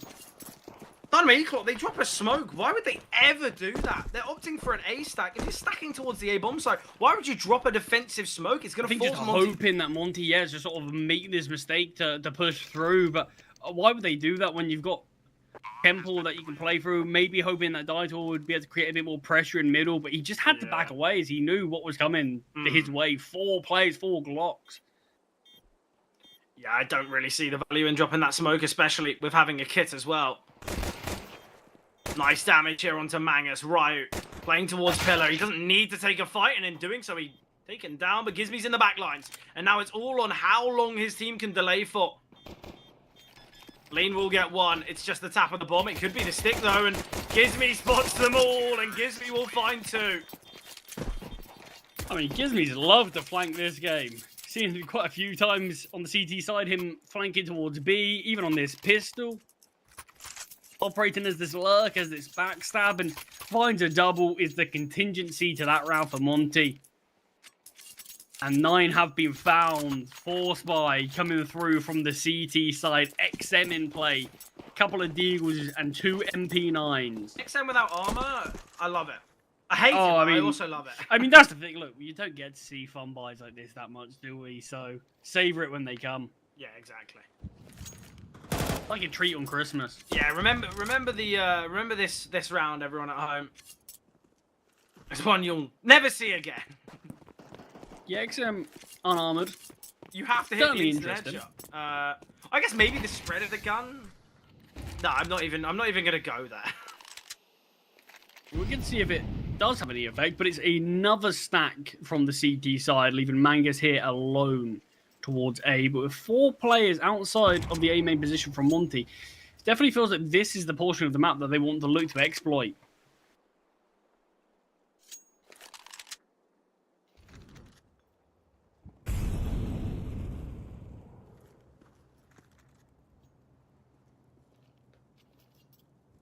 It is going to be this playthrough A, and Mangus, because he is the lone defender, he's a little bit worried about middle as well, and into the flames he goes, forced to heaven. Symbol sight, execute, HE grenade into heaven from Gizmy. Will blow open the smoke, and Ryu can find. Just a save now. CT's no real choice. Round was done. Monty made the right call, played things slowly. Didn't give up any information to Airclock to rotate over towards the A bomb site. And then a well-executed site hit. And it's just going to be these weapons trying to keep themselves in play for the next. Because obviously it's going to be an eco in the next round anyway for the CTs. Keep these guns in play. Gives yourself a bit of a fighting chance. But looking at Afro, looking at Gizmy, they're aware of this and they want to actually remove these guns. Yeah, I've got no issue with this, but maybe let it be the Mac 10s hunting. Yeah, giving up 2 Galils right now. None of them have been retrieved, and Haji will deny any of them being retrieved. But yeah, quite surprising that it was the Mac 10s staying while the Galil was hunted. Got a little bit of damage from Airclock towards the end. Sadly, we did not get to see the unarmored XM in play, as Mikey has ruined it by buying armor. God damn it, Mikey. But it's still a competitive buy. Yeah. Got a few Deagles, you're missing 1 MP9. Great HE grenade there from Gizmy. Softening up Daitor, as it's almost the exact same call from Airclock as it was in the last. 4 players towards B. I think it's the only way they can win a round like this. They don't really have the util, they don't have the weaponry, they don't really have the firepower of anything to go for a systematic defense. I would like them to go searching a little, though. Maybe let Deagle kind of have a slight look here or there.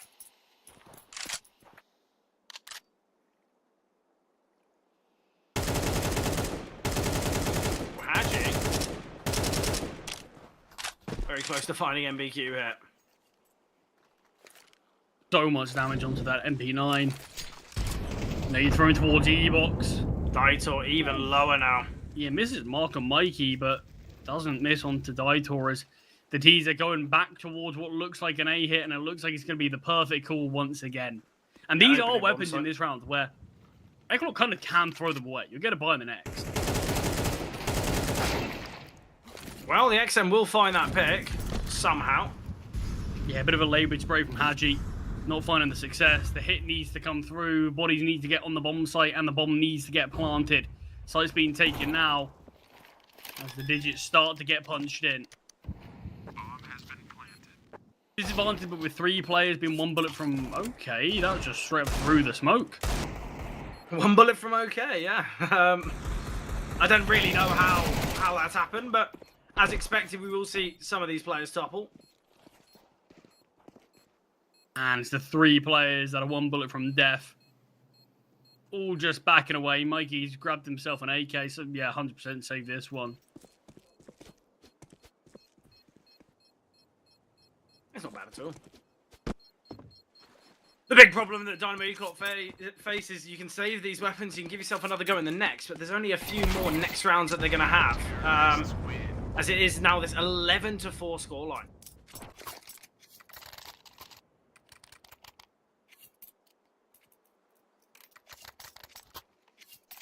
Yeah, and that's the danger of going for that force by not being successful in it. I've got to say, when I think back to that Monty Gen roster, Riot was always such a kind of a tyrant towards A main on the T side and CT side. And it's nice to see that he's having kind of similar signs here. I think the big difference is you've got Gizmy stepping up. You have Haji there. Obviously, Afro 10 and 10. I think that's why they have had, you know, really consistent time here on Anubis.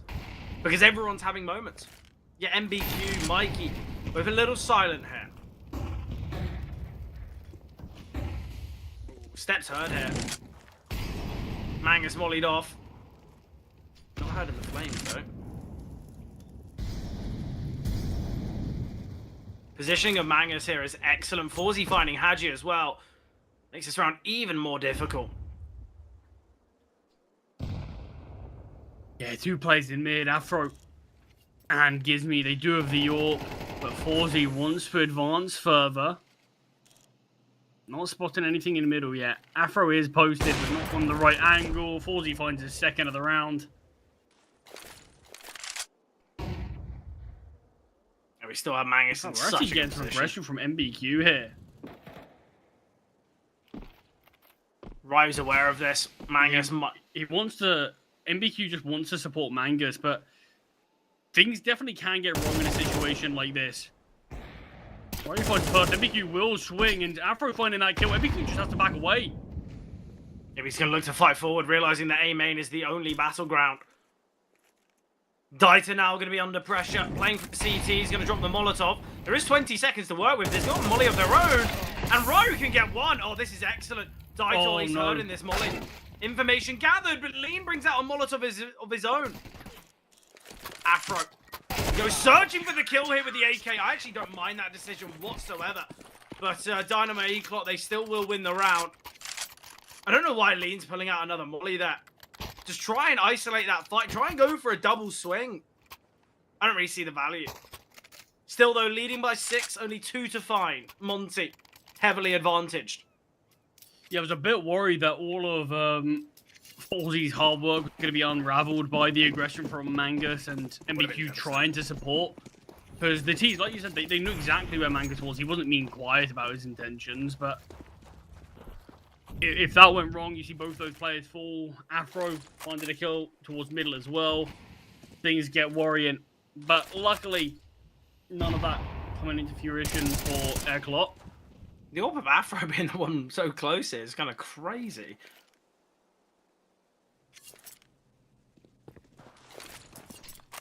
Nice nade onto Afro. A perfect HE grenade.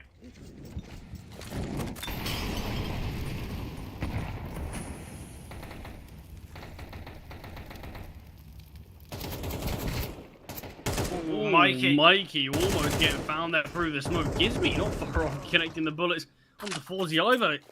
Or MBQ, sorry, and does eventually take him down. Oh, and the molly finds Mikey. Damage from Gizmy has done so much work in this one. And Monty just need to make a call together. Ensure their trading's on point. Mangus takes their space towards A, but timing just as he looks to his left, that's when Ryu strikes. And it's all unraveling now. They bide their time. They slow things down, knowing that the CTs have to get aggressive, knowing that they have to find a way back into this round. Yeah, and the problem is now as well. Well, I was going to say they're going to go hunting, but Gizmy's already found Monty. They get themselves 12. Dynamo Eclot with 7 in a row needed. Quite fortunate there from Gizmy.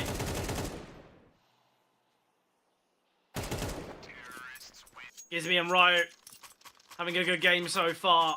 But Monty. Victory in sight. Just one more round required. So close to the finish line now, keeping themselves here in Series 2 while eliminating Eclot in the process. Yeah, exactly. For Eclot, this could be their final round in Series 2. Their final moment. And it's MP9s, it's Famas's, it's a Deagle, but the Deagle denied, Dieter dying. Afro with the orb.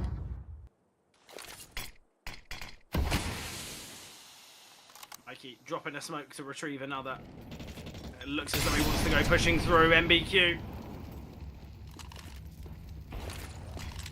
The smoke himself will have some realization that he's close by. A risk has got to be taken here. Dynamo Eclot, they can't just sit back and wait. They haven't got the util, they haven't got a defuse kit or the numbers. Someone's got to take a fight. And it's MBQ. Haji falling. Nade into middle from right, but Haji posted up but still can't find the kill. Mikey goes for one more, wants to give the advantage to the CETs. It's a weak buy. You kind of do need a little bit of luck and fortune to go your way, but Afro posted, finds his second of the round. And Molotov onto Mangus. He's got the choice to go forward or back, and he plays it safer as the B hit looks like it's going to be taking place now. yeah, it's And brilliant. it's again another empty bomb site for Monty to push into. Yeah, great read, great calling here from Monty and from Gizmy, obviously. And as we said, No defuse kit for a retake. This gets so difficult. Bomb has been planted. We need to see a bit more speed from Magnus. He's still in A main. I think Gizmy just sort of his flanks, his lurks on both sides have been It's last round here for so dangerous that it might have just conditioned Mangus into sort of watching, being wary of those flanks. But the bomb's half ticked. 10 seconds remain to get on that bomb, or this one is done. And it looks like it is going to be the latter. It's finished. Yeah, it's done. It's over. Positioning the setup. Forzy. He was the first responder, but will be the last to fall in its lean to get that double. Monty victorious here. They live to fight another day within CCT Season 3 Europe Series 2 as they go 2-2 now in the Swiss stage, joining Astrum for today. But after we saw Monty besting Dynamo Eclat and Dust, I think we expected victory on Train. I think I don't know what to think, honestly. Obviously, I think Monty, they looked really good on Dust. I think we then question why they picked Train. Their CT side was pretty decent, but Anubis, they looked really, really strong on.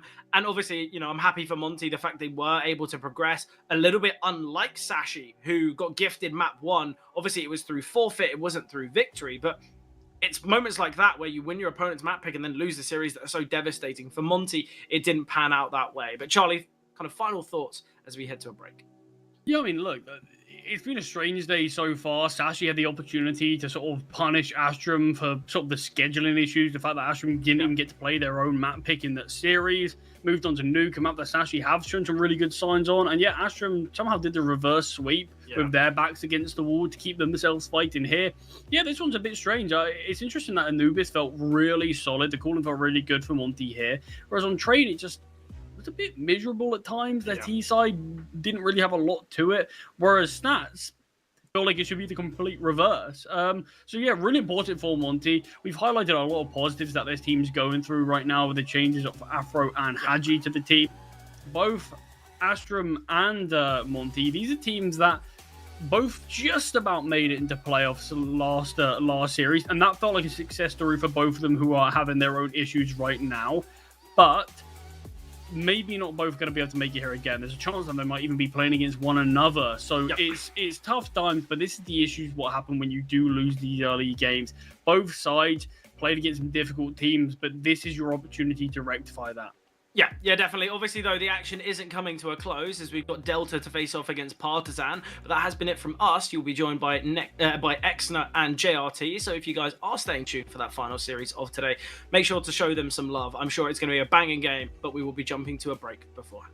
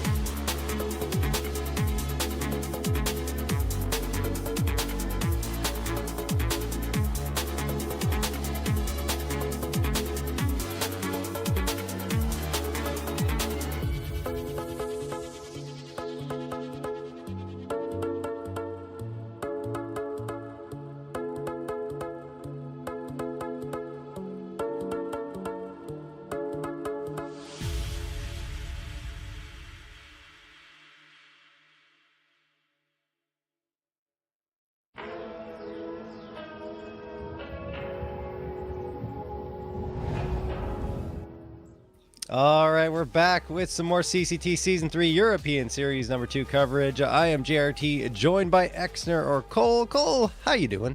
Doing fantastic. Looking forward to being here, closing out the day strong.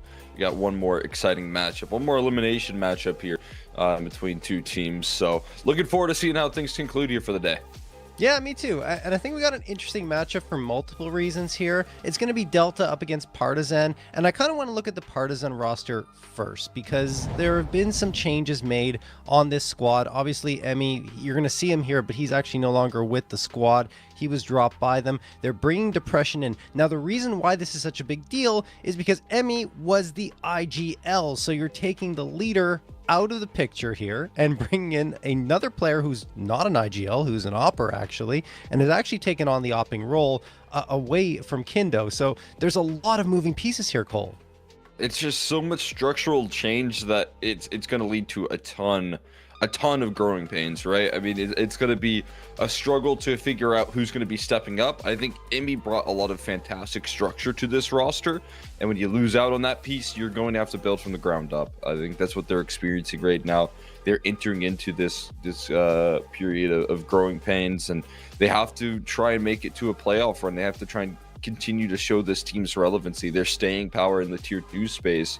And don't want to experience a big drop off here where this team was really rising, being able to make it to last season's global finals, which was a big deal for this squad. You want to see them be able to capture some of that momentum, but they're heading in with all these changes, looking a little bit rocky, looking like they might miss out on an opportunity at playoffs here. Yeah, and I mean, look, they lost 10 of their last 11 matches, or series, I should say, which is insane considering that trajectory they were on before. So anyway, like, we'll see what happens with Partizan. And we did, I do want to talk about one more thing. On Nuke, previously, they played, I think they picked it against Sangal.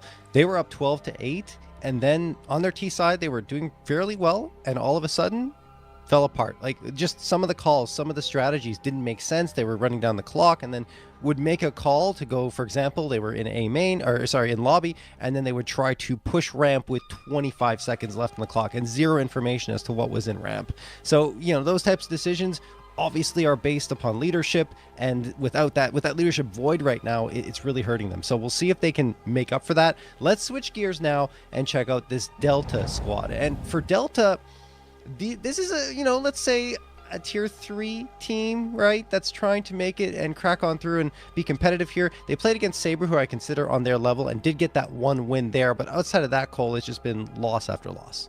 Yeah, this is I mean, I'm with you. Definitely tier 3 roster squad that's looking to again, you know, get some opportunities, and they have a chance to pounce right now, right? They have a chance to capitalize on the moment that they're in. They've got a weakened up Partizan roster that still has a lot of uncertainty about the future and what they're bringing to the table. So if you can get yourself another win here, that'll take you a step away.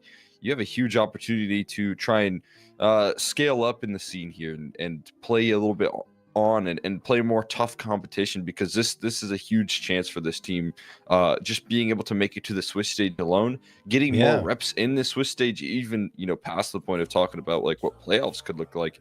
It's a big deal for this squad. No question. Yeah, and I mean, you have Homeboys or Tsuku Meow, who's kind of led the charge here for the squad. I say lead the charge, but he's got a rating below 1 still. You know, 0.98 rating on his side. And Dune, you can kind of ignore the rating, I'd say, for him. He's a very promising talent that can really have huge impact. I think it was against Zero Tenacity. He had some really, really strong moments on map number 1, and that's where they almost took the map away from Z10. So there's something here for Delta. They're cooking. I think it's just going to take maybe a couple more months, if not a little bit more. Anyway, let's check out the veto and see what maps these teams are going to be playing on. And we've got, okay, I don't know if there's any surprises here. I'm pretty sure there aren't, because the insta-ban for Partizan does come through as Train, and then Delta banning Nuke, which is their ban 68% of the time, so that's not a surprise either. So we have Mirage and Dust 2, and then Inferno. What do you think of this?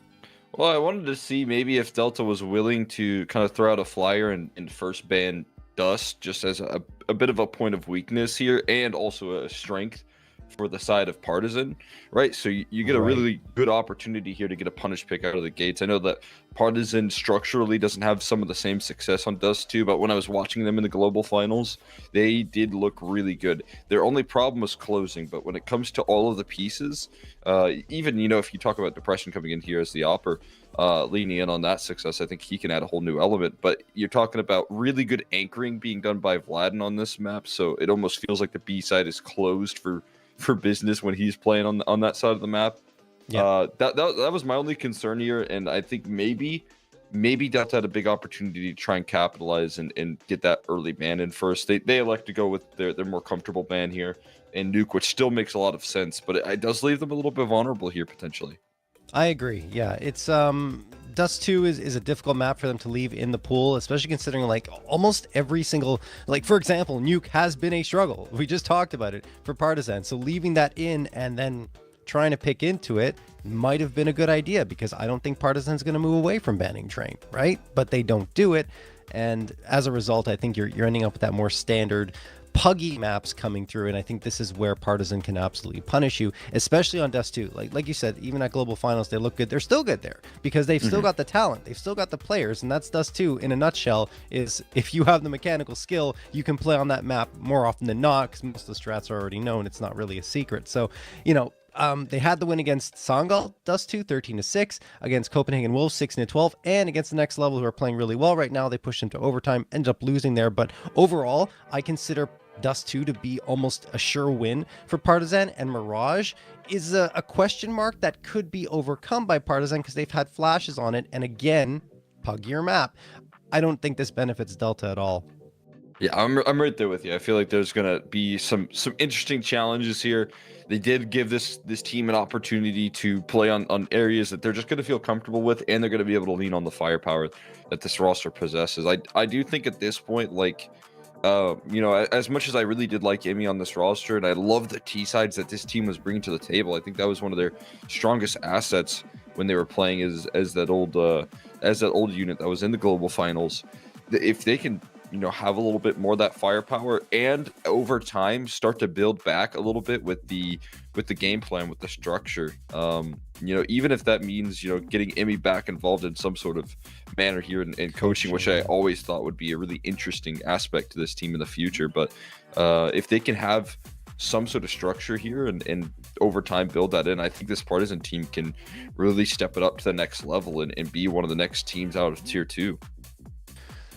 Yeah, I mean, it's up to, I think Emmy wants to play though, so I don't know if Yeah. he'd be willing to accept a coaching role.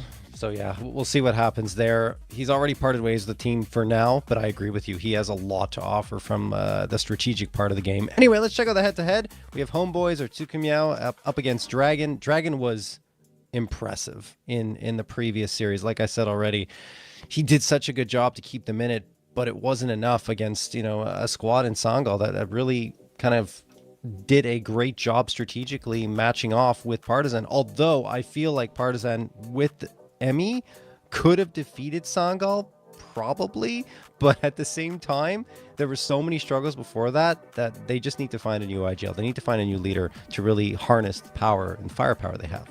Yeah, I mean, I think the direction here of this team in the future is not to be able to just, you know, show up and be able to do decent performances in tier 2, but actually try and level it up to the next spot, right? They again are gunning for an opportunity at the top levels of tier 2. You want to be gaining in the VRS, so, you know, trying to get there is going to be the next step for this team. I think that's partially the reason why they maybe are making these changes, to try and get those growing pains out early, especially getting ready for next season. You know, if you talk about like the major circuit and all that, trying to make it to an MRQ, something of that nature. So trying to get prepared for that as soon as possible is a goal. Yeah, I definitely don't blame them for making the change now, because there will be some growing pains required, especially when you lose or bench such a big piece. And well, that's going to be that for them. We'll see how they can fare against Delta. I think this is a good, I don't want to say benchmark for them, but it'll be interesting to see if mechanically they'll match up well against Delta and they can take care of them swiftly, which I feel like they need to, even with all the struggles that they've had lately. Anyway, guys, it looks like it's going to be a little bit longer before we get going with this match, so we're going to throw it to a quick break. When we come back, we're going to jump right into map number 1 of Mirage. Keep it locked here on CCT.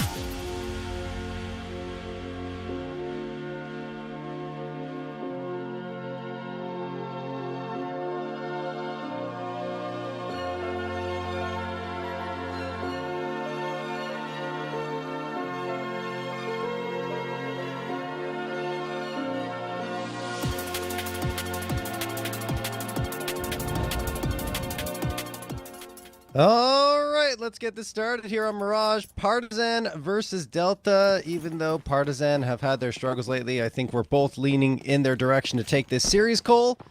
It's going to be pistol round here on Mirage. Yeah, I like the way you look at it, though. This could be a really good benchmark here for, the output that Delta can show us, right? Can they bring home something impressive here in a matchup that we know has a lot of firepower stacked up against them here? Well, so far that firepower using quite nicely here. Depression to open things up, get things started, get things rolling. The chase down eventually comes through, and there'll be a couple of kills chasing down the market players.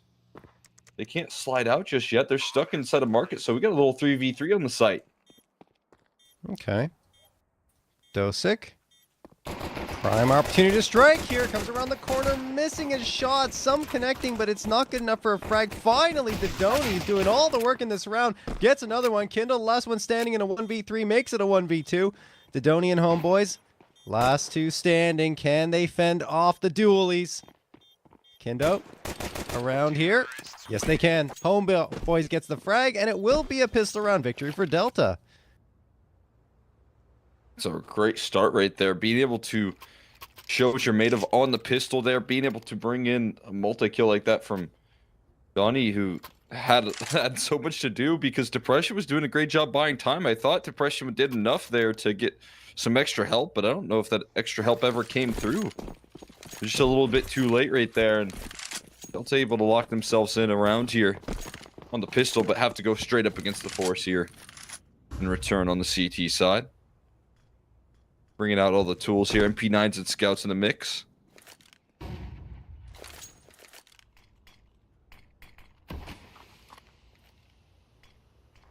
There's a smoke for Khan. So, nullifies the CT smoke. Still a full minute 25 on the clock here as Delta are moving their way up both B apartments and Cat. Oh, dink there coming through, and in fact Dosick is gone. Dragon with the MP9 taking care of that. Blinds up close, can't do anything. That was a great spot to punish, but they read the off angle. And now they'll move their way in towards the B side after spotting out another player. Still a bit at risk for Delta here, Cole, because you got homeboys at 1 HP and Dune at 10. I don't mean secure just yet. They got to secure the site first, and another tag lands. Even more damage done. The kills start to follow up behind it. This could be a bit of a disaster, but it is returned. A couple of kills answered back here. There's still that scout. There's still two players incredibly low, and this flank has been avoided for now. Homeboys, does he spot out anything? He's getting caught here. Sidelined by Donnie, who has coverage. And this one might just escape them still, even with the huge advantages. It's just a scout. And it doesn't seem like he's going to whip his pistol out. Instead, just going to keep on using the scope here. One more kill to find. Anticipating the aggression. There's the pistol. Homeboy's going to find him with the headshot, though. And bring it on home here. Delta survive. One singular point of health left for Delta in that round. And only, I think it was 4 HP combined before Dodoni falls. Depression has the right idea, pulling out the pistol. I guess there's some confirmed damage there, but still... They lose the round in the force buy, and you have to wonder if they might try to go for it again because there's only one player that survived in that previous round, but it seems like they want to get the rifles up. And we'll just go for some upgrades. Vladin, where are you going to put that Zeus, sir? Looks like he'll be posted up towards the B site. Okay, we'll see if that Zeus can collect a frag. He's going to play up close there on Plat, I'd imagine. Either way, Delta... This is what they did against Z10, right? They got off this hot start. I think it was on Mirage as well. And they were able to really pull away to get 11 rounds. And then Z10 got it back and were in control towards the finish line. Ended up winning the map without giving up another round. So let's see if Delta have it in them once more. And maybe will be good enough to get a victory here on Mirage. Partizan, Vladin, there's the Zeus. It collects. Can't do anything with the picked up gun. I think that's the only frag that'll come through, Cole. And indeed it is. Yeah, they recover quickly behind that. Quite fun, though. Seeing the Zeus out and play right there. Getting some damage done.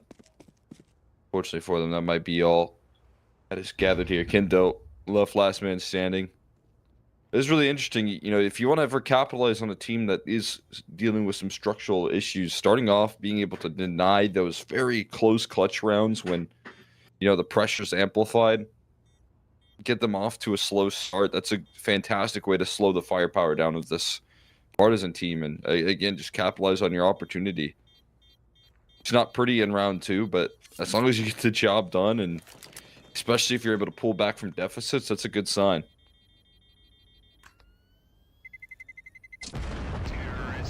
Kindo's gonna walk away with the 5-7. No, he's not. Dosick comes through right as I'm saying that to blindside Kindo, and there you go. At least they have that. That's something. It's a frag for the Partizan side. It's all they got in the round, and now they will have the AWP up across the board. AWP up with M4s across the board. All A1Ss. Let's see what they can do once the guns are out. This is a big test, of course, for Delta, because oftentimes in these rounds where they really start to crumble. The gun rounds. Bit of a scary one here, especially with the initiative taken by this CT side. They're looking for some forward-facing duels, trying to set up their teammates with flashes that seem to be caught, actually, by their own teammates. They're not going to stop Didani. Opens it up quickly there. Provides a success in the opening duel here off the back of that utility, but it is answered back with 2 in return. Taking it up a notch right there with the deep aggression through apartments. This default does start to fall apart. Homeboy's looking to recover it with his position in market, but bomb is kind of in between them. Yeah. I mean, he does get the shot onto Vladin, right? So that's something, and they still need to get the bomb back, and I think they have. I think that was enough. So bomb has been grabbed here. Dosick's going to bring it to the site. Collins and Dragon kind of low, as all of Partizan have to try and come in and retake the space. Going from underpass is Kindo. He'll end up in the apartments, joining up with one player, and the other one's coming from Cat. Homeboys holds the line. Or isn't anymore. In fact, it's Dosick who collects onto Collins. 2v2. Now, this is a 4v2 for Partizan, and they had bomb control. This would be quite a round for them to let slip away. Dragon does manage to find Dosick, and it's all up to Homeboys, but the bomb is ticking away. Homeboys hitting that shot will make it even better for the Delta squad, but Dragon finds the last. Does he have the kid? He doesn't! Oh no! It's going to be a 4th for Delta, despite them losing every single player. And again, Cole, in a tightly contested round, Partizan lose. And in rounds where advantages are set up as well, right? They have a 4v2. You mentioned the bomb being down as well. These are factors you really want to capitalize on here. Show your strength in versus a bit of an underdog team, but they just keep on coming clutch. Again, it's Delta surviving in some of these late rounds. But that's what you need if things don't go your way at the start. Yeah, and I highlighted Dune in the pregame because he was very good on Mirage against Z10. 20 frags on the board with a 1.28 rating. But I also forgot to mention Didoni, who is at the top, in fact, with 23 frags on Mirage and a 1.44 rating. And you see Didoni right now, he's already at 7. And he's been very critical in some of these opening duels. Depression can't get a shot off. Great flashbang throw. And Collins does deal with Didoni to make it a 5v4. So that's a good job playing off of the op, but still, Delta have those 4 AKs up, and it's a couple of pistols that Partizan had to settle for in this half buy, excuse me. Another good opening pick there.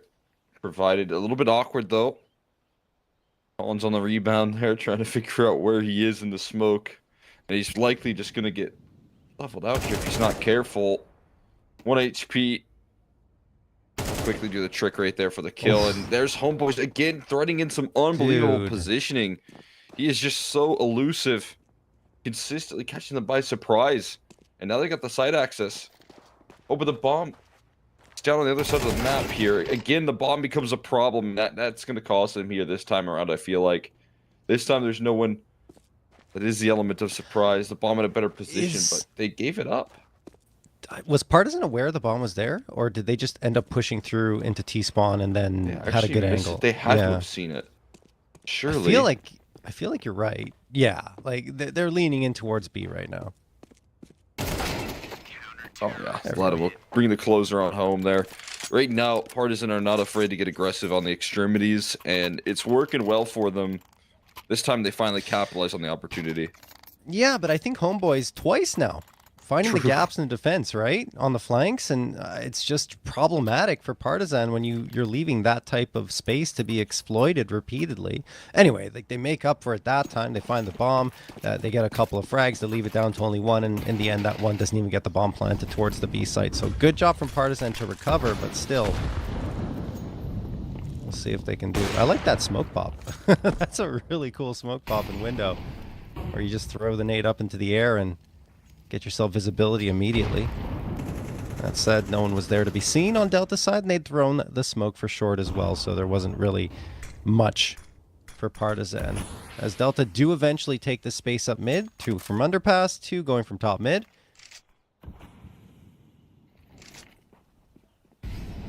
Nice crossfire as well from Partizan here from Connector and Cap, but the Cap player's gone. Nice shot from Dodoni. Trade is on for Kindo, and he gets more. Dune deleted. Homeboys manages to through again. He's into the window, creating chaos, and actually wins the round in the end. Third time, Cole, that he slipped in on a flank. It's bizarre right now that this keeps happening. They keep on surprising. I don't know how he's getting away with these positions over and over again. But the flanks are non-stop, and you can even see in the map right there that they pushed B-apps again. So there's a lot of information going as well for the other end of the server, but it just seems like they are taking the moments in bigger fashions right there, and Homeboys is seizing every opportunity. Oh my goodness, and losing that opening duel, Dragon's gone. If you got Homeboys, Dodoni, and Dune popping off, you're in good shape. Dune hasn't really chimed in just yet, but Homeboys and Dodoni have been doing fantastic work for Delta in these opening 6 rounds. And that mid space, even though Partizan's been trying to contest it, they have not been successful, largely in part because, Homeboys keeps getting on a flank and creating chaos for them. I think, is he on another flank here? He's trying to. He's trying to get into window. Or is he top mid? No, he's still top mid, excuse me. Okay. Now he's dead. There you go, gets wrapped up. Got a bit of a slower activation here on this pull, but when they get into the action here, they get very explosive, and that's the opening pick that can get them there. Kindo misses on the sideline, and then is exposed to a main right there. Didn't quite track where he was located. Yeah, I don't know about Kindo on rifle, right? Because he's supposed to be the opper, and now you have Depression coming in and doing the opping, who hasn't really been that effective so far on this map. And you saw Kindo's spray control was a little rough in that engagement. Very rough. It's the A1S. You should be at least collecting a damage, I would say, on the player as they're crossing the jungle, but he doesn't get that. 4v2, and Delta's going to get a 6th. You can definitely see structurally that I don't hate the game plan, I don't hate the vision, but when you get aggressive on the extremity and there's still gaps in your defense, that's when there is cause for concern, right? Yeah. You should be able to patch those up in some form or fashion. With the fact that you can just stack more players elsewhere on the map, that you should be able to shore up those gaps in theory, but that's just not the case right now. So you're getting away with some advantages here, but I do think there's some breakdown in communications as to where people need to be during those small little breaks in aggression.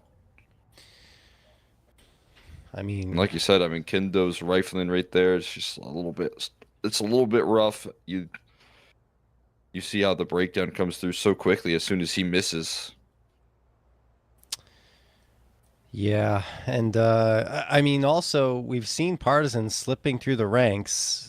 They're at, I think, 97 rank right now, if I'm not mistaken. Yeah, excuse me, 95 in VRS and 78 world ranking HLTV wise. So yeah, it's really started to fall from what was, I think, at a peak of 55, or at least in the top 60, right? So if you lose here to Delta, you're looking at an even bigger slide potentially than we thought, imaginable, I would say.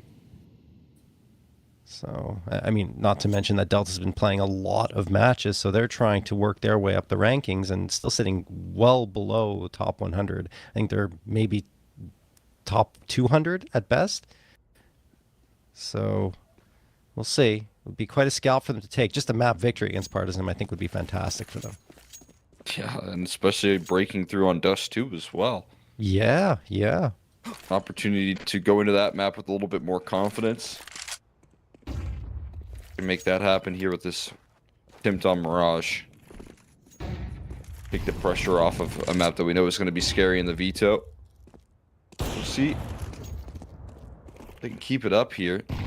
We're going back to a bit of a slower scale on this side of things, but they find another effective entry. And Dragon tries to pull through with a little bit more there. Gets caught on a bit of greed. Punished for it. And this one looking, it gets in safe hands once again. Yeah, this is obviously just the half buy coming through from Partizan, although they did have a bit of a hero buy from Kindo. Outside of that, it is full loss bonus, so they will have a proper buy up in the next. But even here, not even a threat to Delta. Just dealt with handily. Bomb plant's going to go through on B site. And this will absolutely be 7-1 in favor of Delta.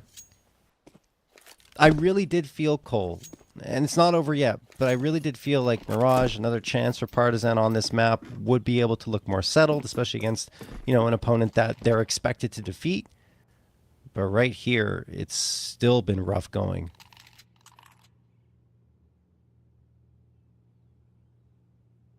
Can't plant their feet right now. Yeah. On the CT side.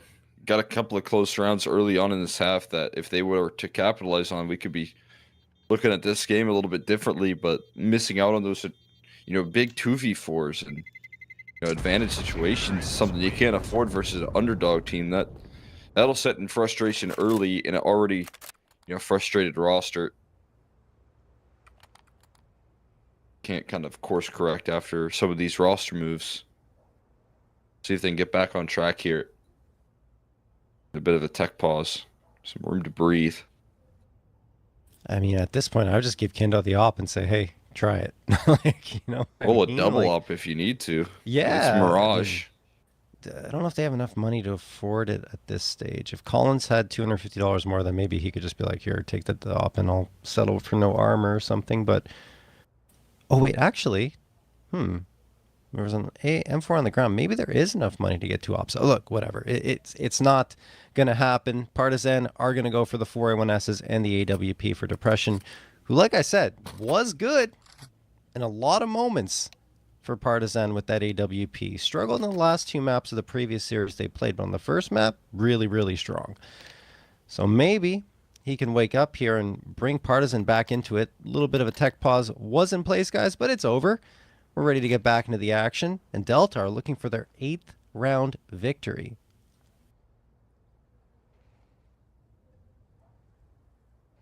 Looking to go on a spree right now. Continue it.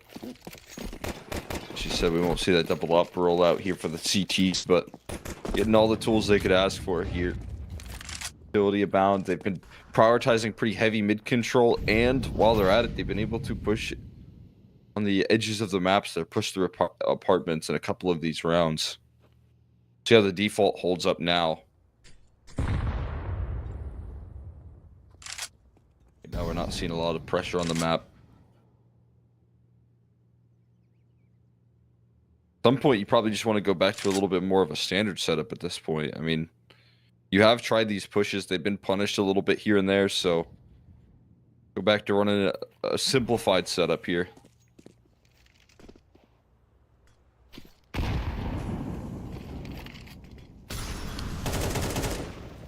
A little bit of spam going through here from Delta towards short. There are the nades, smoke pops, everything coming through. Dragon wants to find a gap, but he can't yet. Dosic will be working his way up connector. There it is again. Another opener by Dodoni onto Dragon. They keep on isolating that short player so very well. 41 seconds left. Collins finds the trade.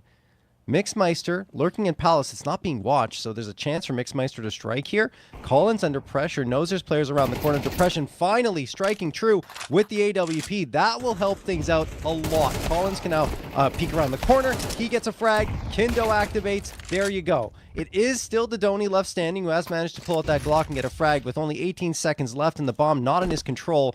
You'd imagine this is going to be a Partizan round victory.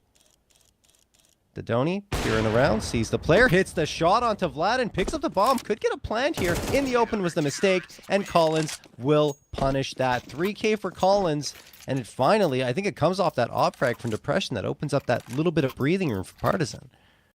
Yeah, I mean, they play a little bit further back. There is that cat aggression still coming through for Yeah. Dragon that's so easily punished, but, you know, outside of that, as you said, Depression kind of denying access to a comfortable bomb plant by staying alive for so long at CT, and you do see everyone else get involved fairly quickly there. So, you know, finally a little bit of relief here for the Partizan camp. Now can they continue to string things together?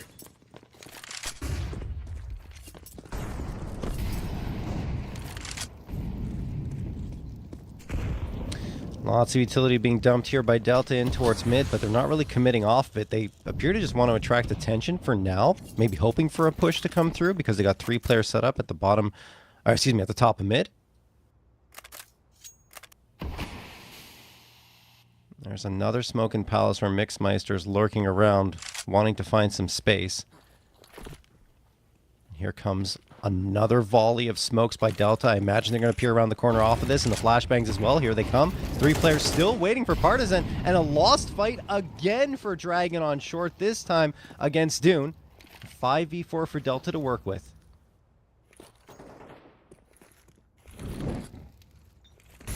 There you go. Colin has to answer it back again. Try and provide some relief, as he did in that last round, helping out first time here, but this time a bit of a different direction here towards the late round. Depression on the scene where he needs to be. A beautiful follow-up there. Quick flicks out of the op here, looking to lock things down. And they're aware of the flanks potential this time around. Dodoni still fighting through the adversity, though. Homeboys deletes Depression, and they've got access into the site once again. Coverage for the bomb plant as well. Some safety in the plant now. Gotta deal with this flank coming through here. Collins might make it possible a little bit more, but Dodoni wants to take a fight forward here. Is he gonna get caught in time? He does get caught in the flank, but he still finds the headshot, fights through the pain here, and now just needs to find Kindo on the late play. Might have the timing, has the headshot to back it up. Dodoni just deals with them. Dodoni, 3K, 16 frags on the board, leads the team and the server in the frag category, and wow. That is impressive. Again, though, they have a player coming through market, do Delta, when there's still the Opera on the B site, so there's that defensive gap that's exploited with enough people left standing that shouldn't be the case. So there's just so much pressure on Depression, even though he's finally had a round where he collects a couple of players. It's just that there was too much pressure from both sides for him to really focus his attention enough, and it would have taken 2 ridiculous flicks in order to secure that round for himself, as Delta steal an 8th off the board with, again, another situation where it felt like Partizan should have been more competitive based on the flow of the round. They just, I mean, I don't know how much one team can take here in some of these clutch rounds.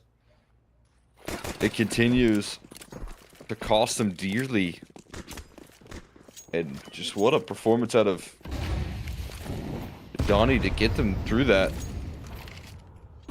I mean, that has to feel like just the biggest gut punch as soon as you're able to bring in a solid defense when you have your opera firing on all cylinders like he was.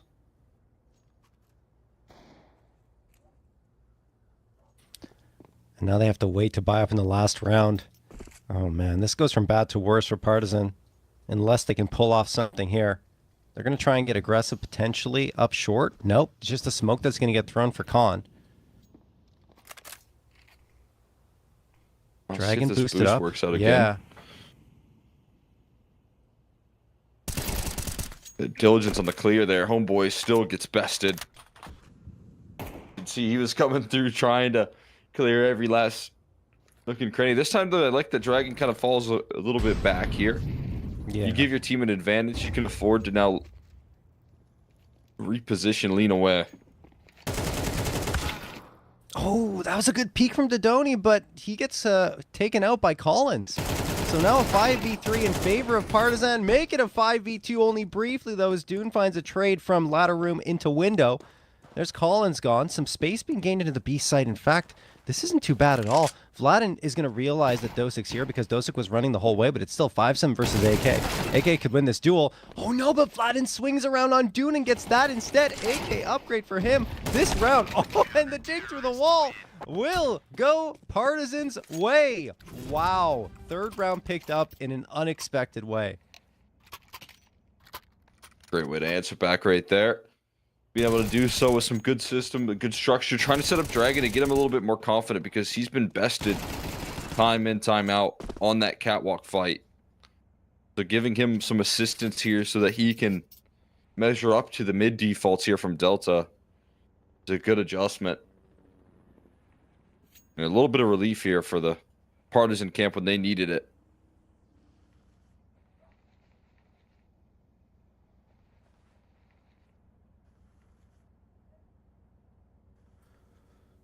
A little bit of a timeout being called here. I believe it's a technical timeout. Looks like everyone is starting to type though, so sounds like they're readying up. Yeah, this is just a good thing for Partizan to get a third round. They're winning them in the unexpected rounds. But better than nothing, obviously, with Delta already having secured 8. And now Delta will be the ones with the more limited buy-up. 2 Galils, 3 Tech 9s. You have 5-6 pieces of util available, so maybe a little bit more. They were still might have invested there. A couple of flashbangs, couple of smokes, maybe 3 smokes, and then there are a couple of flashbangs. So yeah, it's something. But Cole, it could be difficult for Delta to get that 9th. Yeah, absolutely. Gonna end off the half with, maybe some sort of prize pop with the lesser utility. Got to get some execution going here to close the distance with those Tech 9s. You just still do damage. It'd be a nice way to close out the half of an already good situation, but I'm with you. It's going to be a challenge. See what they have in store. B-side's not a bad target. And in that direction with the Techs. Early Molly and Vladin getting aggressive as he has done all half. He's going to be prepared for the full onslaught. He does get one, but he is traded quickly. And the rotation's not necessarily the closest here. Smoke to deny Dragon any sort of visual. Getting scaled on by Dune. He gets deleted. Destroyed. And onto the site they go. Collins does land one straight through the smoke, but yeah. No, he's got no sightline. Kindo almost connected on a frag there after finding his first of the round. But Dodoni and Homeboys are still up here. And time is ticking away on this bomb. There's a decent chunk of util available for Partizan. We'll see how they deploy it. There's the flashbang. They're coming. Dodoni around the corner. Dodoni gets one, but he's traded immediately. Now still a 2v1, but very light on the health of Depression and Kindo. They got to move fast, and what a shot from Depression to ensure the defuse has plenty of time to come through. It will be the 4th from Partizan, but man, are they making it difficult on themselves. Yes, they are. Some challenges here to close it out. They get the job done. Give themselves 4. Give themselves some wiggle room here if they can head into the second half with some confidence behind them. It can be their ticket back into this thing here. We'll see how the CT sides hold up for the side of Delta. Who are showing it and coming in with a lot to prove right now. We knew the challenges heading into this matchup for this squad they face. But they're up to the challenge right now of trying to prove themselves versus this squad.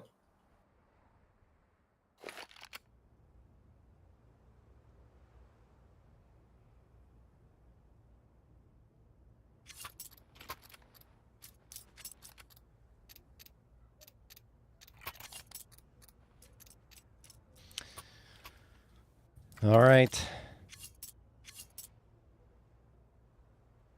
Let's see how this first half kicks off. It'll be an important one for Partizan.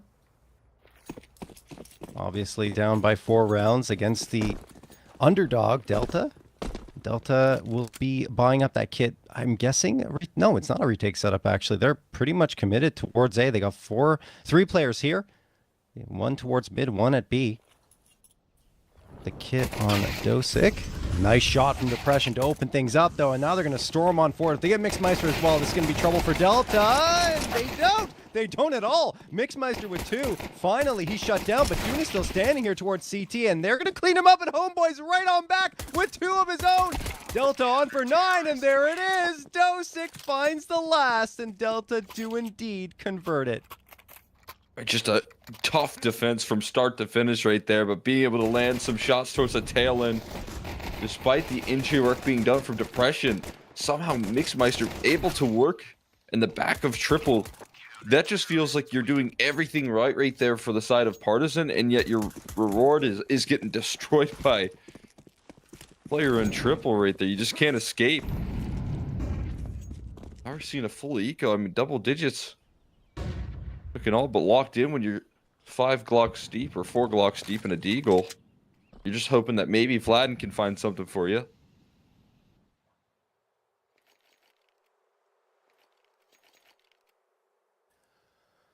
Ooh, Dodoni, 18 frags already. Could make it 19, 20, 24, perhaps, or 23 here in this round if he gets all 5. But Mixmeister's going to support here, and I'm sure Dodoni's going to strike for at least 1. There it is. 1, 2, 3. Yeah, 3. So he does get up to 21. Depression, last one standing. And Dodoni finds 4. So that's good for 22 here. And Delta are in double digits. They get there quickly. 10 landed on here for this squad. And with so much to prove right now in this matchup, they are asserting themselves. They recognize the opportunity at hand here. Not going to let it slip. Super impressed with what they're bringing to the table here. Mechanically, again, they are just besting this squad as well. They have the star power here with Tadani and what Homeboys did in the early part of that first half. Looks all the better here, but getting the job done, a whole nother story here. And there's an opening pick provided by Kendo. Focuses in on him here. He's got to step up as well in the second half, bring home some success for his team. But great flashes coming through here from Dodani here as well. And this quick scaling with the MP9 makes it possible. Some low HP bars in the mix. HE is going to be avoided.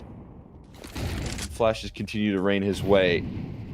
Decent little bounce on that Molotov. But they're still going to figure out a way to plant here. And he's down, left alone, given fights here, but shut down eventually. Vladden will keep the round in safe hands. I mean, look, it's like every other round that Partizan has won. They make it work, but it's the hard way. And even on what was technically a half buy for Delta, or excuse me, a half buy, a bonus round coming through for Delta, it doesn't go down as smoothly as it should have, especially the way that take started. Anyway, Delta are going to buy up immediately, obviously, here. Dune settling for the MP9, but everyone else, they got 3 rifles, they got the AWP in Homeboys' hands. Partizan want to go fast. Oh, it looks like they want to just try to hit this A site and even play contact because no util's been tossed yet. I'm sure they're... Okay, maybe they just want to try and see if they could find an early frag in the round. Now they've backed off a little bit, readjusting themselves through T-spawn. Still no util deployed, Cole, though. There we go. Smoke for window.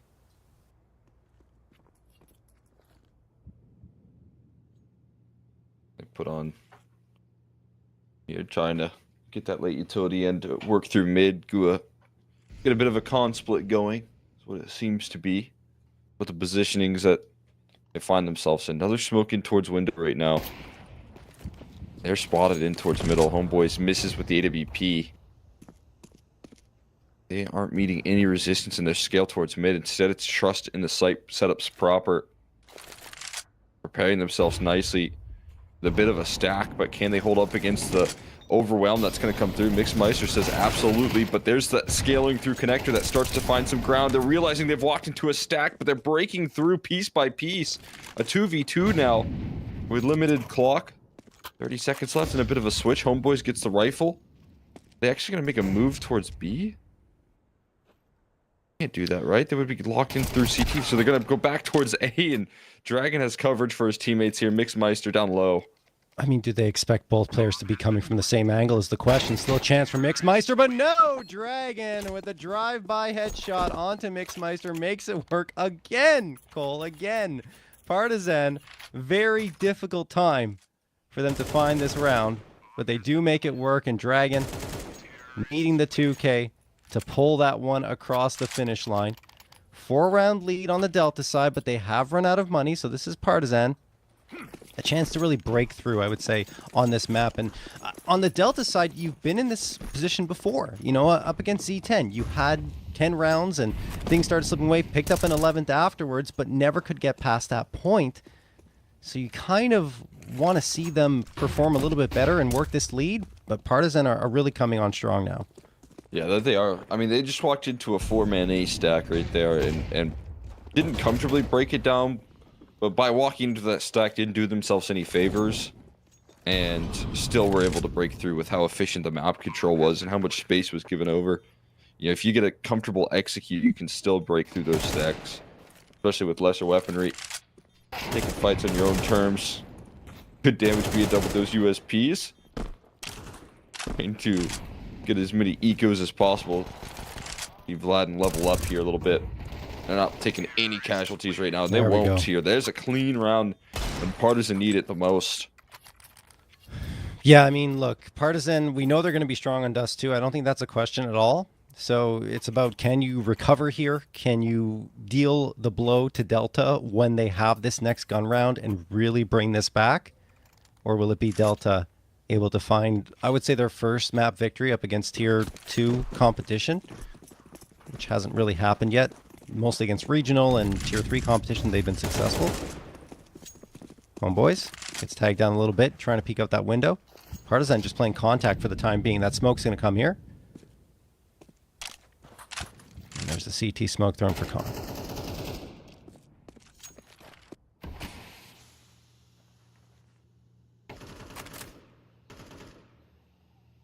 This next buy, I mean, get that CT smoke down. They don't have a lot of utility left. A little bit limited here. Good news is they have a push through apartments. I believe that's a CT. That makes sense. Fresh and part of the pack there. So I think Dragon's days are numbered right now and towards middle. Depends on where he routes his flank. Actually, Dragon can find some success because he's trying to barrel it through A main right now. This is going to amplify the weight on these players on A to try and buy time. Dragon's holding the flank right now, but there's a chase down from Kindo. Conviction on the clear, not quite there. He will be bested. And again, it comes down to whether or not this flank can provide anything. Should be, at this point, anticipated. It should still be overlooked, but he's smoked off. He can't see anybody.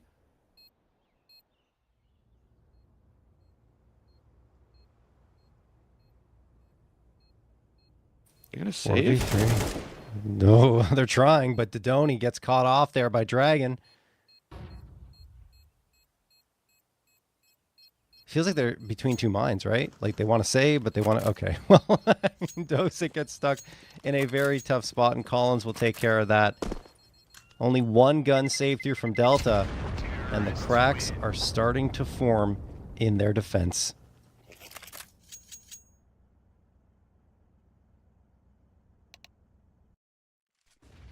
They're just getting this vulnerability pushed on them as well right now. Excellent execution coming through out of the side of Partizan. Building back here round by round. Execution's looking strong. They're able to find the injury work that they were missing in that first half. And this time, they aren't hesitating on how they close out these rounds here. There's good protocols when they get the bomb down to take a little bit more space. Get off the bomb site and get towards CT, get towards jungle, even have that late lurk coming through. Everything you can ask for in these rounds right now, and Delta left a little bit unsure.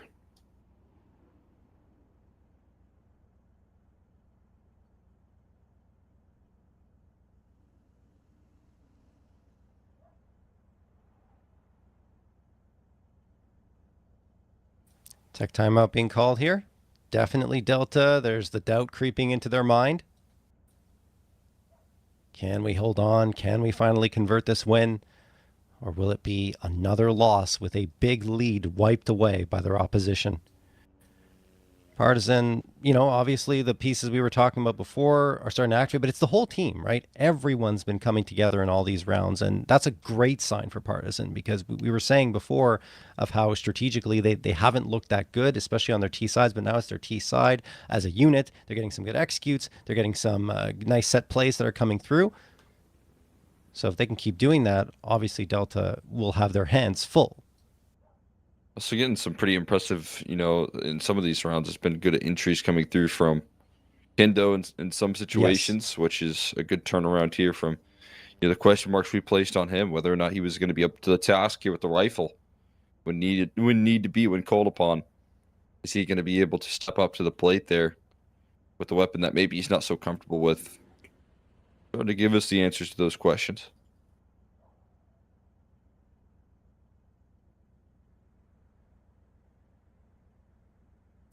Looks like we have an extended tech timeout right now. I'm trying to see if we have any information here, folks, and we'll relay that to you if we do.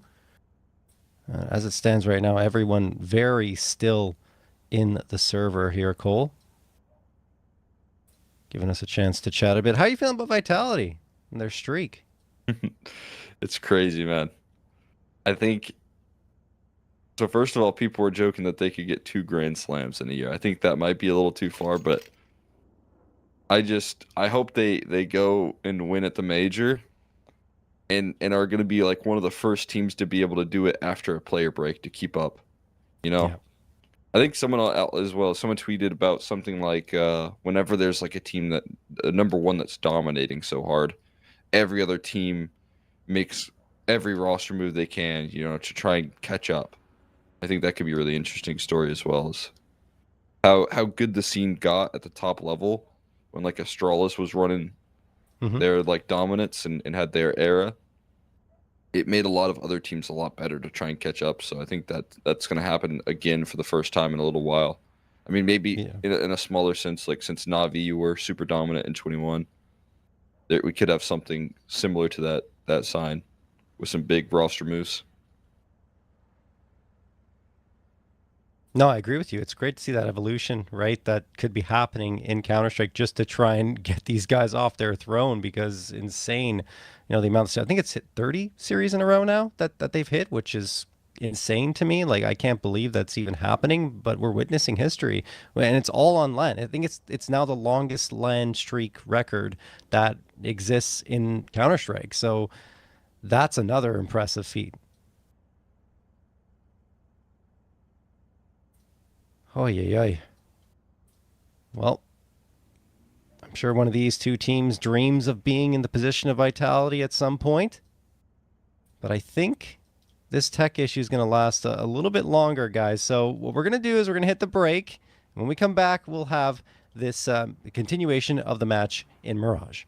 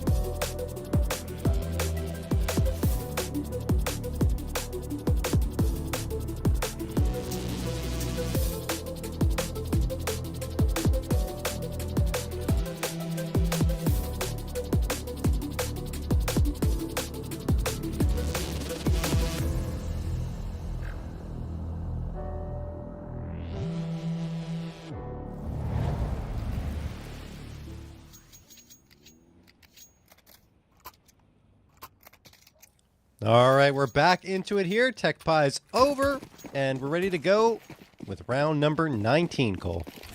Here we are.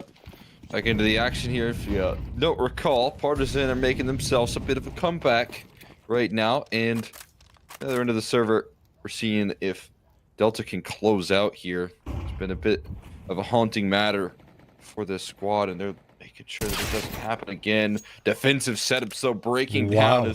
It's none other than Collins, who's so familiar with those boosted setups. They were trying it so often in that last half.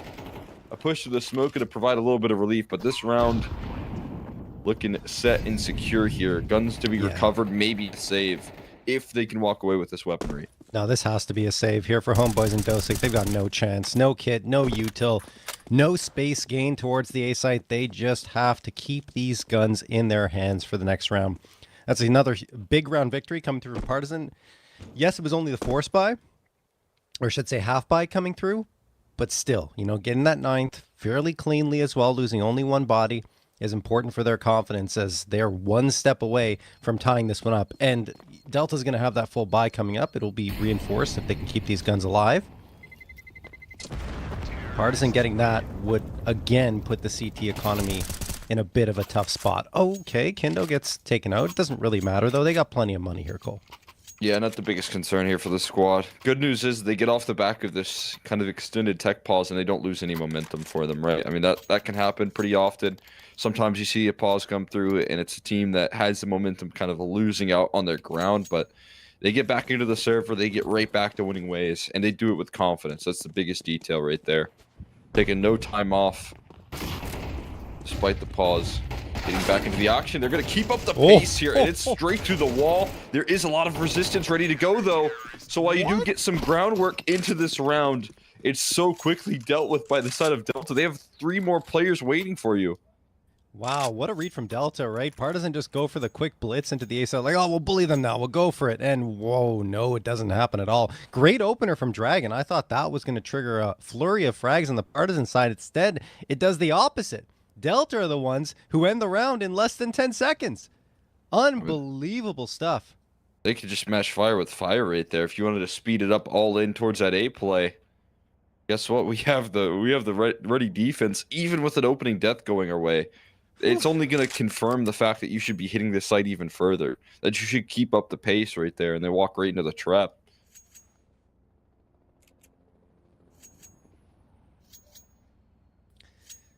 So a similar spot for Delta here on Mirage. They did win it up against Saber a couple of days ago. But against a team that we didn't expect them to take it against, Zero Tenacity. They got 11, but were cut short and ended up losing that one in regulation 13-11. Dune takes damage in the opening duel. Partizan slowing it up significantly here, but they do have the lurk towards that B site. That's Kindo looking for space, and as soon as he's smoked off, he's going to back off of this. In the meantime, Partizan have gained a lot of ground in mid, and that is a missed window smoke from Collins. That will open up a lot of space for Delta and window. Some good visual. Or at least some opportunities to go for some re-aggression towards middle. Sometimes, you know, that missed window smoke can be a curse in a certain sense for a CT side peeking into a whole setup in middle. Not a bad decision to not fully take advantage of it. It does force another recycled smoke, though. And this time, Dodani getting aggressive on the extremity. Going to meet head-on here versus Vlad and gives him a taste of his own medicine right there with that peek. And Similar shutdown here elsewhere. What? Didani, though, continuing to find a defense from Apartments. Has set up here on the site, but Dune doesn't quite bring home any kills just yet. This could set up some concern here. Kendo has the cutoff as well with his op. Yeah. Wow, that's good work from the ops there on the Partizan side. Kendo and Depression doing the work and bringing it all down to Mixmeister. His position confirmed, but he does have the bomb. 24 seconds left. Partizan have to get a move on. 20 seconds now. They got the setup. Mixmeister's position at E-Box. This is a perfect read. Oh my goodness, the trigger discipline as well. Dragon will have absolutely no idea that Mixmeister is here, so he can focus his attention on the other side, but instead, Depression clears it. Oh my goodness, I thought he was just going to look towards Cat and forget about the player window for a moment, because he had that gap, that space that he knew he was available to him, but no, it will be Partizan pulling off the round. So impressive right there. Depression being fully understanding of his vulnerabilities right there. Not trusting anything going on with his teammate, knowing that where the possibilities could be. I mean, that's just such good presence of mind from him in a chaotic situation where you know the communication is just rolling. You know, words are constantly being said and nothing's clear. He makes sure that he knows in the back of his mind what he needs to clear. That was so close for Delta and Dodoni. Spamming through the panel, gets the frag on Dragon. He continues his ridiculous form. 27 frags, far and above at the top of the server at this point. The closest player to him is Kendo at 17. As Depression does get one back, but it costs him a ton of health on Dosic. 4v4, Partizan looking to work the map and find the gap in the defense here for Delta. Oh, Collins! Missed shot from Homeboys allows Collins to survive here and pass back over into jungle. Now Homeboys' position a little bit exposed. Might need support as Partizan, realizing how far forward Collins is and that jungle is clear, are going to lean right back into A Cole. Yeah, in such a position of strength right now that smoke might fade away and he might not be in the same foothold here. And as you can see, stuck between a rock and a hard place. There's no escaping this until he jumps out. He finds a way, a little bit of acrobatics. Now he's chasing these kills down. He wants it. Dodani, not a target that you want to tussle with either. But Collins, there's so much weight on his shoulder to find some success from this position. Trying to facilitate his teammates into a bomb plant. Tapping through the smoke. Dodani gives him a swing. Another kill. 28 looking for 30 in this round, and he will find it. Oh my Captures God. all four here. Reclaiming control here for Delta. The rare 30 bomb coming through from Dodani. And it starts with that. Just good spam on the common angle. You thought Partizan were going to get back into it with Collins doing so much work just to stay alive, but the timing out of his favor a couple of times. And that's really what makes a difference. That was so clean from Dodoni too at the end. All right, 12-10 for Delta. The underdog have got 2 map points to work with against the reeling Partizan, and look at the nade damage now. Big advantage for Delta off of that util. Partizan just wanted to go fast again into A. They got the smoke coming out here for stairs. Dune could do so much if he's effective from default. Deals with, no, it's Dodoni who deals with Vlad, and now Kendo finds the trade, but Dune on those weakened players will farm away for a 3K. Dragon, the last one, and Dune the fourth as well. It will be Delta coming out with the upset map victory on Mirage, 13-10 in their favor, Cole.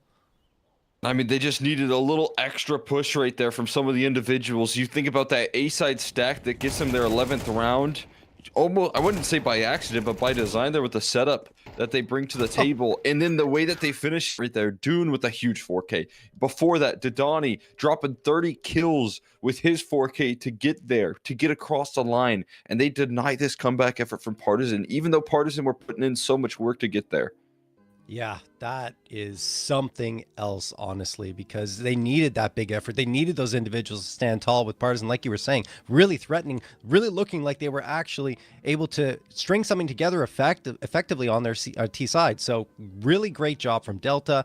Dodoni, I mean, look, the guy gets 30 frags on the board. I think he might have finished with 31. I'm not sure if he collected one in that round, but it doesn't matter. 30 bomb is crazy in MR12. And then Dune, who I did hype up a little bit in the pregame, didn't really necessarily show up, but in that last round, oh my goodness, that last round was ridiculous for him. That headshot in the third frag especially, dirty stuff. So yeah, it will be Delta. Cole moving on into map number 2 with a 1-0 advantage. And we already talked about Partizan, right, on Dust 2 being a strong Dust 2 team, but that one is going to sting. Yeah. I mean, they feel like they did a lot of the heavy lifting to get to that point, right? You come so close and are denied off of what I would say is, in theory, a good call with a good entry to facilitate the aggression. That gets punished. I feel like a lot of their close rounds in the first half that they didn't convert, the advantages in the 2v4s that they missed out on, they're going to be feeling in this next map. The good news is, though, that they have Dust 2 to look forward to. We highlighted this as a stronghold in Partizan. So I was mostly mentioning Delta. They kind of needed the availability of Mirage to assert themselves in the series. Now they can head into Dust 2 with a little extra confidence, saying, hey, if Didani gets another 30 bomb here, who knows what can happen. But, at least Partizan have that map to look forward to here as a punish pick. Absolutely. Well, we'll see what can happen here. Delta, over their last 3 on Dust 2, have only gotten 6 rounds combined. They're going to need a much better effort up against Partizan if they're going to hope to get a 2-0 victory here in this series. We're going to get that Dust 2 for you in just a little bit, guys, after this break.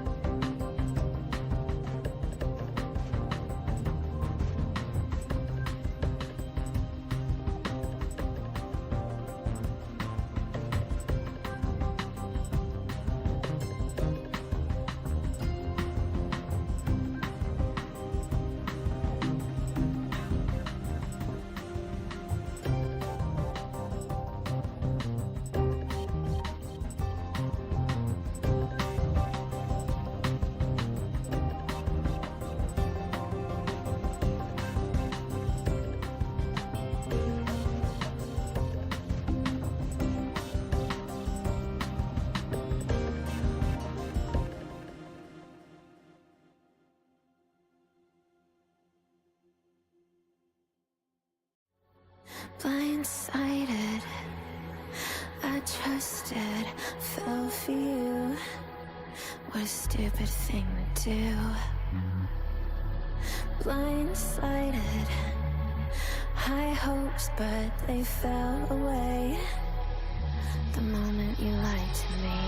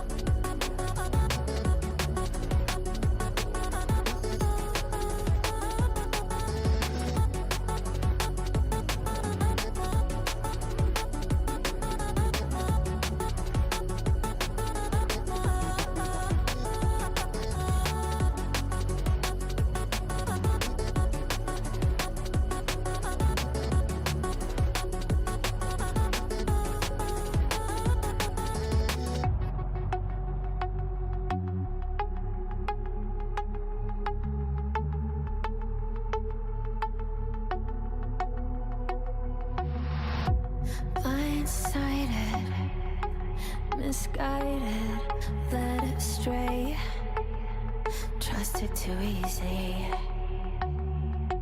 Blindsided, strung out on the smallest string, had me questioning everything. I don't know where I am now.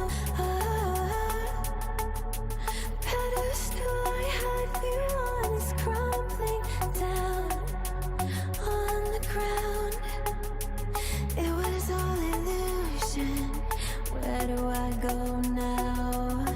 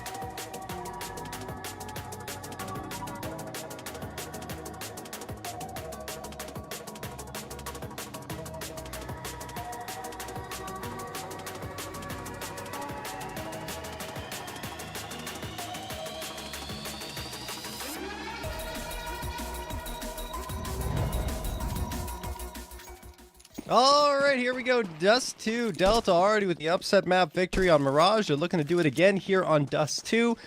This is Partizan's strongest map, I would say, right now, though, Cole, so we should see a different form from them. Absolutely. This is where they want to get back in the series. Couldn't quite complete the comeback around Mirage, but see what they can bring to the table here on a lot more comfortable territory, where they're excited to get into, bring in some energy, some life into this team that's been looking for a win, but is it going to start here? Is it going to start now? I mean, now the pistol looking a little bit rough here out of the get-go. Couple of kills rolling out, and the dual barrage still standing, man. Dude, this is dominance being asserted right now. Colin's left wondering what happened to his team as they get snapped out. He's not going to last much longer. What is this? What are we watching? I don't even know. Mixmeister getting 2. I'm not saying it's bad. My shock is that they're doing this to Partizan right now. And Delta, a team that struggled over quite some time and managing to connect those shots. Dune looks good there. Didoni, we talked about him in that previous map. He was ridiculous with 30 frags. And now on a map where, again, I have to emphasize this, they've only gotten 6 rounds combined over the last 3. They were 13-0'd against Ruby. They got 13-2 loss against the next level, and then 13-4 against Monty. So now they win the pistol round. Already good. So they could get the tie for their highest scoreline here. That's a great flashbang at the very least by Partizan, but tons of damage done by the MP9 should make this one not in doubt at all. And TK helps out. Depression on the Kindo. Donnie will get a 2K. And Delta do indeed, although it looks a little scary at the beginning, secure a second. Seal the deal and knock that one right out of the park. We're pretty comfortable second round up against the Eco. I gotta set the focus now on the gun rounds again. This T side, it's been looking really good. I know that they didn't get the job done last map, but they're gonna be eager for their opportunity to recover in this matchup and how things are shaping up. They can bring in that good T side for the start of the half here. That could be a good sign. Bounce on that HE, lands right on target.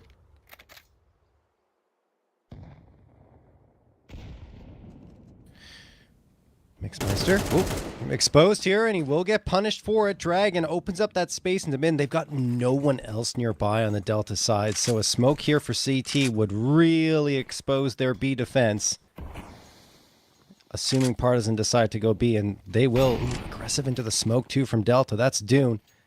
Can he catch him off guard? Does he get anything here? No, nothing at all. Vlad and deletes him. That's the B site lost in the round as well. Delta just going to have to tuck tail and save. Yeah, whole firing squad waiting for him on the other end of that smoke, and everyone with their guns out. Not messing around with utility or anything of that nature. Going to be able to quickly put this one to bed there, lead into a save, and those gun rounds continue to look like a strong suit for this CT side that's eager to prove themselves on Dust 2. Right, on this map in particular, we are kind of looking at 2 wounded teammates, or 2 wounded teams rather. Yes.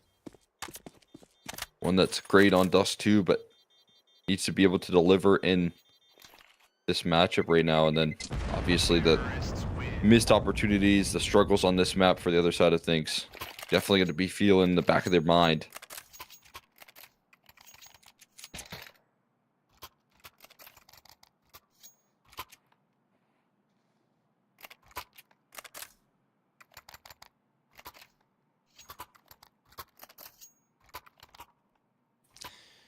I mean, potentially a bit of a comfort zone in map number 3, should Partizan get there for themselves anyway. It's looked decent on Inferno over the last little bit. They've won, I believe, it's 6 of their last 8, so that's good news. And on the other side, Delta don't play it much. They do have 1 win up against Sabre, but that's it. They also lost to Sabre prior to that. So I feel like Partizan, with a strong performance here on Dust 2, could go into another favored map on Inferno. But Donnie's form has not changed at all from the previous map, and sometimes you just need that one or two crazy performances from the individuals to really bring yourself into a map like this. Partizan trying to take long aggressively, and it works. Collins through the smoke, catches Dosic, and Depression gets home, boys. It is a 5v3 in favor of Delta, or I should say Partizan. I can't speak. Go ahead, Cole. Let's see if they can recover Vladden. Oh, he looks like he was so ready for that reaggression there, posted up, but Swinger B swung. Vladden on the worst end of that. They're still having a lot of resistance on the site as well, so a chance, but caught with utility out is Didani, and Collins is taking full advantage of that. Not only on one, but taking that forward onto his teammates as well. Inside the smoke, Dune hasn't given up on this round, but as soon as he shows up, he'll be spammed through the smoke. Not for long. I mean, Partizan looking like a different team right now with these guns out here on Dust 2. Clinical, decisive, beautiful shots, mechanics on point, angles covered well. I mean, look at Collins go. Couple of beautiful frags. And now we've got a 5th round where it's just going to be Delta onto pistols or on an eco. Molotov's going to sail in to stop that quick push up mid, and all 5 players instead route themselves into B for Delta.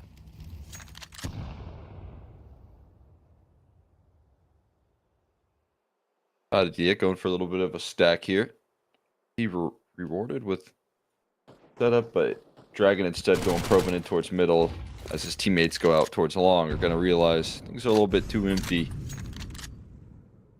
Now they know. Stack confirmed at this point.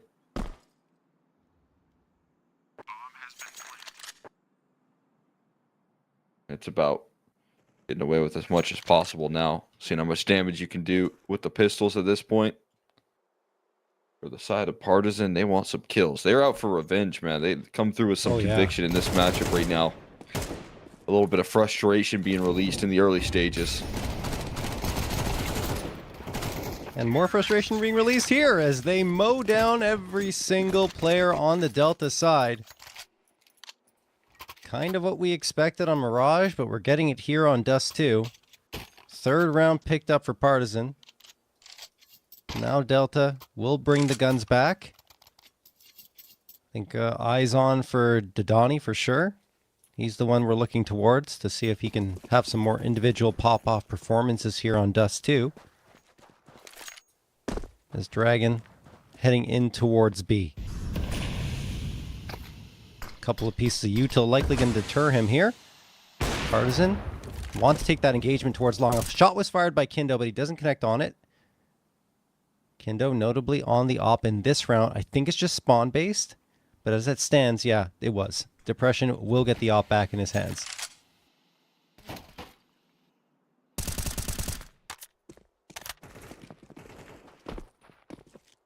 Just getting him back on tools there, given an opportunity to try and thread in some early fights.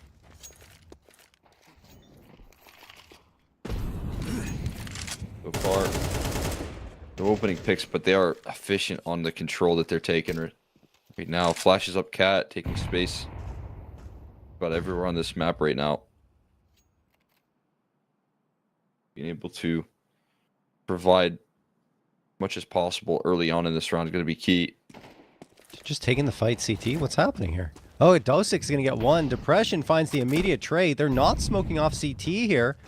They're actually going to throw the smoke in the other direction, block off the B players. This is a little disjointed from Partizan, and Didani punishes. 4v3 now. Mixmeister does have support on this B side. This is looking like Delta's round, honestly. Vladin does manage to get a trade here, but still man disadvantage in favor of Delta. Oh my goodness, and the spam goes through from Didani. Depression gets one on the tail end, but he doesn't have the bomb, and he's already given up the round. What was that from Partizan? Contact play into CT. Not sure if I necessarily like that one. Maybe if you throw the smoke first and then play contact CT, that could work, but they didn't have the smoke. It was 0 util.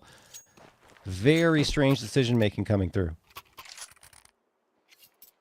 Able to get some good map control with the contact approach as well in the past, but when you are already showing your face there, you've kind of thrown so much utility in to get there to that point. It's like you're showing your cards then and there, and then having to then deal with the rotates that come through off the back of that by taking the dry contact. Felt like a little bit of a misstep. Maybe some of the concerns there of missing IGL in play. Flashes out long again, and the attempt for the escape from Dosik not quite going to go his way. Fortunately, his teammate there to back him up and equalize. Yeah, Didani doesn't look like he's missed a step here. Going from Mirage to Dust 2, and oh, good trade from Didani there again as Homeboys is dropped. So a 3v3, here's the footsteps coming from long, throws the Incinder to make their life difficult, and connects on damage against Collins. Didani doing all the work in this round. Smoke gonna fly through. Can he get another one? No. Finally, he is put to rest by Kindo. But there's another player pushing up. It's Mixmeister trying to thread the gap between the smokes. He can't do it. Kindo will spam him down, and it will end up going Partizan's way.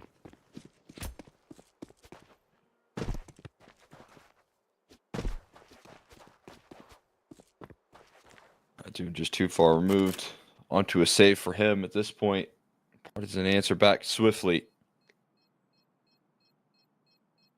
Won't stay down for long. Lessons learned right there quickly as they adjust the amount of utility that they put in play. Good trade potential as well, just all throughout that round. Even though Dodani was doing damage, even though he was providing some success. To be able to shut him down over the grand scheme of things. And, you know, if you're not super comfortable on a map here, I feel like this does put a little bit of extra pressure on some of the other pieces here for this team being required. You know, maybe it just can't be one man that gets them through. Like, it wasn't necessarily on that last map, but it was so much being done by Dodani with the rifle, with the aggression, with the entries. Right there, we see how he just gets overwhelmed eventually. This time it feels like there's no second wave after Dodani is taken care of. Dosick, gone. Homeboys has the Nova. You don't see that very often. And he's at mid? Okay, sure. Dodani, though, with the 5-7, collects one. Dragon gone. That was from lower in towards short. And now, well, they're going to be isolated with utility. So Partizan's going to get the bomb plant. I'd be surprised if we see much more from Delta in this round, although it is technically an eco round. It could go for something interesting. Dodani grabs the AK and wins the fight. Collins whiffing on a few shots there. And Dodani up to 12 already and only 8 rounds of play. Now I guess they could try for this one. There's no kit. Oh, there is a kit, actually. Dune has the kit. It doesn't look like they're going for it, though, Cole. A tough decision to have to make right there. As soon as you start to believe, but I will back it out. Well, today, enough being done there, but you get to hold on to a couple AKs as your reward for Dodani consistently putting out damage. 12-3, man. He's doing it again here, which is a huge concern. I mean, these rounds would be way more convincing, and there'd probably be more of them on the board for Partizan if it wasn't for Dodani. So yeah, they're probably frustrated having to deal with him, and I think the best course of action, obviously, for them would be to avoid him, stop going towards that A site, and work B and mid to B repeatedly. But then they have the risk of telegraphing their intentions. Let's see what they decide to deploy here, as the guns are indeed back out. Couple of players headed to B. Bomb still left in T-spawn. There's the util dump for mid. Or I should say the Molotov anyway. To try and stop that quick push. Dune has worked his way towards that B site. And now there's a potential lean for Delta into mid, which wouldn't be a bad call because that feels like where Partizan are going to try to work out from. Here we go. Fight is on. Mixmeister wins the first one. Vladin gets the trade on Dune. Now they know that the position of two of these players, they might just smoke it off and try to go for a mid to B.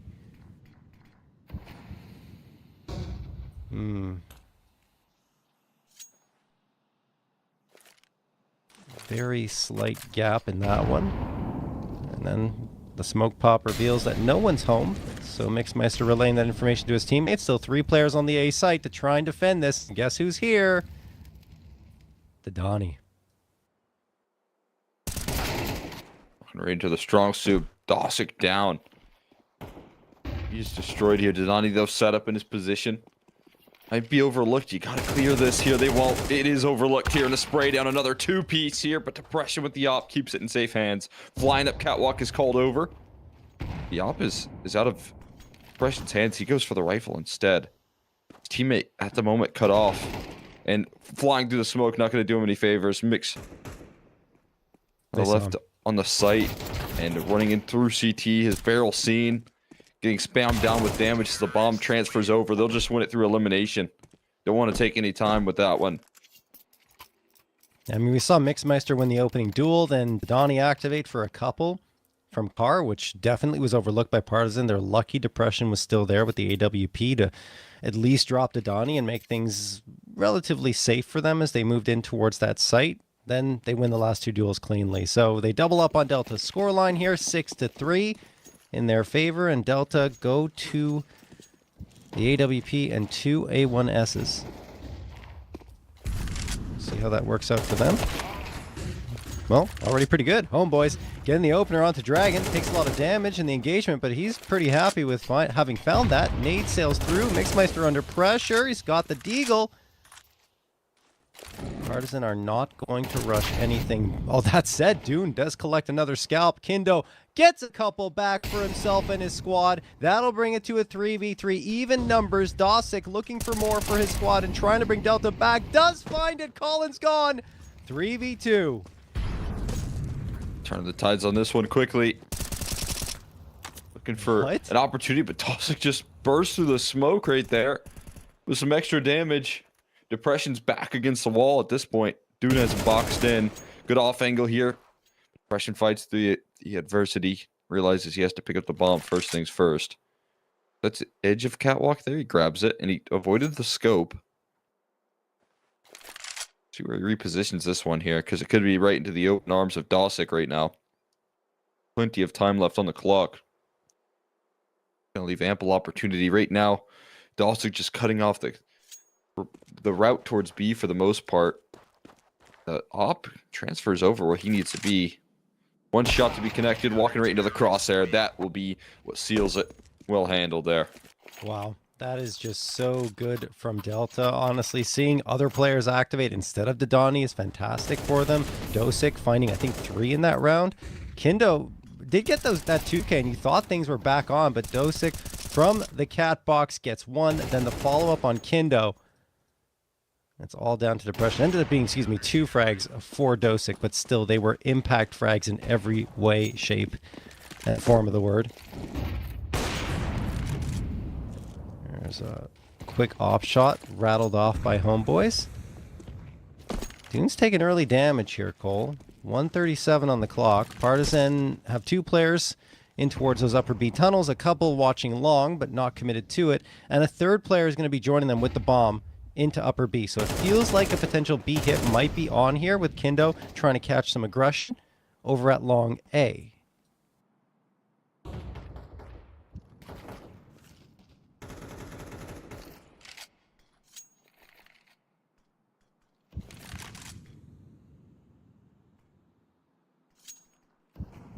Walk it out, taking the approach towards lower here. This op could cut things off pretty effective. That's going to be a good flashbang right there. Homeboys had a tough time getting activated with the op. He brute forces his fight through, though. He's not going to relent. Going to continue to press forward there, though, and gets answered back by the op of Depression here. So a little bit of tit for tat on the aggressive at the moment. 34 seconds left. Partizan going to have to make a move. Dosick. Molotov at his feet. Pressure's on, and he's gone. Didani, though, still alive.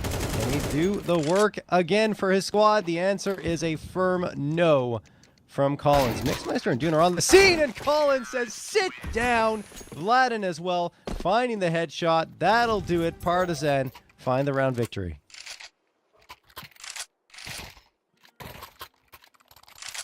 Being able to shut this one down here. I mean, good work from the op presence of Homeboys. You can see how bad he wants to be involved with his team right now and provide some of the answers to Depression on the other end of the sticks. But, yeah, trying to run back into the mid attack right there, kind of re-upping on your aggression, costs him his life. Opens up the map, spreads that defense a little bit thinner.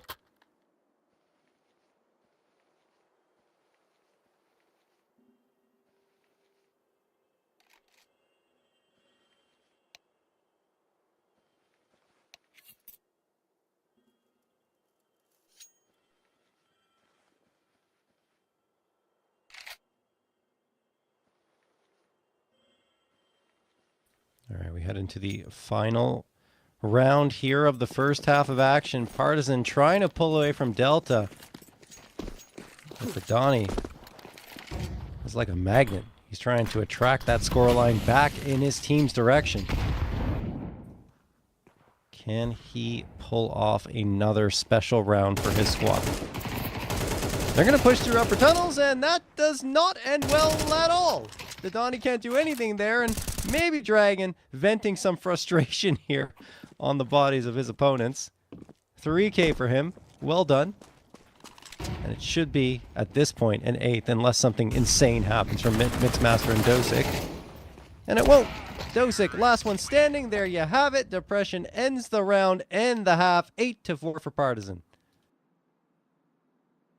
Partizan asserting their dominance right now in this matchup.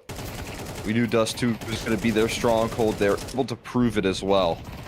Back it up.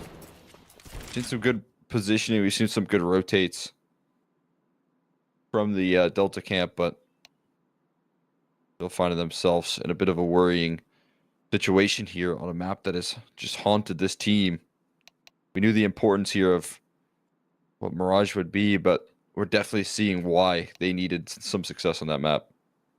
Yeah, definitely. As we're hearing the players get ready to go here for this second half of action.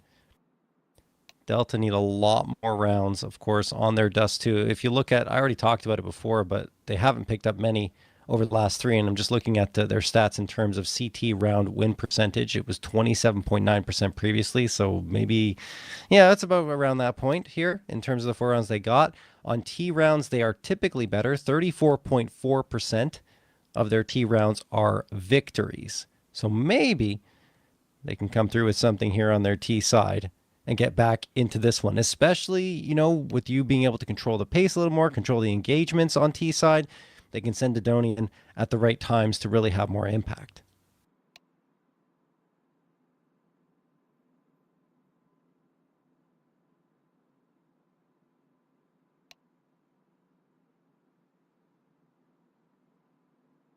They can bring to the table here. Defense, not exactly how they'd hoped, but again, if you can set up Dodoni for success, get him rolling in that second half, that could be a tool back into things here for sure. But if you're on the side of Partizan, that is exactly the sort of energy you wanted to come into this matchup with, right? You wanted to be able to set the tone of Dust 2 and be able to recover the series here. This is a team that is so hungry for just a win underneath their belt here, as it's been a dry record recently.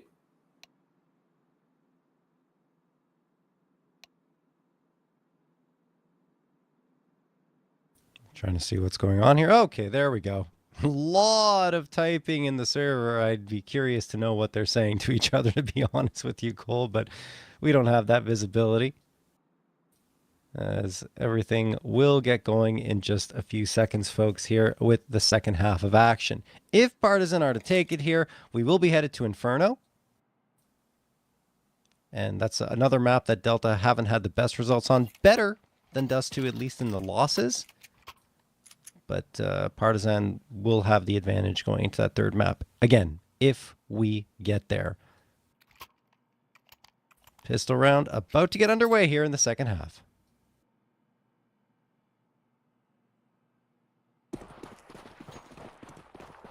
Here we are. Looking forward to seeing how things shape up. Can Delta bring home a comeback, of which even past the point of what we saw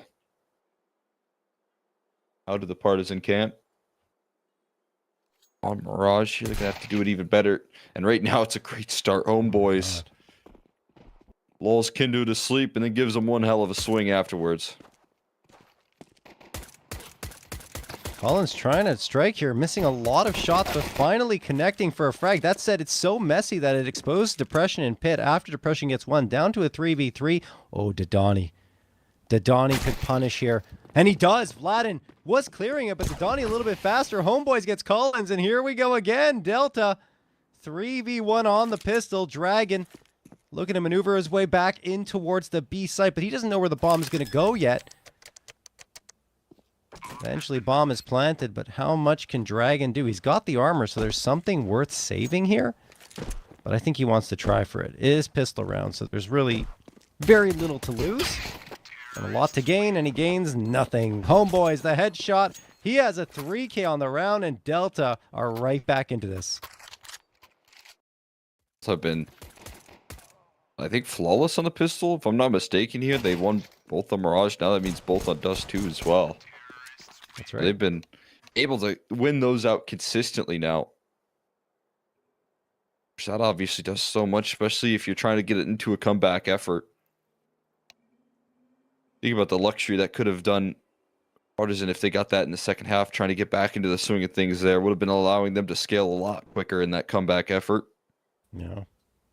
We will see, similar to what we did on the last map there, forced by effort coming out at the moment.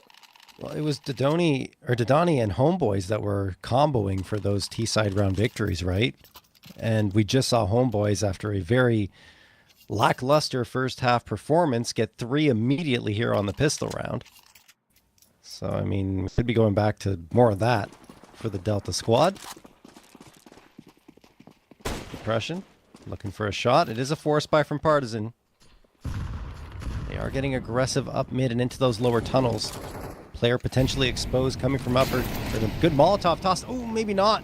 I mean, it does keep him safe. I think he wanted to throw that deeper. But at the same time, it's not the worst case scenario, because Mixmeister's on the other side, coming in from flank, and Mixmeister crunching in. Does get one, not the second. Dragon doing work for himself. The problem is he's lost 3 teammates, and now his own life. 3v1 in favor of Delta. Again, Depression on the scout. This force buy seemingly has not worked, unless Depression can find a freebie here and bring it down to a 1v2 quickly. Max turn. Oh, no, not for long. Had a chance there, split second, but that'll be quickly recovered. With the diligence being done right there, Delta get past the force buy scare. They survive and fight on. When their strength, looking to assert back into this T side with some of those same pieces back into the mix. Oh boy's fearlessness. The Donnie's unbelievable output right now. 17 kills for him here as they fly out long doors up against the pistols. Wow. Back's turn taking damage, but a lot of resistance being met there. Gonna have some decent rotates rolling out here. Dodani is just going to stay here towards long, and they're going to rotate into mid, so he's attracting a lot of attention. I think he's hoping that they're going to forget about him. They just might. Oh boy. Alright, anyway, back towards the A side on Cat. Dosic catches off Dragon. Good trade from Kindo. There is that hero rifle still in play, and Kindo collects a second scalp. Homeboys wants to find that trade. He will get it done. The M4 not recoverable just yet. Great second frag as well. The follow-up solid from Delta. 3v2, and they realize the space is open towards B. The bomb will be planted there. And it's just USPs left, although that AK is still now recoverable. It will be the last player left standing in Depression. I said AK, I meant M4, and Depression will grab that and likely save.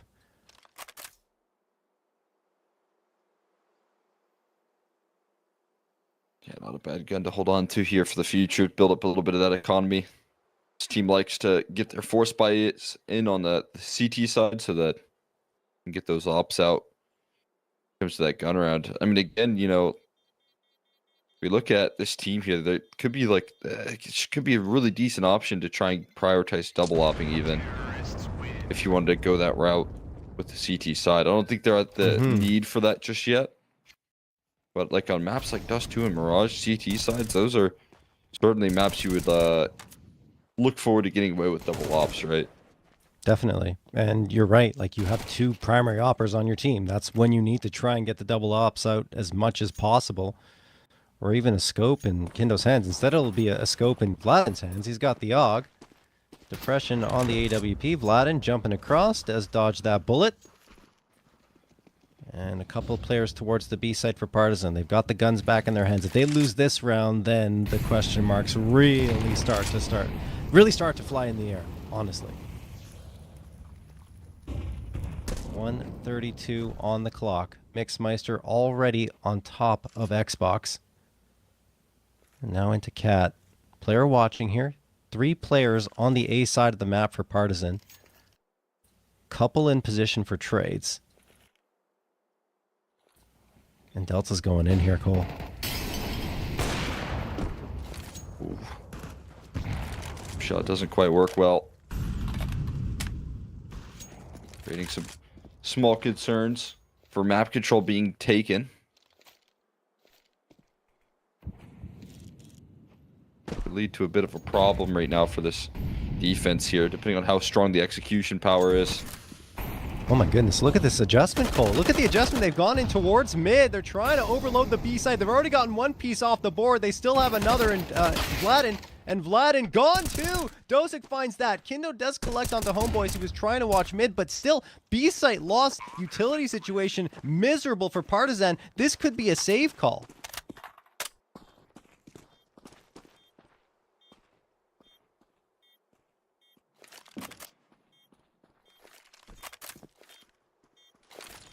Still trying to enter into this retake. We know how difficult it can be to get past this B side, and now there's a smoke to work off of. A flashbang onto teammates right there, but running past the smoke. Mixmeister trying to provide enough damage here. Nearly does it, but bested by the op just at the buzzer. Wow. Look, they had a smoke and a flash, and they used it as effectively as they possibly could. Credit to Partizan for making that one work. The B site, as we mentioned, is difficult to take on the best of days. A retake, I should say. But they make it work. They get a 9th on the board. That said, bomb plant for Delta. They will have a buy up into this round as a result. 3 AKs, a Galil, and the AWP in Homeboys' hands. And that was an expensive round for Partizan. Needed to reinvest pretty much across the board. So they are still very much at risk here, Cole.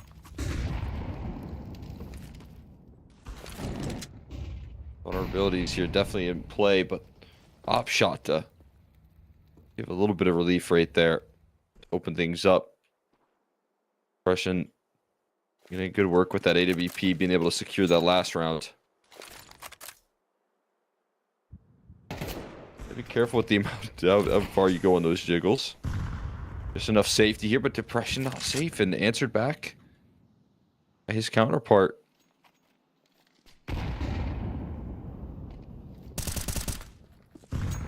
Bit of spam through the smoke there from Dragon. I think he had visibility as it was fading back in. But as it stands, Delta still making a case for themselves in this round despite losing the first player. All bunched up at mid right now. There's a re-smoke from Partizan for mid. 42 seconds left on the clock, so Delta are going to have to make a move soon, which means that they're in the committed angle into A. They're going A site. Smokes are out. 3 bodies here for Partizan. It's going to be a firing squad that Delta are going to have to deal with, but they don't get visibility very quickly, and that costs them. Dosic the opener, Kindo finding Dodani, and now Dragon and Kindo are doing some work here for their squad, bringing it down to a 3v2. Time ticking away. Delta may try to rush the plant. Dossic's thinking about it. Dragon with the op. Smoke is out. There we go. Bomb going to be stuck down to dirt at the very least, and then the smoke spam works. That said, immediate trade from Vlad, and then Kindo deals the killing blow to Dosic. So at least the bomb gets planted for Delta, but Partizan recover in another scary round. And then some serious fear factor right there. Get the bomb down, finding the operator on the edges of that smoke as well. A little bit of fear into your heart, but still secured. Now letting them know. Rub it in right there. These close rounds being manufactured. Closed out.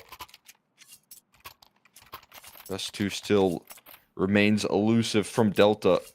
A bomb plant going to give them a decent opportunity with Tech 9 and armor. Minimal utility, but something to be brought to the table here. It's not completely empty-handed. This is a good chance to bring home fight right now. So far, Partizan keeping Delta at bay, but you're right. You know, it's very close.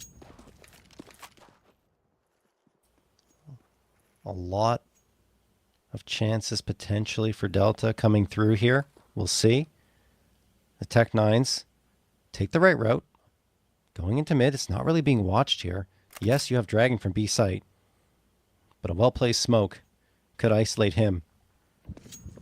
They will use their smoke for CT, one of them anyway. They have another one. Dragon reading this. Cinder comes out at a good time, putting pressure on, gets the first, Vlad in the second. Dodoni does manage to find one, but only one, and this should be Partizan taking the round. I mean, a bomb plant could come through. Where is that bomb? It's on the site. Yeah, I don't know. It's going to be difficult for Dune. He's going to try and take cover behind that box there. Does get the bomb planted. Okay, okay. 1v3 still. A bit of something here with the numbers punched in, but as you said, opportunity is going to be limited. They just let the play come to them. Whether he has to get aggressive in some form or fashion, so patience paying off. A closing statement there. Partizan going to scale their way on to 11. Looking to open up the comeback opportunity. Those are the sort of rounds that you love to live on when the comeback is on. It is handled comfortably. Partizan breaking away.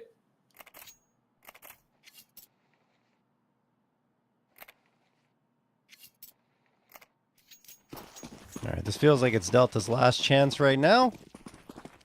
Either win this round and stay in it, or you're going to be heading to Inferno. Homeboys, stacked up with the rest of his team towards Long. They have the lurk in lower tunnels, but feels like they want to inch towards Long, and Kindo is going to get the opener through the smoke, and a follow-up smoked out and flashed. Absolutely zero visibility. And Kindo is delivering at an important time. Oh, popping around the corner with the reload. A little bit risky. He does take damage, but Collins supports him to ensure that there's no further worry for him on this side. They've also got the bomb at their feet. Should be a 12 for Partizan.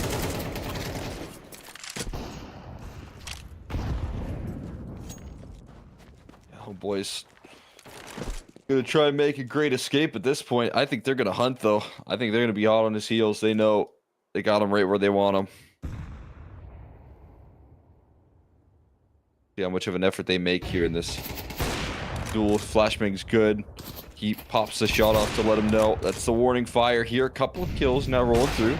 Might want to slow it down a little bit, but no, headshot into his range. They will chase down the last opping presence, and as you said, when you're fighting for survival here, that was the round to do it. When that gets taken away from you, he's looking limited here at this point. I mean, at least a little bit of damage done with the AWP. That'll bolster the economy of Homeboys, but he's the only one who's going to have a good economy here. Everyone else sacrificing the guns for the utility, which I think is the right call for sure. It's going to be a couple of MAC-10s, a Tech 9, and a Deagle. Already going to those upper B tunnels, so it could be a quick B pop that Delta attempt here. But they've got so much util that you kind of hope they go for a bit more of an extended set piece. Oh, it could punish Dragon. Dragon walking out to his death potentially. Great flashbang thrown by Vladin, but it's only good for one. Dosic finds the trade. Smoke will fly out into the tunnels as well. Vladin keeping the B site safe with depression for the time being.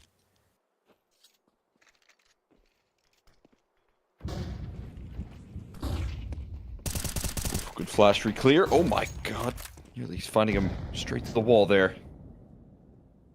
Not a bit of a scare for this T side.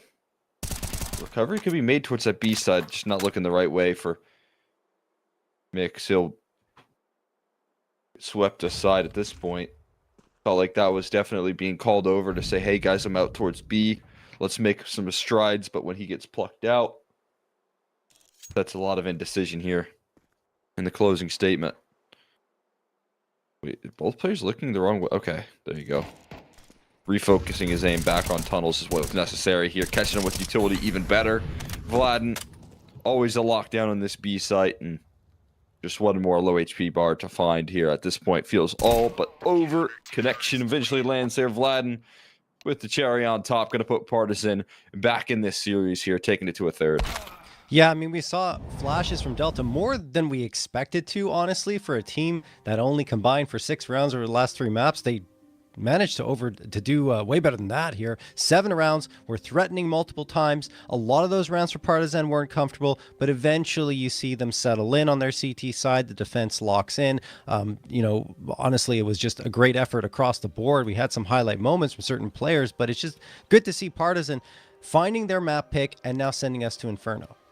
Yeah, I mean, lockdown defense being put down when they get the guns out, which is a really good sign. We knew that there was going to be struggles here. Just didn't know if it was going to carry forward when you still see so much damage being done out of the rifling right there, right? I mean, we saw a consistent multi-kill ability rolling out. Homeboy's able to find a little bit of success in his department with the op in some of those rounds as well, but yeah, even with the fact that you do have that lightning performance coming through from Dodani, it doesn't quite matter all that much to the Partizan with their strength as a unit. Yeah, now we go on to a map where it's not as brawly, certainly a little bit, but the strategies are going to matter, rotations are going to matter. This could be where Delta gets fully exposed. We'll have to see when we head to Inferno after this break.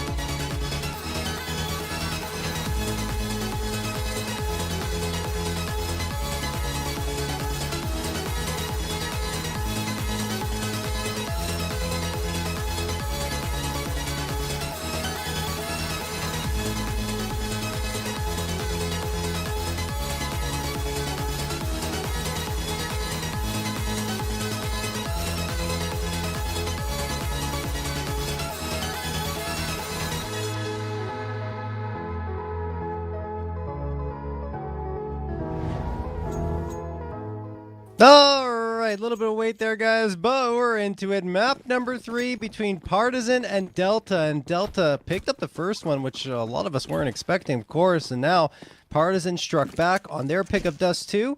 That one, of course, expected. Cole, we end up on Inferno, where, again, we kind of framed it as Partizan still having an advantage, having won 6 of their last 8 here, feeling more at home on a map like Inferno, and on the other side, Delta, it's another map they haven't been able to find the answers on, aside from against Saber one time. We'll see what they can bring here in this decider. They just got a huge reality check on that last map.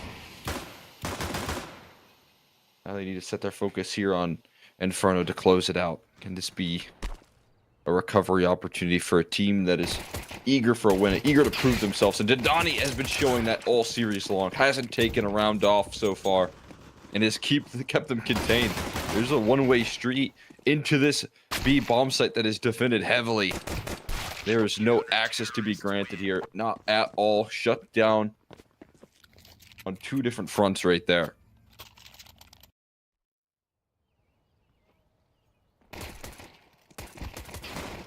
Wow. I mean, look, these pistol rounds have been so impressive on Delta's side. Still haven't lost one. I can't believe it. I mean, they've really done a great job against this Partizan squad, at least to keep things in doubt. But Partizan, once the guns come out, I think will be the next test for Delta again, because that seemed to be when Partizan took control on Dust 2. Right here. Well, no force buy for Partizan because they didn't get the bomb plant. Nade sails forward. Didani. Over on Vladin. This should be a pretty clear and cut round here, Cole. There are no complications here. There hasn't been a lot of T-side. I mean, we've gotten to see the full example of what these guys like to go with. Hasn't been a lot of T-side force buys when they've been forced into those situations. That'll remain true in this one here, once again.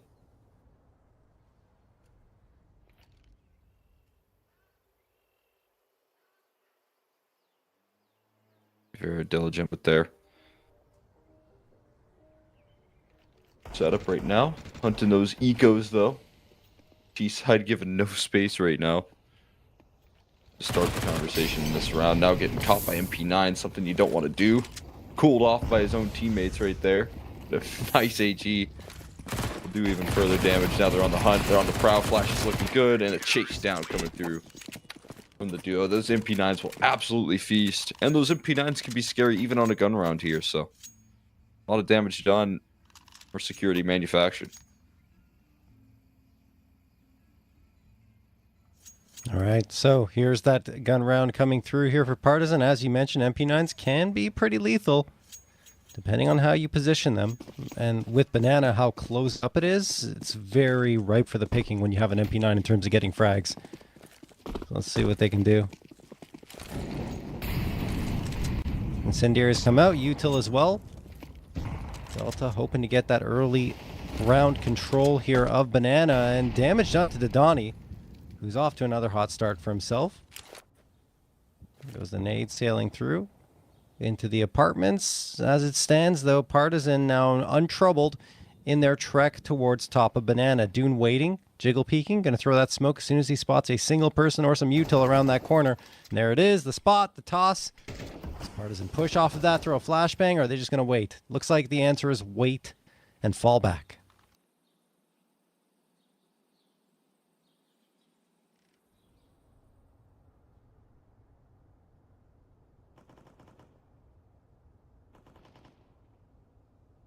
Good read here.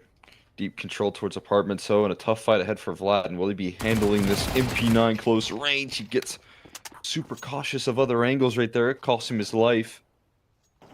Still only a duo on the setup right now is going to be a problem, and there's a trade that's necessary. They're even finding success on the B side of the map, so Donnie, he has some trouble on his hands, and they'll realize now that the last player is on the other side of the map, so it's free reign. Yeah, really good collapse there by Partizan towards the B site to get those frags, and then the readjustment to the A site to find the plant, even better, and Dragon will find Mixmeister as well. There you go. Partizan with the guns out, immediately dispatch of Delta in that round. Again, though, like we mentioned, it was 4 MP9s coming into it for Delta. Even though the MP9s can be good, in that case, Partizan using the range to their advantage. So, AWP, 3 A1Ss, and still an MP9 needs to be settled for on Dune's side, but that's a limitation that they'll probably happily take, having gotten the op out in Homeboys' hands. Had some moments for himself on Dust 2. Was far better on Mirage, though. That was where Delta impressed us the most. And you're going to see the util battle underway for Partizan on B. It seems like they want to aggress down Banana every single round without fail. Dune, waiting here, MP9, perfect place to punish. He's got support from Mixmeister, who does a ton of damage to Kindo and Collins. Now the util comes in, around the corner goes Dune, but Dossic's actually the first one to strike on Vladden on the other side of the map, gets the lurk. Problem is, now B is exceptionally exposed, especially with Homeboys missing the op shot there, now being flashed and smoked out. B side is lost. Absolutely taking advantage of here. Fast flank formulating for Dodani, though. Gonna need his teammates to maybe cause a distraction. Depression's in such a good offing. In fact, he's got 2 targets to deal with here. Can't find the first. Got down quickly on the flank. That should determine this round here at this point. Yeah, they will quickly bail. Don't want to handle the heat that's around the corner, understandably so.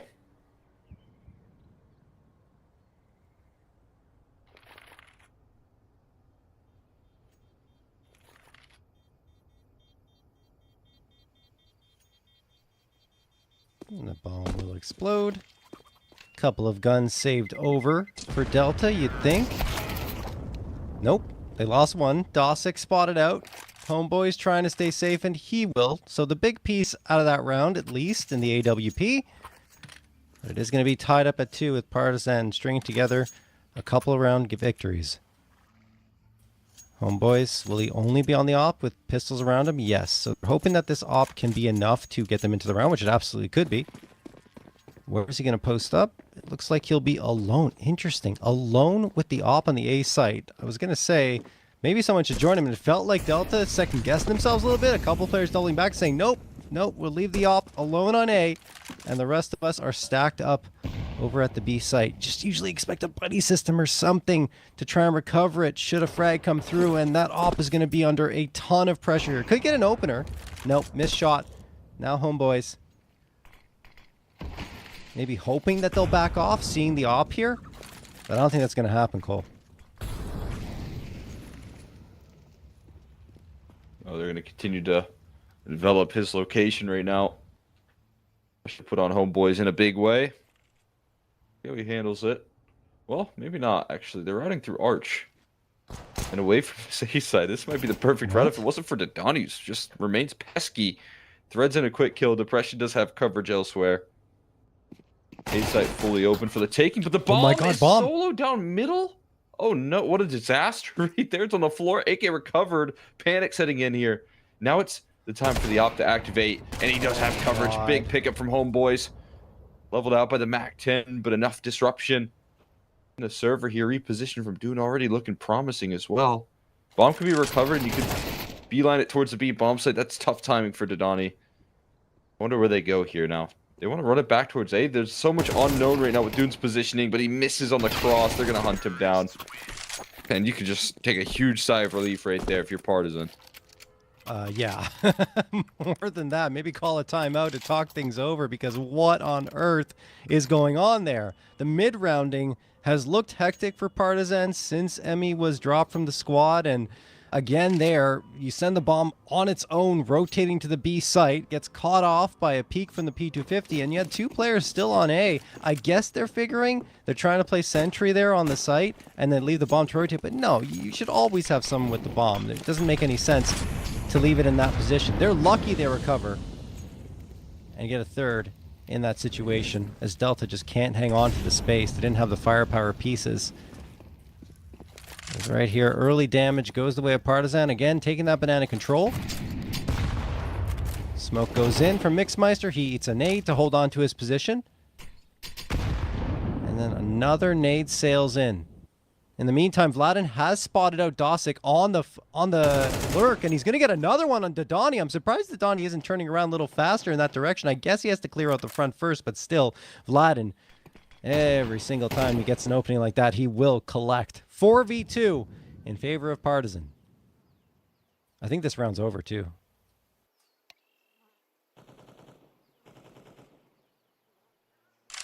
Looking like it. Bomb planted. Pretty much confirms that much at this point here. Now it's about holding on and actually keeping your guns with the lurk that is coming through from Dragon. It's going to be near impossible with shots like that. One less gun to maintain right there. Ripped away. And now Dune on the hot seat. Partizan are just working this map here. It's back to the gun round success that overwhelms. Dune camped up in a corner, just mollied off New Boxer, re-executing into the B site here, and it's not even a single kill from these players that are saving. A brutal exit of the round right there for them. Yeah, not trending well for Delta going to map 3. 4-2 for Partizan. All 4 rounds with those guns up for Partizan have looked strong. Now Delta back to an eco. Homeboys with the Nova, which he employed on Dust 2 as well. Not really to great effect, unfortunately for him. We'll see if he'll have a better luck of it here on Inferno. Sometimes you see it go down banana. This time he's going to go into the apartments, I'd imagine. Or maybe... No, yeah. Okay. He's going to the apartments. I was thinking he might go on top of porch roof, but no, that would have been weird. Mixmeister waiting with the Deagle here. Dune as well. It's a good smoke, but there are 3 players for Delta at this B site. Should this be the final destination for Partizan, who are trying to work the map on the other side as well. Molotov comes out. That'll force the peek, and what a shot from Dosic, but unfortunately for Delta, they lose 2 in turn, so it is that man advantage. Ah, and Dragon gets another one on Dodani, so 4v2 now. He's getting ripped away here. Depression on his lurk, but the Deagle blows him out of the water. That was a brutal headshot. They want to continue to fight for it. They want to continue to brute force it into this Deagle. The hot hand right now. It's just weird spacing, Cole. Honestly, you know you're going up against pistols. And look at Homeboys on this flank. Partizan are taking too long. Homeboys coming up. Does he expect the player towards sandbags? He gets one. No. Doesn't get the second. He could have ended that round himself. Becomes maybe a second sooner. But anyway, Collins will get the last, and Partizan find a 5th, although it gets a little scary. I guess that's been the story of this series, kind of in some of these situations, scary rounds, concerning situations, but whereas they weren't closing out on the map that they lost on Mirage, right? Now they are being able to win them consistently, being able to survive the scares of some of these rounds. It is a huge relief.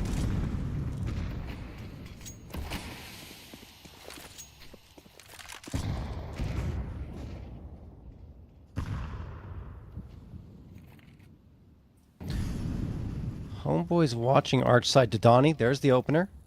That was towards alt mid. Come back into Boiler and find something else. He does, and Dosic takes care of Vladin on the front line, so Partizan are left with 2 players beyond the smokes, and Collins eats the nade. Delta looking to strike through with a gun round victory, and man, fantastic form at this point. 1v5 for Depression to try and pull himself back into this round. That's the exact sort of success story you need to be able to bring to the table right now. You're eager for recovery.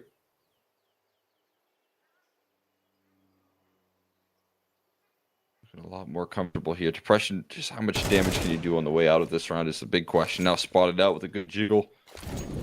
Best way not to lose these sort of rounds is to try and keep up the information going.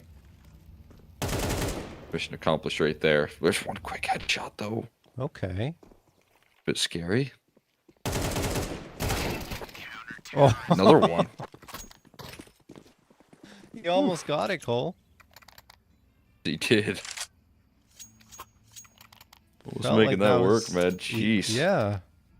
Felt like it was materializing into something. But anyway, Delta going to get a third for themselves on the board, even though it cost them a couple of bodies in the tail end. They're still very happy with the success there. Partizan right back to their rifles. They've got a good amount of cash built up over that 5-round win streak. They keep going back banana. Maybe that last round will deter them. No, it won't. They are going right back to that direction. 3 players up there. I guess they just want to continue applying this pressure to Delta to try and give them something to think about every single round and never make them feel comfortable with just anchoring down B. And there's a nice opener onto Donnie. Vladin spots him out, getting a little over eager in his push out onto balcony mid. Now you have a brief man advantage that is erased by Homeboys. Depression and Dragon. Then the mortar strike on Collins. All of a sudden, out of seemingly nothing, it is a 4v2 in favor of Delta, and now a 4v1. Cole, they're coming to life. Revived big time here. Sparking the ignition. Delta have come to play. Homeboy stepping up in a big way when he has limited opportunities on the CT side. He's doing it right now with the rifle. With utility. Whatever fashion you can get away with here. Bringing home a clean round now. As long as they can deal with Kendo without any concerns. Spotted out now. They duck out. Things looking a lot better on the up and up for Delta if they can keep things together. Keep stringing these rounds. Piece by piece. Smoke goes down. You're trying to make work here. Limited time. He's got to hunt these frags. And there's all just huddled up on the side. It'll be handled with ease. Delta scaling back into this one quickly. After a little bit of a dry spell, reality comes to life right now. Their elimination was looking likely in a pretty comfortable reverse sweep for Partizan if it kept up going that way, but answer back. It's a big answer back. And now you see, even with Partizan having a slightly limited economy, they are still going to go for the buy up. It does yield 4 AKs with pretty much full util and a Galil in the mix. But it's a chance for Delta to punish and maybe win out here in this first half of action on their CT side. Nade connects on to Kendo and takes him below half health. What a toss there. Didani does take damage on the other side in turn, but you have to feel like Delta might be stringing something interesting together for themselves, keeping this series exciting. And there's the shot from Didani. He's been the hero the entire way through. Certainly had a slower start here on Inferno after that pistol round, but now with the guns out, he does find that opener for his squad. And there's a smoke toss after Mixmeister spots out the Partizan members pushing up banana. And as has been the case multiple times in this half, Partizan don't really want to fight forward afterwards and fall back to grab that bomb and readjust themselves in towards the A site, where Vladin is waiting in the apartments, taking a little bit of space here, Cole. The setup is so good, so triangulated right now. Getting out of apartments feels almost impossible. Extra smoke down as well. 35 seconds left. There is time to wait that utility out. That's a good find. Ooh, thread angle there from Dosic. That's nasty stuff, and then works it into the apartments as well. One man shut down right now before Didani gets involved. Oh my And God. it will be Dosic that finds every last one of those kills, keeping the site safe. Yeah, I mean, you talked about it. They were walking into a pretty lethal setup there towards the A side. And yes, they get the Moto player, but afterwards, walking into Dosic's crosshair, who's threading the needle over at Pit for the first one, that continues to peer around and get favorable engagements. Didani didn't really have to activate that much, but he does support his teammate in order to get that 5th round on the board. And indeed, the economy is not in great shape on the Partizan side. And as a result, it's going to be Tech 9s for everyone. Little bit of util sprinkled in there. Partizan may want to up the tempo with these Tech 9s to try and catch Delta off guard. They do have a player waiting in the apartments or around them. That's Dosic, who misses the nade toss. Pulls out the gun and says, okay, do it with this instead. Here comes Partizan going quick into this A site. They get a couple and 3. In fact, the A defenders are erased. And Partizan have a bomb plant. Bomb has been planted. Breakthrough here. Numbers punched in. Retake Looking like it's got a good jump on it. Some speed pressured into this round here for the side of Delta. Like they want to go, but when smokes get recycled, that's your decision made for you. They're going to bail out there. Fantastic entry work.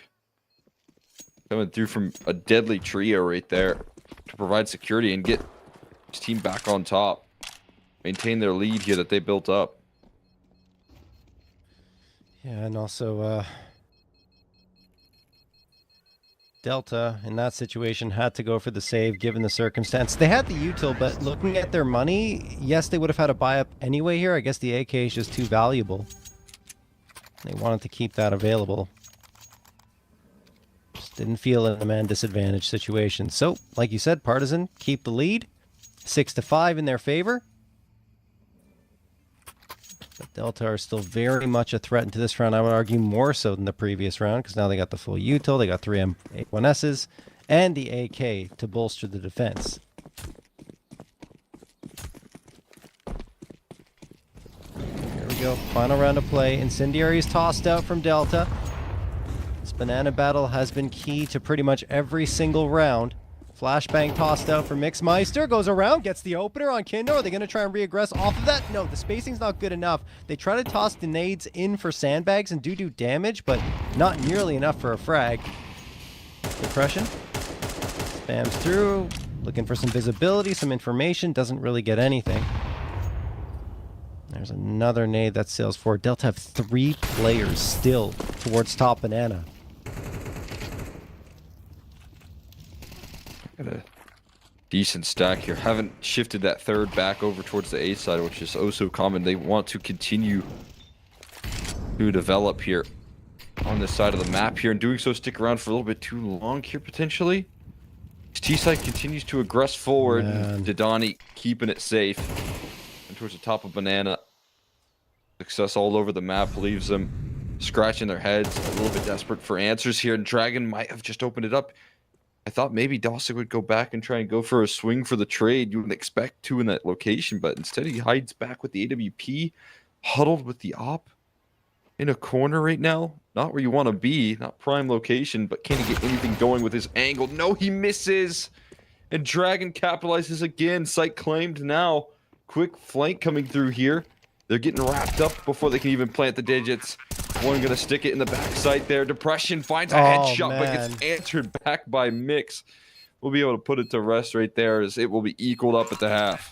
They had no idea Didani and Mixmeister were so close to that site, right? They thought, okay, we got that frag on the Opper. That was the biggest threat. Now the other 2 B players are going to have to rotate forward. We'll have some space to breathe. No, 0 space to breathe. They get caught with util in their hands. And, I mean, yes, you see one duel being won by the bomb planter, but at the end of it, the trade is immediately there. And as, again, he's trying to pull util out, thinking the player is going to be a little bit further out than he actually is. So well played from Delta, getting in on that post-plant retake setup. And also, great first half, tying it up at 6, and that's a great look from the Delta squad after looking quite lackluster on Dust 2, especially in that second half in terms of the gun rounds. Yeah, I mean, most of all here, being able to get their head back in this game after a very frustrating map just played out. Being able to plant their feet a little bit on that defense, provide some success in consistent fashion is a good sign. But a bit of a slow start cost them. Right? I mean, as soon as the side of Partizan get their guns out, it looks how comfortable they're able to open up rounds, take map control. It took some lessons to be learned there for Delta to figure out how to stabilize and figure out how to win those fights towards banana, most of all. I mean, you highlighted it there, but finally being able to turn the tides on some of those banana duels was a huge difference maker. Yeah, without a doubt. And now we go into the pistol, where Delta's been perfect. Haven't lost a single pistol so far here in this series. Want to go 6 for 6. Didani, been one of those big reasons why Delta's had their success, both on the pistol rounds and in the series so far. Sitting at 11 frags, Dosick and Homeboys joining up with him on that CT side. to rack up those rounds. Kendo with the dualies, missing the shots, but he's got Dragon with him. Double dualie setup at top banana is exceptionally lethal, and Delta realizing that, but Partizan really just wanted to fend off that initial push. Now they're set up towards the A site, although I say that, Depression's going to have to do work here along with Vladin. Depression does get a follow-up, but Mixmeister finds two, and that's the A defense gone. Collins does close the gap quickly into Library. He gets a three-piece, and Partizan win their first pistol round. Yeah, I mean, no better time here to come alive on a pistol and be able to lock them out. Of course, in map 3, in the second half, it comes down to what has been their bread and butter all series long. These pistol rounds going their way. That's when, of course, Partizan's ripped that away from you. Depression looking composed in his fights, and look how calm Collins is as he turns the corner. Seeing a whole lot of targets, but selects correctly, finds those headshots quickly, and puts the round to rest. Alright, Dragon the opener. Perhaps we're seeing Partizan pulling away from Delta here. Although it is an anti-eco, no force buy afforded by the Delta squad. Oh my goodness, Dodani still finds a way to have impact on this round, and the second one as well. Finally, Kendo says that's enough out of you. Sits him down with the MP9. Homeboy is the last one standing. P250, they're pushing into his angle. Can't even fire off a shot. Great work from Kendo and Dragon to shut the round down. But my goodness, Dodani making a name for himself in this series at the very least. Yeah, I'll definitely be paying close attention here. Yeah. You know, that's a consistent theme of his game here. I think, you know, he's proven so much of what he's capable of. He's been a monster this series. In any round you give him, he managed to do damage, make things happen in the rounds. Now with the guns out, once again, this T side, he also has been, you know, solid for this team. Has to live on this if they want to stay alive in the Swiss stage. And continue to show what this roster's made of. Continue to see what Dodani can do. Look at the util damage here that Delta have suffered in the early part of the round, though.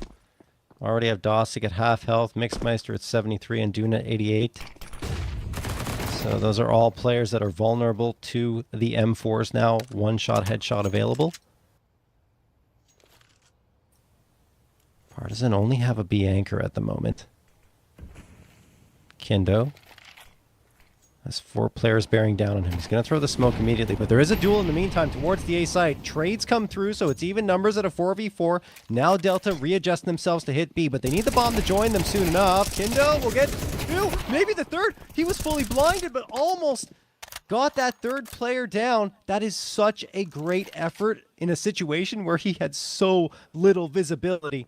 Dodani and Dossick now trying to get that bomb planted.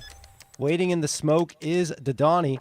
And Dosick's going to plant that bomb. Dossick looking for targets now. Dragon trying to sideswipe him with the A1 as coming in from Coffins. And will do exactly that. Then Vladin takes care of Dodoni. So while it is the bomb plant for Delta, the round goes Partizan's way. Keep that lead rolling. Continue to build on it, like you said, Kendo, though. Just phenomenal effort. When you're blinded up like that, you feel like that's a guaranteed sight loss. You regain vision, and you just see that you did your job. Fantastic work there initially. So the team able to back them up in that sense. Find ourselves 9-6 with a hero rifle for homeboys right now. Okay. And his individual ability right now. Donnie's been an absolute crowbar for some of these rounds, but Homeboy's also been able to find a lot of effective gaps. A lot harder to do that on Inferno. Not as many available here. Window of opportunity is closed so often. Boys, got it. Nice swing onto Depression. That's the hero AK collecting immediately. Maybe they try to go back and collect that rifle or hope that Partizan collapse towards A and rotate B. Homeboy's walking out making a lot of noise to try and make that happen because the bomb's already rotating back towards the B site. Continues to spam forwards. He's keeping 3 players occupied even more now. Look, getting that frag is absolutely massive. Delta now going to B. Kindo is trying to push up to support his teammates. He gets only 1 before Dodani trades him. B side exposed. Round could be as well for Partizan. They're in a race. Smoke for CT comes through just in time, taken away from the CT side and used against them now. I think this might just be a called off round. If you can escape, you might as well while you can. That's what they're going to elect to do. And it's a pretty scary investment. It is all in for Homeboys. He's got $650. He went into it with 50 to his name and manages to pay it off in a big way. That's so, yeah, absolutely massive, right? The contribution from that hero AK as well. Getting the round victory for the squad and forcing Dragon and Vladin on a save. I mean, he did it all himself, the whole round, because he not only gets those opening frags, but then continues to put the pressure on that A site to keep both of the last 2 surviving members occupied until Delta actually get that bomb planted. So very, very well done on his end. And another tactical timeout going to be called here from Partizan. Well, it's their first of the map, but another in the series. To talk things over, because that is not how they envisioned a round where they had the advantage in every way, aside from 1 AK to go.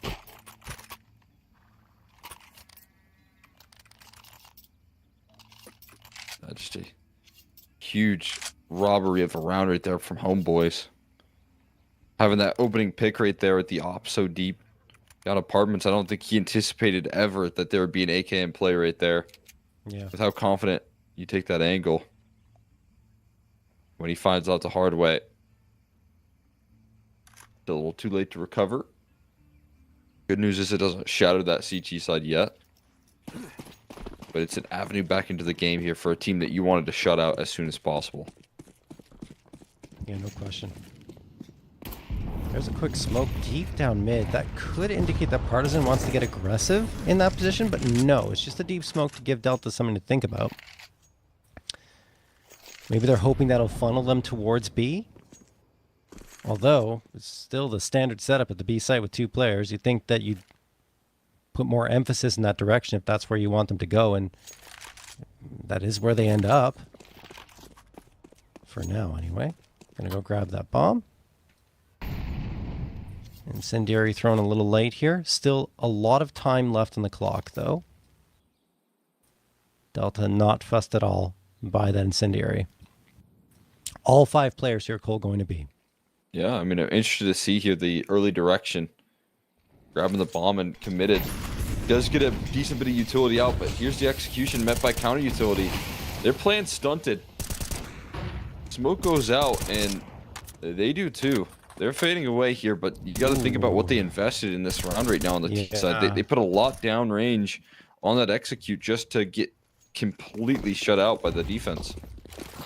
Yeah, I mean, look at the util left. They're hoping that they can just snowball into this A site and have some sort of advantage. Vladin waiting in apartments actually backs off. Dragon's on his own. Dragon gets nothing, and Vladin as well. A site lost. It looks so good for Partizan, but then it falls apart, and they are on the save.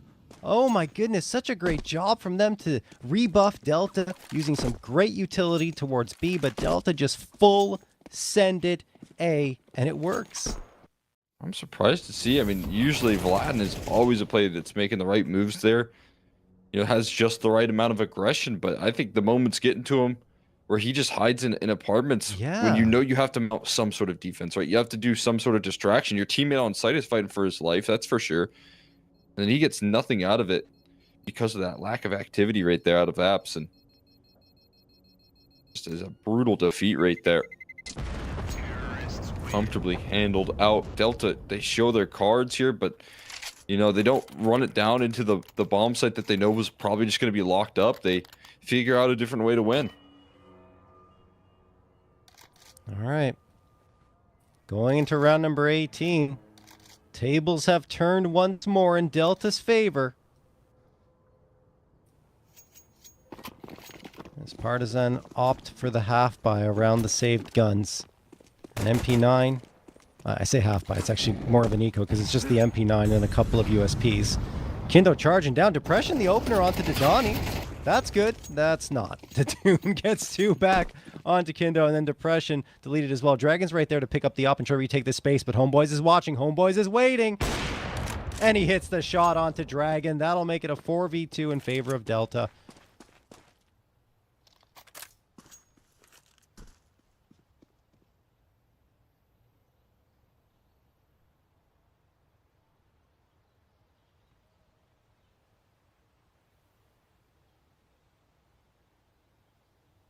They're still cautious. They're still running the clock out. Picked up for Vladden is a bit concerning here, especially if they head towards that A side. Or if they just wait this clock out a little bit too long. They struggle to find an end goal. That could be a problem, but as they move up Banana, I think there'll be a little bit more security to be found in this round. Concern going to be swiped aside. Delta going to tie things up at this point. We're looking at 9s. Yeah, this is highly concerning for Partizan. Sure, they have a bye up in the next round, but this is supposed to be a series that they're taking every single time. And we already did highlight that obviously things are in flux on Partizan. They don't have an IGL. They have a new offer joining the squad in Depression, taking Kindo's role, so Kindo has to become a rifler, which he's not used to. So there's a lot of different pieces that are changing the complexion of this Partizan squad.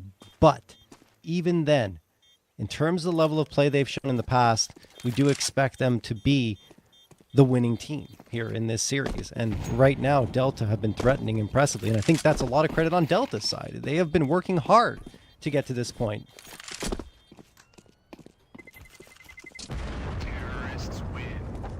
Yeah, I'm with you, right? I mean, we talked about this being a litmus test for what sort of form we can get out of Delta. Can they compete with great firepower? The answer is absolutely. And as you mentioned, you know, the loss streak here, the pain that this Partizan roster has been facing in recent history, the continuation of that is going to haunt this team if it's an elimination here tonight. This is terrifying territory. That's the bigger deal, right? I mean, it's losing to Delta for sure. I think that'd be a huge surprise for this roster and potentially one of their, biggest losses yet as a team. But being eliminated here, out 1-3, scraping by a single victory, that to me is the biggest red flag for this team right now that says we need to figure this out immediately. Yeah, it's a wake-up call for sure. You're right. It's insane to be going from global finals to this, right? It's a huge fall off in terms of form. I mean, they haven't lost yet, Cole, but just in general, the trend, even if they do win this one, there's still alarm bells to be raised. Still playoffs to be made as well, right? I mean, yeah. For the 1-2 side of things, so you still got another series after this, which is a huge challenge. It gets more and more difficult as things go on here. We'll see if they can mount defense, though, to try and slow things down. Good utility on B's been the name of the game here. Flashes are looking phenomenal, and having to run through the smoke, not doing them any favors. This B site holding up well. Very strong hold from Partizan at just the right time. Tied up 9-9. Delta threatening to take the lead, and now they shut them down completely. Not a single casualty, at least not yet, and there won't be. Depression getting a couple of op frags in the round as well. Certainly going to bolster the confidence on the Partizan side, and they do get a 10th. But still, Delta, they've got cash for days, and they will bring the AKs right on back to this round to try and tie it up once more.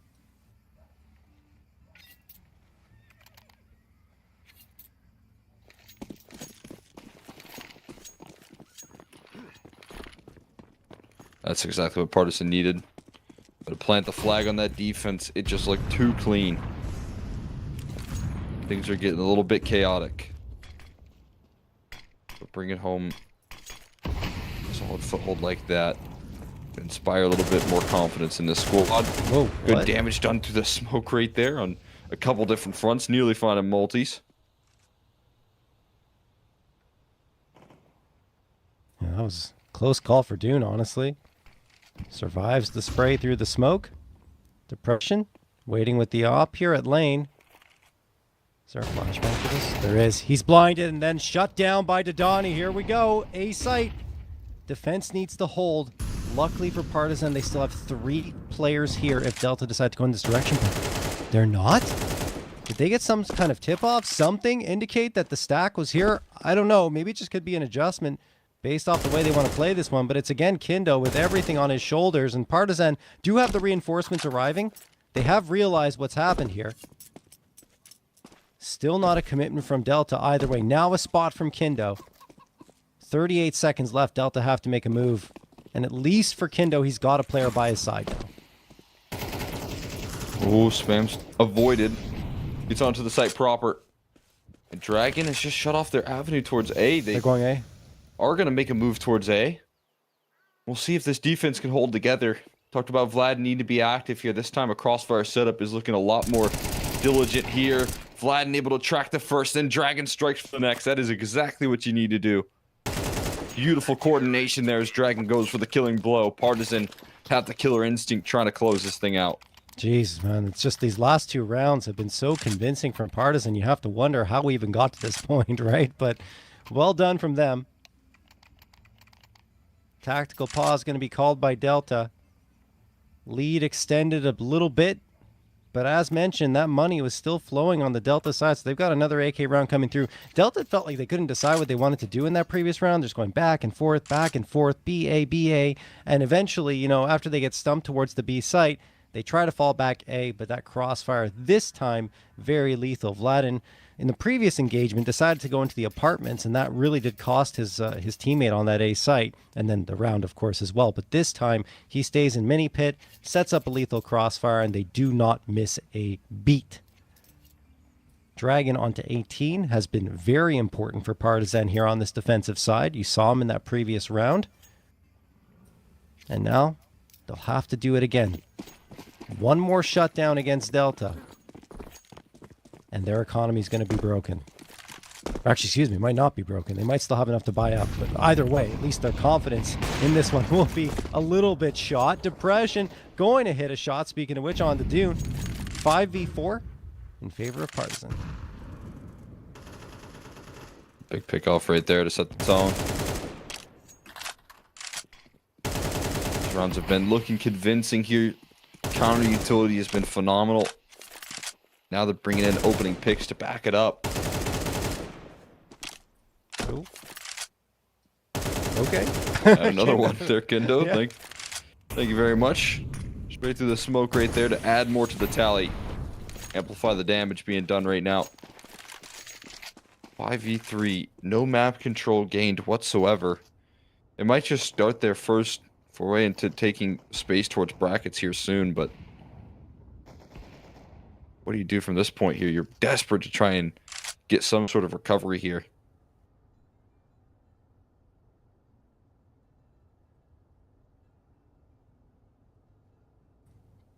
Well, got to grab that bomb first before a recovery can be made, but it's just only 3 people left, so 34 seconds as well. The util's there.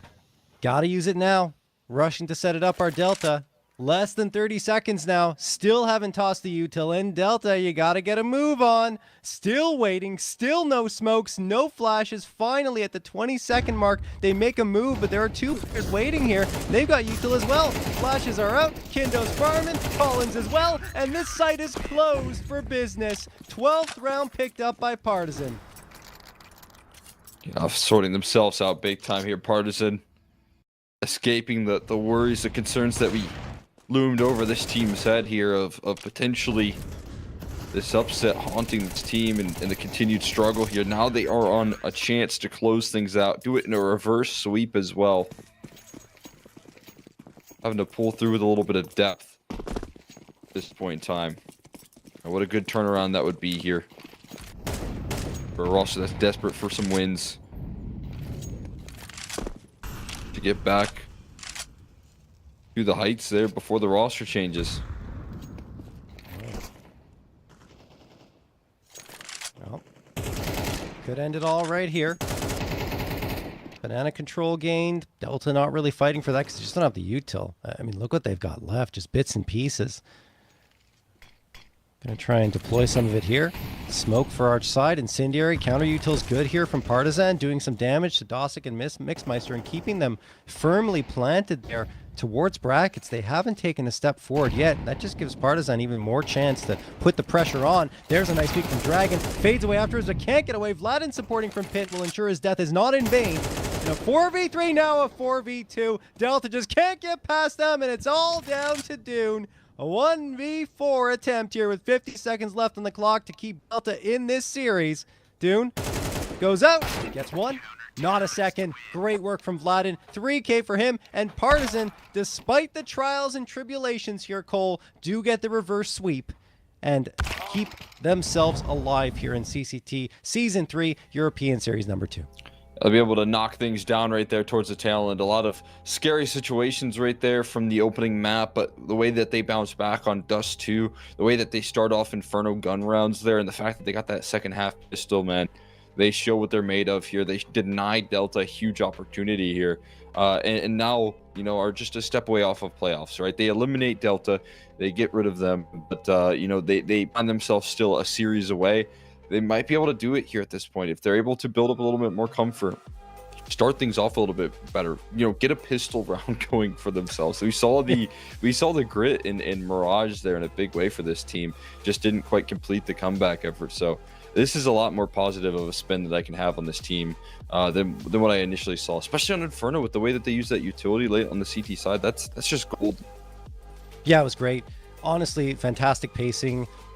Overall, in terms of that util on CT side, I agree with you, Cole. Partizan, I still haven't seen enough from them. I think there's still some struggles going on there. I don't know if playoffs are a sure thing for them at all, but at least they get past this hurdle that should have been, for all intents and purposes, a lot cleaner than it ended up being. And credit to Delta for challenging them so well. We'll see if Delta can make it back into, the next series number 3 in Europe. But for now, we're going to have to say goodbye to them and see if Partizan can continue moving forward. Guys, this is also going to wrap up our coverage today. We'll be back tomorrow bright and early for some more CCT. We hope to see you then. Ciao.